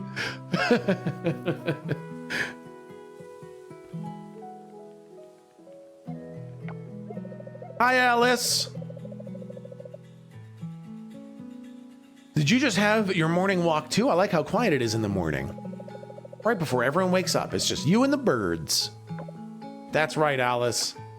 Hi, Noah. God, everyone in this game is pretty fucking hot. I'll just have a small breakfast here before my doctor's appointment at noon. Where was Yuri? That's Suki. Hi, Suki. And their outfits change all the time, too. They've got a whole bunch of different outfits that they wear, which is super fucking cool. You ever need a place to stay, you're welcome at the inn. Aw, thanks, Suki. There's Millie down there. I love that the character who had a baby has stretch marks. It's so inclusive of everyone. Yeah, I remember when they were talking about adding her to the game. They added a lady with stretch marks on her tum-tum from having a baby, and I thought that was super fucking cool. Aeon Stream, happy holidays, dude. Happy holidays, Aeon Stream. Thank you so much. Oops.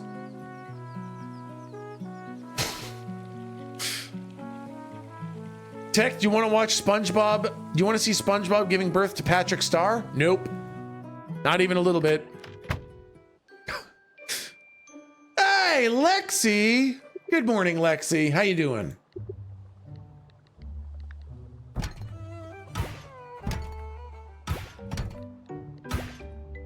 All right, let's scan all these fossils and get some stuff. Oh, yeah. Tons of loot for me, bud.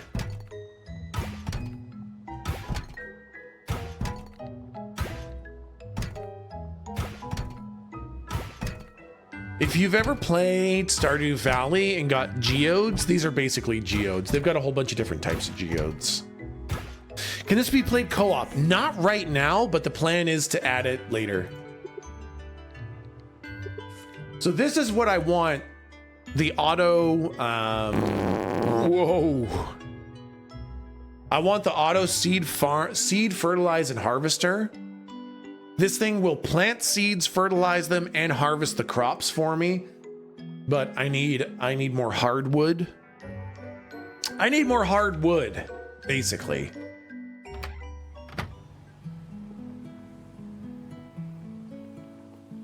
Been playing, I know, yeah, all right, yeah, everyone's grabbing their pants now, great. Been playing a lot of Palia recently, yeah, I was gonna jump back into Palia, but this game fucking took over big time. Donate. Boom, boom, boom, boom, boom, boom, boom, boom, boom, boom, boom, boom, boom. Ooh. Yeah, so that should have made more big skeletons. Yeah, more bones. This over Palia? Well, the thing is this game is gonna have an end point. So I can play this until I beat it and then play Palia. Whereas like if you're playing Palia, you can't stop because there's no end to it.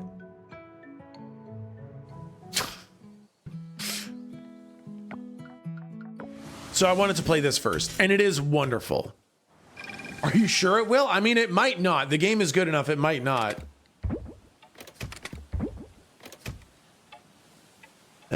What's this? Big Shot wanted to give you this recipe for spring fitas as a little gift.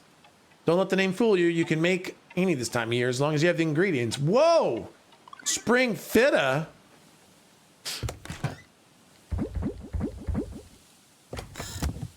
Fita? Yeah, you know, like vagina. A new bed. I want a new bed. Fuck.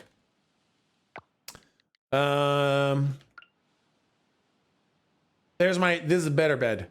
Can I break this now? How do I remove? Decorate. Okay, how do I store? Put back. Aha, there we go. Perfect. Much better. Wow, Dick, your house looks so you. Yeah, I also don't spend any time decorating my house. All I do is plant crops, make money. That is the only thing I do in this game. 22nd. I wonder if there's any seeds I can even plant. There might be some 5-day seeds that I can plant.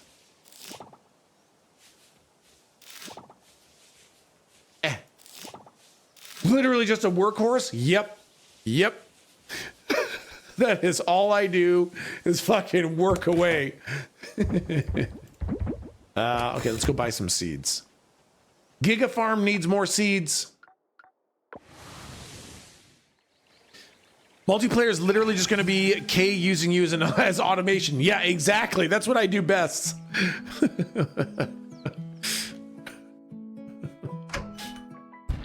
God damn it, Joker. Yes, I get it. I hate it. Hi, Sam. Hi, Sam. Anything grow in 5 days there, bud? Oh, yeah. Basil. Or basil.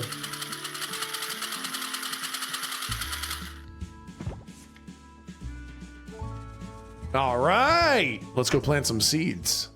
Fucking farm time, bud.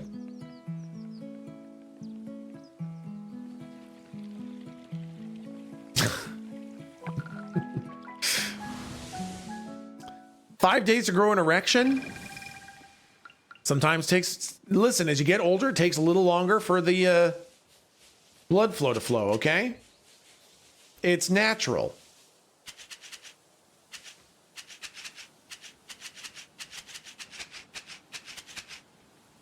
I didn't count how many I actually need. I just kind of fucking guessed. Wow, I think I bought way too many. Oh well, I'll have seeds left for next year then. Oh, I actually didn't buy enough. Hey. Tech, you can plant your seeds here. Pants grab. That's not... Well, actually, you know what? That is very Coral Island. Coral Island is a little bit of a thirst trap.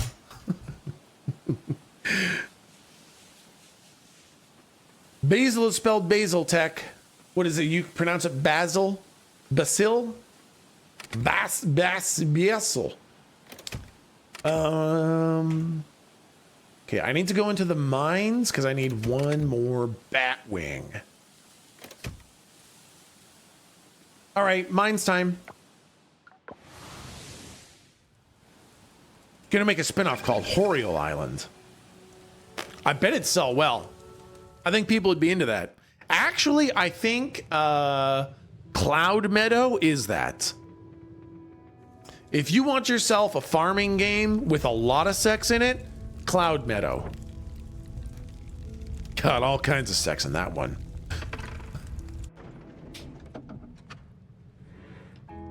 Can confirm, yeah, right? Wait, what? Yeah. Cloud Meadow. It's a farming game with a lot of sex. I had to quit Cloud Meadow. I got stuck. No!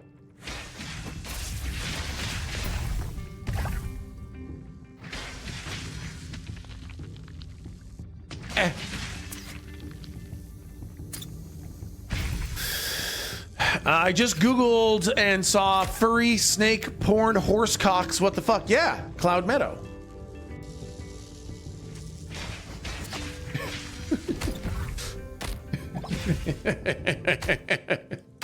Ow! Fuck! Gonna fucking die, bud.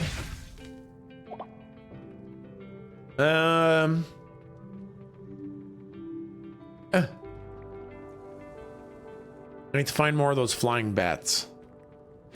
Oh, that's quite loud, actually. Sound effects might be maybe turned down just a little bit. Oh my god, sound effects are at 10. That's fucking why. That's actually still quite loud. Sound effects down to 1, maybe. Apply. Cloud Meadow has good fucking. I didn't put in too much time into Cloud Meadow, but I have heard it's got some pretty good fucking in it. Ah, video games. There's something for everyone there.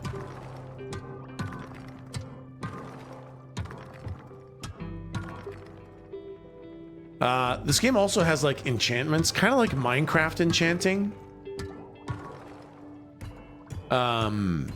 You can enchant your tools to like work better and take less time and stuff like that. I don't know what to play, man. Oh my god, Joker, there's too many fucking games. It's on sale. Hey, there you go. Gonna create Clown Meadow? I feel like I should be offended. This or Fae Farm, Tech? This. Fae Farm is wonderful, but like, it doesn't hold a candle to this game.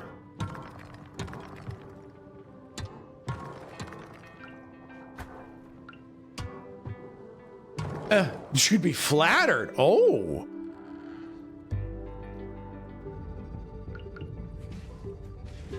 Give me a bat wing. Bat wing? No. Rip.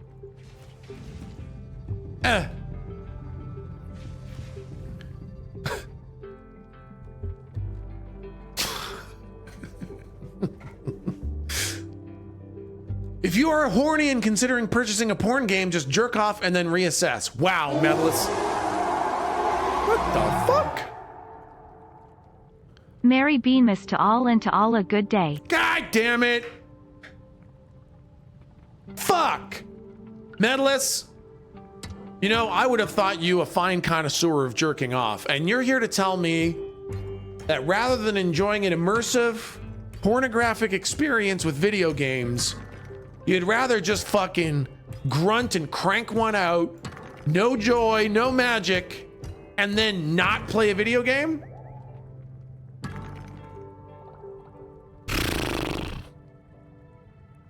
Embarrassing, man. Nah, sorry, I'm a real gamer. Being horny is just a hurdle that gets in the way of my XP gain. I, for one, choose not to limit my experiences in this world. I choose to partake in all the magical wonders that this world has to experience. The highest highs and the lowest lows and everything in between. And I, as a real gamer, don't do anything without gaming. I don't smile without gaming. I don't cry without gaming. I don't shit without gaming. And I don't come without gaming.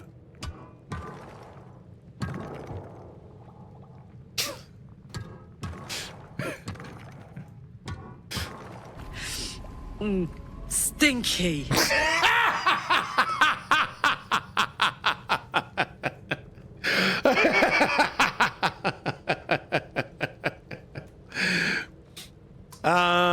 Okay, wait. Lady Phoenix fucking bought me a goddamn fucking Mary Beanmas bean. Fucking piss.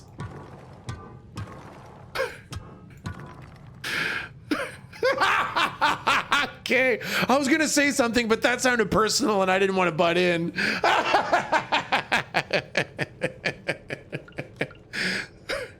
Sorry, I was having a moment.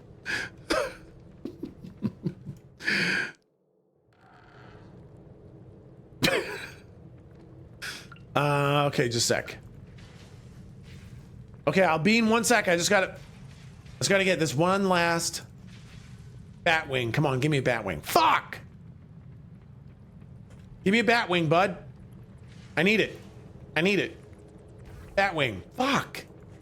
Dude, Batwing drop rate's fucking trash. Fucking devs buff Batwing drop rate. Stupid fucking game. All right. Oh, wait, it's late. I gotta go to bed. Ooh, it's bedtime. All right, I'll go to bed, then I'll eat the stupid fucking bean. Stallers? Yeah, I know, I'm stallers-ing. I gotta go to bed, and then I'll eat Lady Phoenix's bean. Sounds very...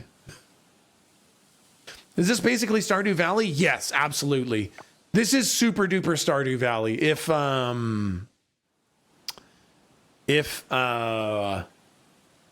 you don't like Stardew Valley, you will not like this game, most likely. And if you like Stardew Valley, it's almost guaranteed that you'll enjoy this game. It's very, very, very similar. There we go. Yep. It's awesome. I have like 200 hours in Stardew. Game is phenomenal. Yeah, Flake, you're gonna fucking love this game then. Absolutely, you're gonna love it. It didn't really do away with like some of the like grind spots in Stardew Valley. It's got all that in there, which is great.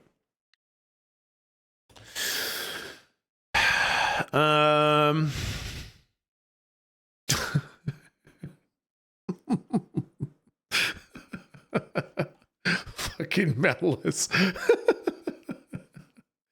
All right. What if I don't want to grind? Then I would not get this game. This game has got a lot of grind to it. So, all right. Fucking bean time, man. God damn it.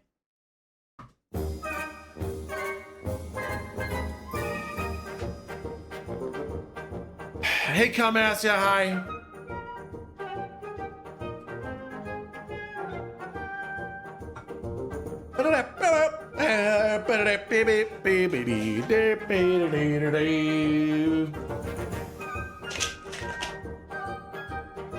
Oh, it's a peach or a barf bean.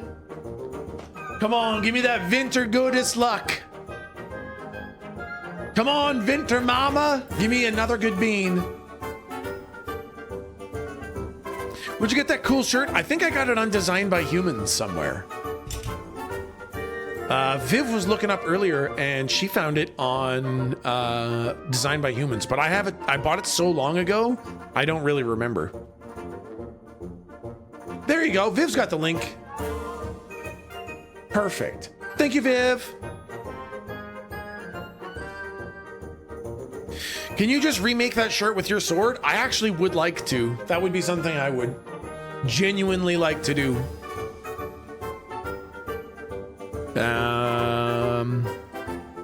Gamba's up, chat. Peach or barf, go. Peach or barf, go. Lady Phoenix, thank you for the bean. Please let it be a good one. Disco Ball Destro, thank you for the gift. That's up to Chode McBulge. And Kevril Kylan, thank you for the 9 months.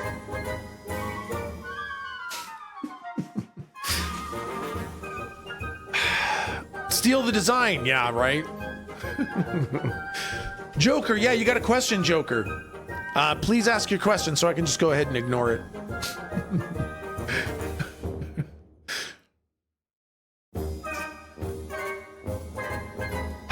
Do you know what it means to get bat-winged, Tech? I imagine it's either stretching your ball sack or your labia out, but I don't know which.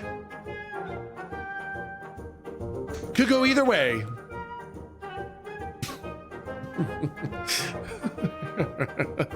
Google it? Nah, that's okay.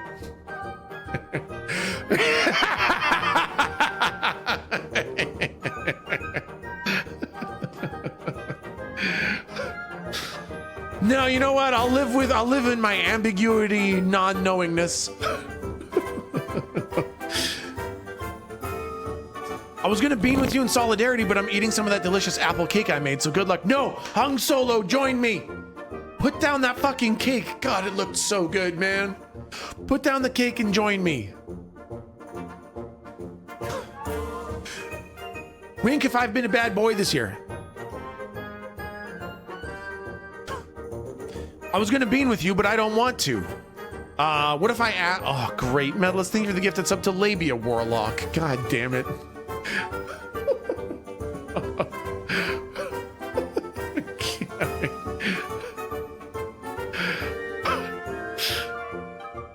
It's a badass name. It's a pretty badass name. Yeah, that's a pretty fucking good name.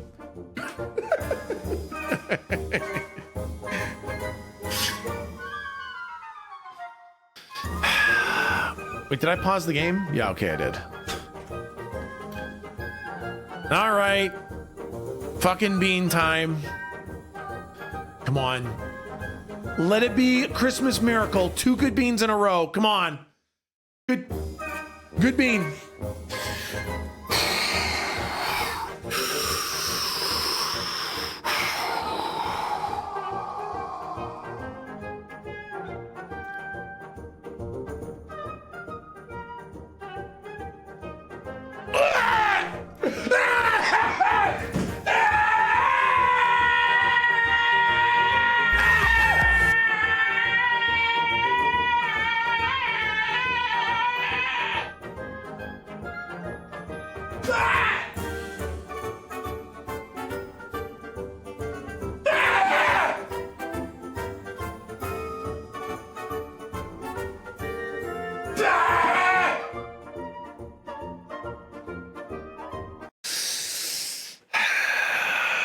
Hi, Atom. Hi, Atom. Thank you for the 50 months.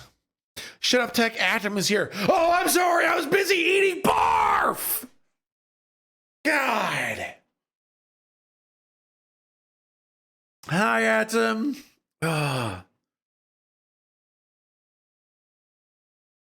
Gross, man. Oh, God. Why would you willingly eat barf? Fucking gross, dude. Yeah, I fucking agree. Gross, dude. Yuck. God damn it, Lexi. I feel your pain, Tech. I just downed a peach flavored smoothie. Shit was delicious. God, I am. You know what? When I end stream, I'm going to go get a fucking peach fucking smoothie as well. God, it's fucking barf. Congratulations, you fucking monsters. I was having a nice day. Are you streaming longer? Please don't ignore me for the 3rd time. You can't tell me what to ignore and what not to ignore. Okay? Just for that, I'm gonna ignore that one too. I'm gonna ignore your question. I'm gonna pretend like I didn't even see it. Yep. What you gonna do about that, bud? Huh? Or you can get a peppermint blizzard and get DQ at the same time. Oh. Oh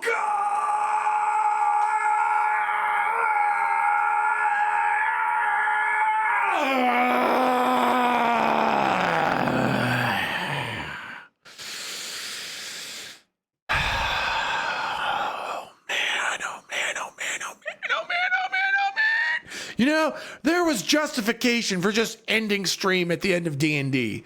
Why the fuck did I think to myself it was a good idea to keep fucking streaming after D&D? God damn it. I could have just left. I could have run away.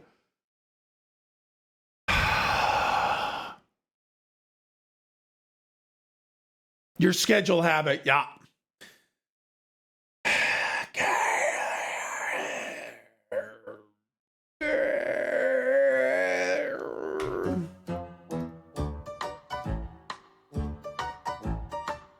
Merry Bean Miss. Merry Bean Miss. Such a happy bean holiday.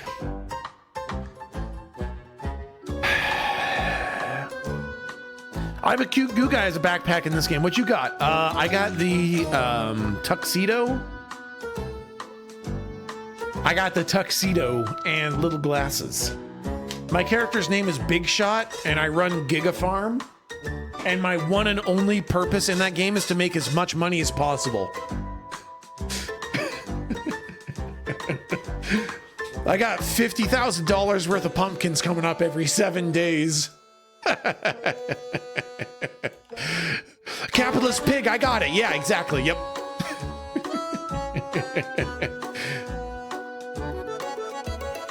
All right, chat.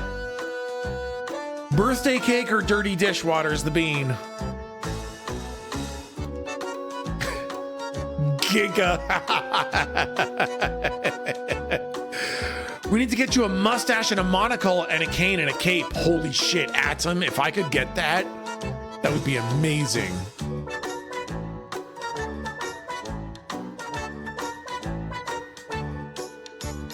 You're fine with either, so this is BS? Listen, I will not take eating dirty dishwater as a not counting, okay?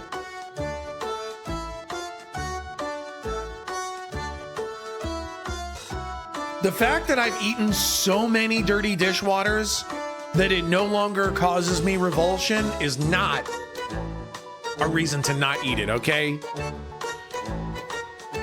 I came back and you're eating another bean. What the fuck did you do? Literally nothing, Unimoose. Literally nothing. Chat's just being a bunch of fricks.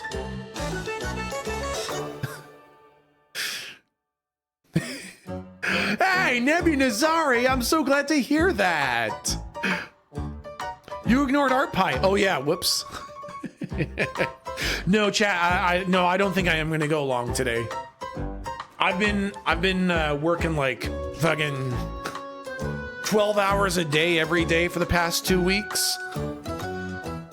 So I think I'm probably going to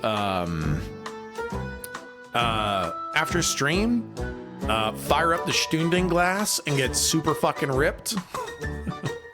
and kind of sit down for a little while, get some I'll get some tasty treats, and yeah, I'm just gonna get fucking ripped and play some fucking video games. 9001, maybe 9001, but also sometimes if I turbo resting, yeah, sometimes if I get Stündend and then fire up 9001, I forget that I'm streaming. DQ, man, I'm really feeling DQ now. Atom said a fucking DQ Blizzard and Bergie, and I kind of really want that. I'm gonna get myself a DQ Blizzard and Bergie and get fucking ripped on the Stündend Peppermint Blizzard. Yeah, that's probably what I'm gonna do. God damn it, now I do want that, right, Kay? Yours are still open or closed for the winter? Oh yeah, it's absolutely still open. Sounds like a great fucking time. Yeah, I think it's gonna be a great time. I love how you forget you're streaming because of your relaxation. Exactly. I just get so zoned into the game. I'm just fucking cruising away. Totally forget that I'm streaming.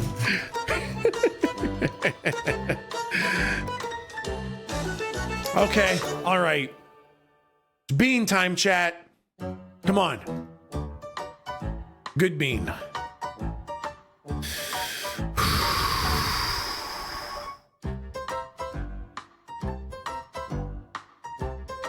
Oh. Holy shit, I'm gonna call.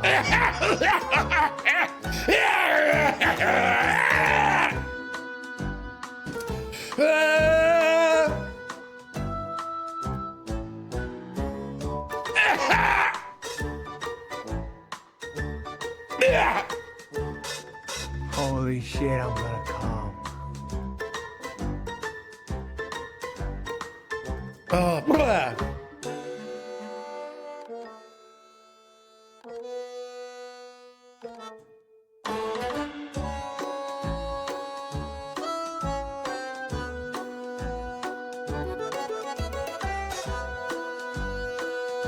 Ew.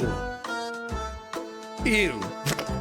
He loves dishwater so much, that was probably his cake reaction. Holy shit. No! Adam, stop it! Go, Adam. No. Fuck. Holy piss, man. Hey, Tech, is your tummy still doing okay? How about your taste buds? Yeah, I kind of like the dirty dishwater, man. It's like eating it's like, okay, so when I was young, don't say that, I know. So when I was really young, when I was like, Stinky. yeah, that's true. When I was young, we didn't have a lot of anything. And one of the things that I did for entertainment was I made a thing called Yucky Stew, where I got a little plastic container and I would put garbage in it and water, and I would stir it up like it was stew. Whoa.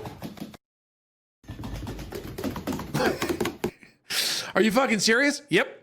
No, I didn't eat it. I never ate it. I never ate it. That's not where this story goes. Don't worry. It's not like that. It's just, that was what I did. I would put garbage in a little plastic container and I'd stir it around and I'd call it Yucky Stew. And sometimes if I could get hold of a little bit of flour, I would pour.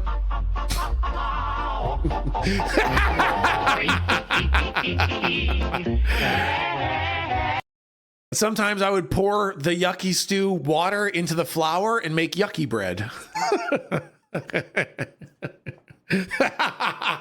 So dirty dishwater tastes like what I always thought Yucky Stew would taste like. Never had any, but dirty dishwater, I think, feels like I kind of wanted to eat it when I was young, and dirty dishwater being tastes like what I think Yucky Stew was gonna taste like. So like a small part of my childlike hindbrain. I don't know who you are. Yeah. I don't know where you are. I know. But you may want to start changing your ways. I know. Yeah, that's fucking fair. Yeah, that's fair. Did you make Milton eat it? Milton wasn't even born yet, man. No, wait, he was. He was a baby. Yeah, I was like 3 or 4 years old. I was so fucking young. That was dirty dishwater, by the way. Yeah. Definitely familiar to the draw to eat mud pies and witch's brew, every bit of food coloring in the house plus whatever else. Yeah. Kind of cute to imagine little Tech stirring a fake stew. Yeah, I'd sit on my back porch and just stir this little fucking yucky stew, man. Oh, man. Did you have the same beard back then? Yep.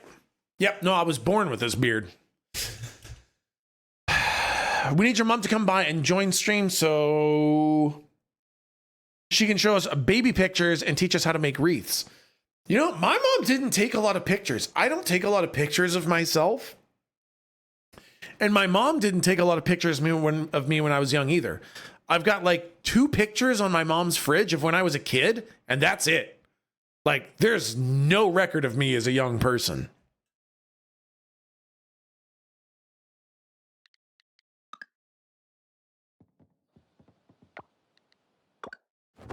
Saying there are almost no photos of me as a kid. Yeah.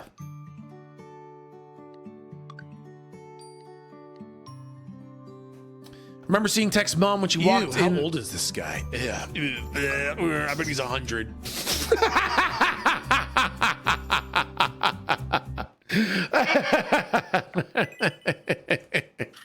Toxic, by the way. I remember seeing Tech's mom when she walked in on him streaming and didn't understand anything. Yeah, I know. My poor mom walked in front of camera and had no idea.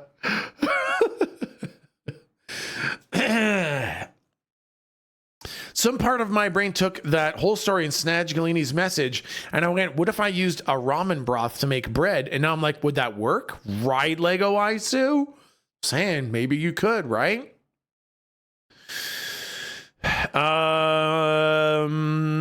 There's a giant boulder, well, fruit boulders, the whole thing is named Eagle Boulder, near my grandparents' house that has a weird indent in it. Every time I went there, I would put leaves and stuff growing in the forest. There was always water there, and make a little soup. Oh my God, Art Pie. I totally fucking get that. Man, the mom basement streams feel like so long ago. Yeah, in...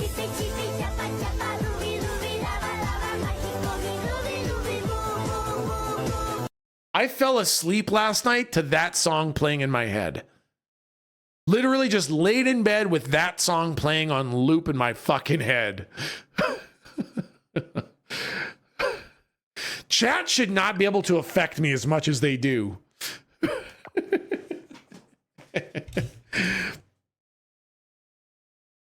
Fever song confirmed. Yep.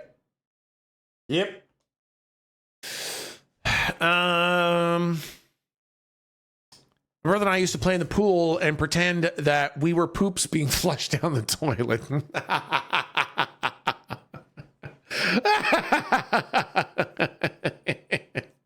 I mean, they're in your head for 7 hours a day. That's true, Atom. That's a good fucking point. Yeah, I do spend a lot of time with chat. I spend almost... That's real nice. Yeah. Yeah. You know, if you think of how much time I spend on Discord and stream, I think I actually spend more of my day with chat than without chat. Which is fucking bizarre. Because you add in sleeping time, and suddenly most of my waking life is with chat. Yep. Please congratulate Rin on the new job offer. Whoa, what? Rin got a new job offer? Holy fuck, Rin. Fucking congrats, that's amazing. It's a gosh dang holiday frickin' miracle. That's great. I has a request. Yeah, Tardy, what's your request, bud? Hit me with it. What's your request there, bud? They said they weren't going to be offering until the new year. The interview was 6 hours ago. Holy shit. That's fucking amazing. Please don't make this parasocial relationship weird, okay? What do you mean, Dabiniki? It's just that I love you so much, Dabiniki. In a weird and personal way. Can I come over to your house?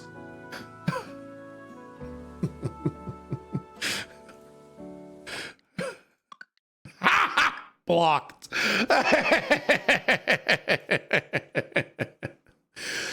Why are you ending stream early? I'm not ending stream early. Can you please learn how to say Snigalini properly? No, I like Snadge Galini, okay? Snadge Galini is that's a good word, okay? Chat, we are calling it for the day there. Hey, you said it. I did. I'm lurking in Discord more often than you might think. I saw the little video on how to pronounce it properly. Okay, chat. With that, we're calling it for the day. The plan is to stream on Monday. There will be a small Christmas morning stream where we will all get together and I will say good morning and Merry Christmas, and we'll have a little bit of togetherness time, and then I will throw up some reruns so that if for whatever reason you want to hang out with the community on Christmas, you will be able to share the day with chat and everybody else. So that's the plan for Monday, and it's going to be great. And until then, chat, I am gonna send everybody over to I'm gonna send everyone over to That Nerd Violet, chat. Yeah, I'll play the song. Yeah. Thanks for all your hard work, man. Thank you so much, Atom. Thank you. All right. And it's a little bit of a weird vibe to go out on this lovely, sweet holiday Christmas Friday. But here you go.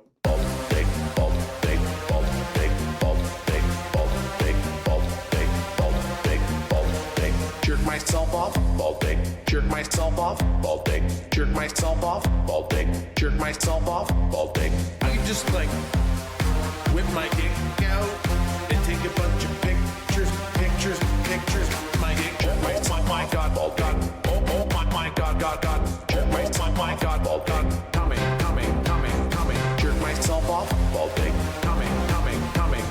Jerk myself off, bald dick. Coming. I just like whip my dick out. Jerk myself off, bald dick. Jerk myself off, bald dick. Do you have any? Bye, Chad. I love you. Have a lovely weekend, Chad.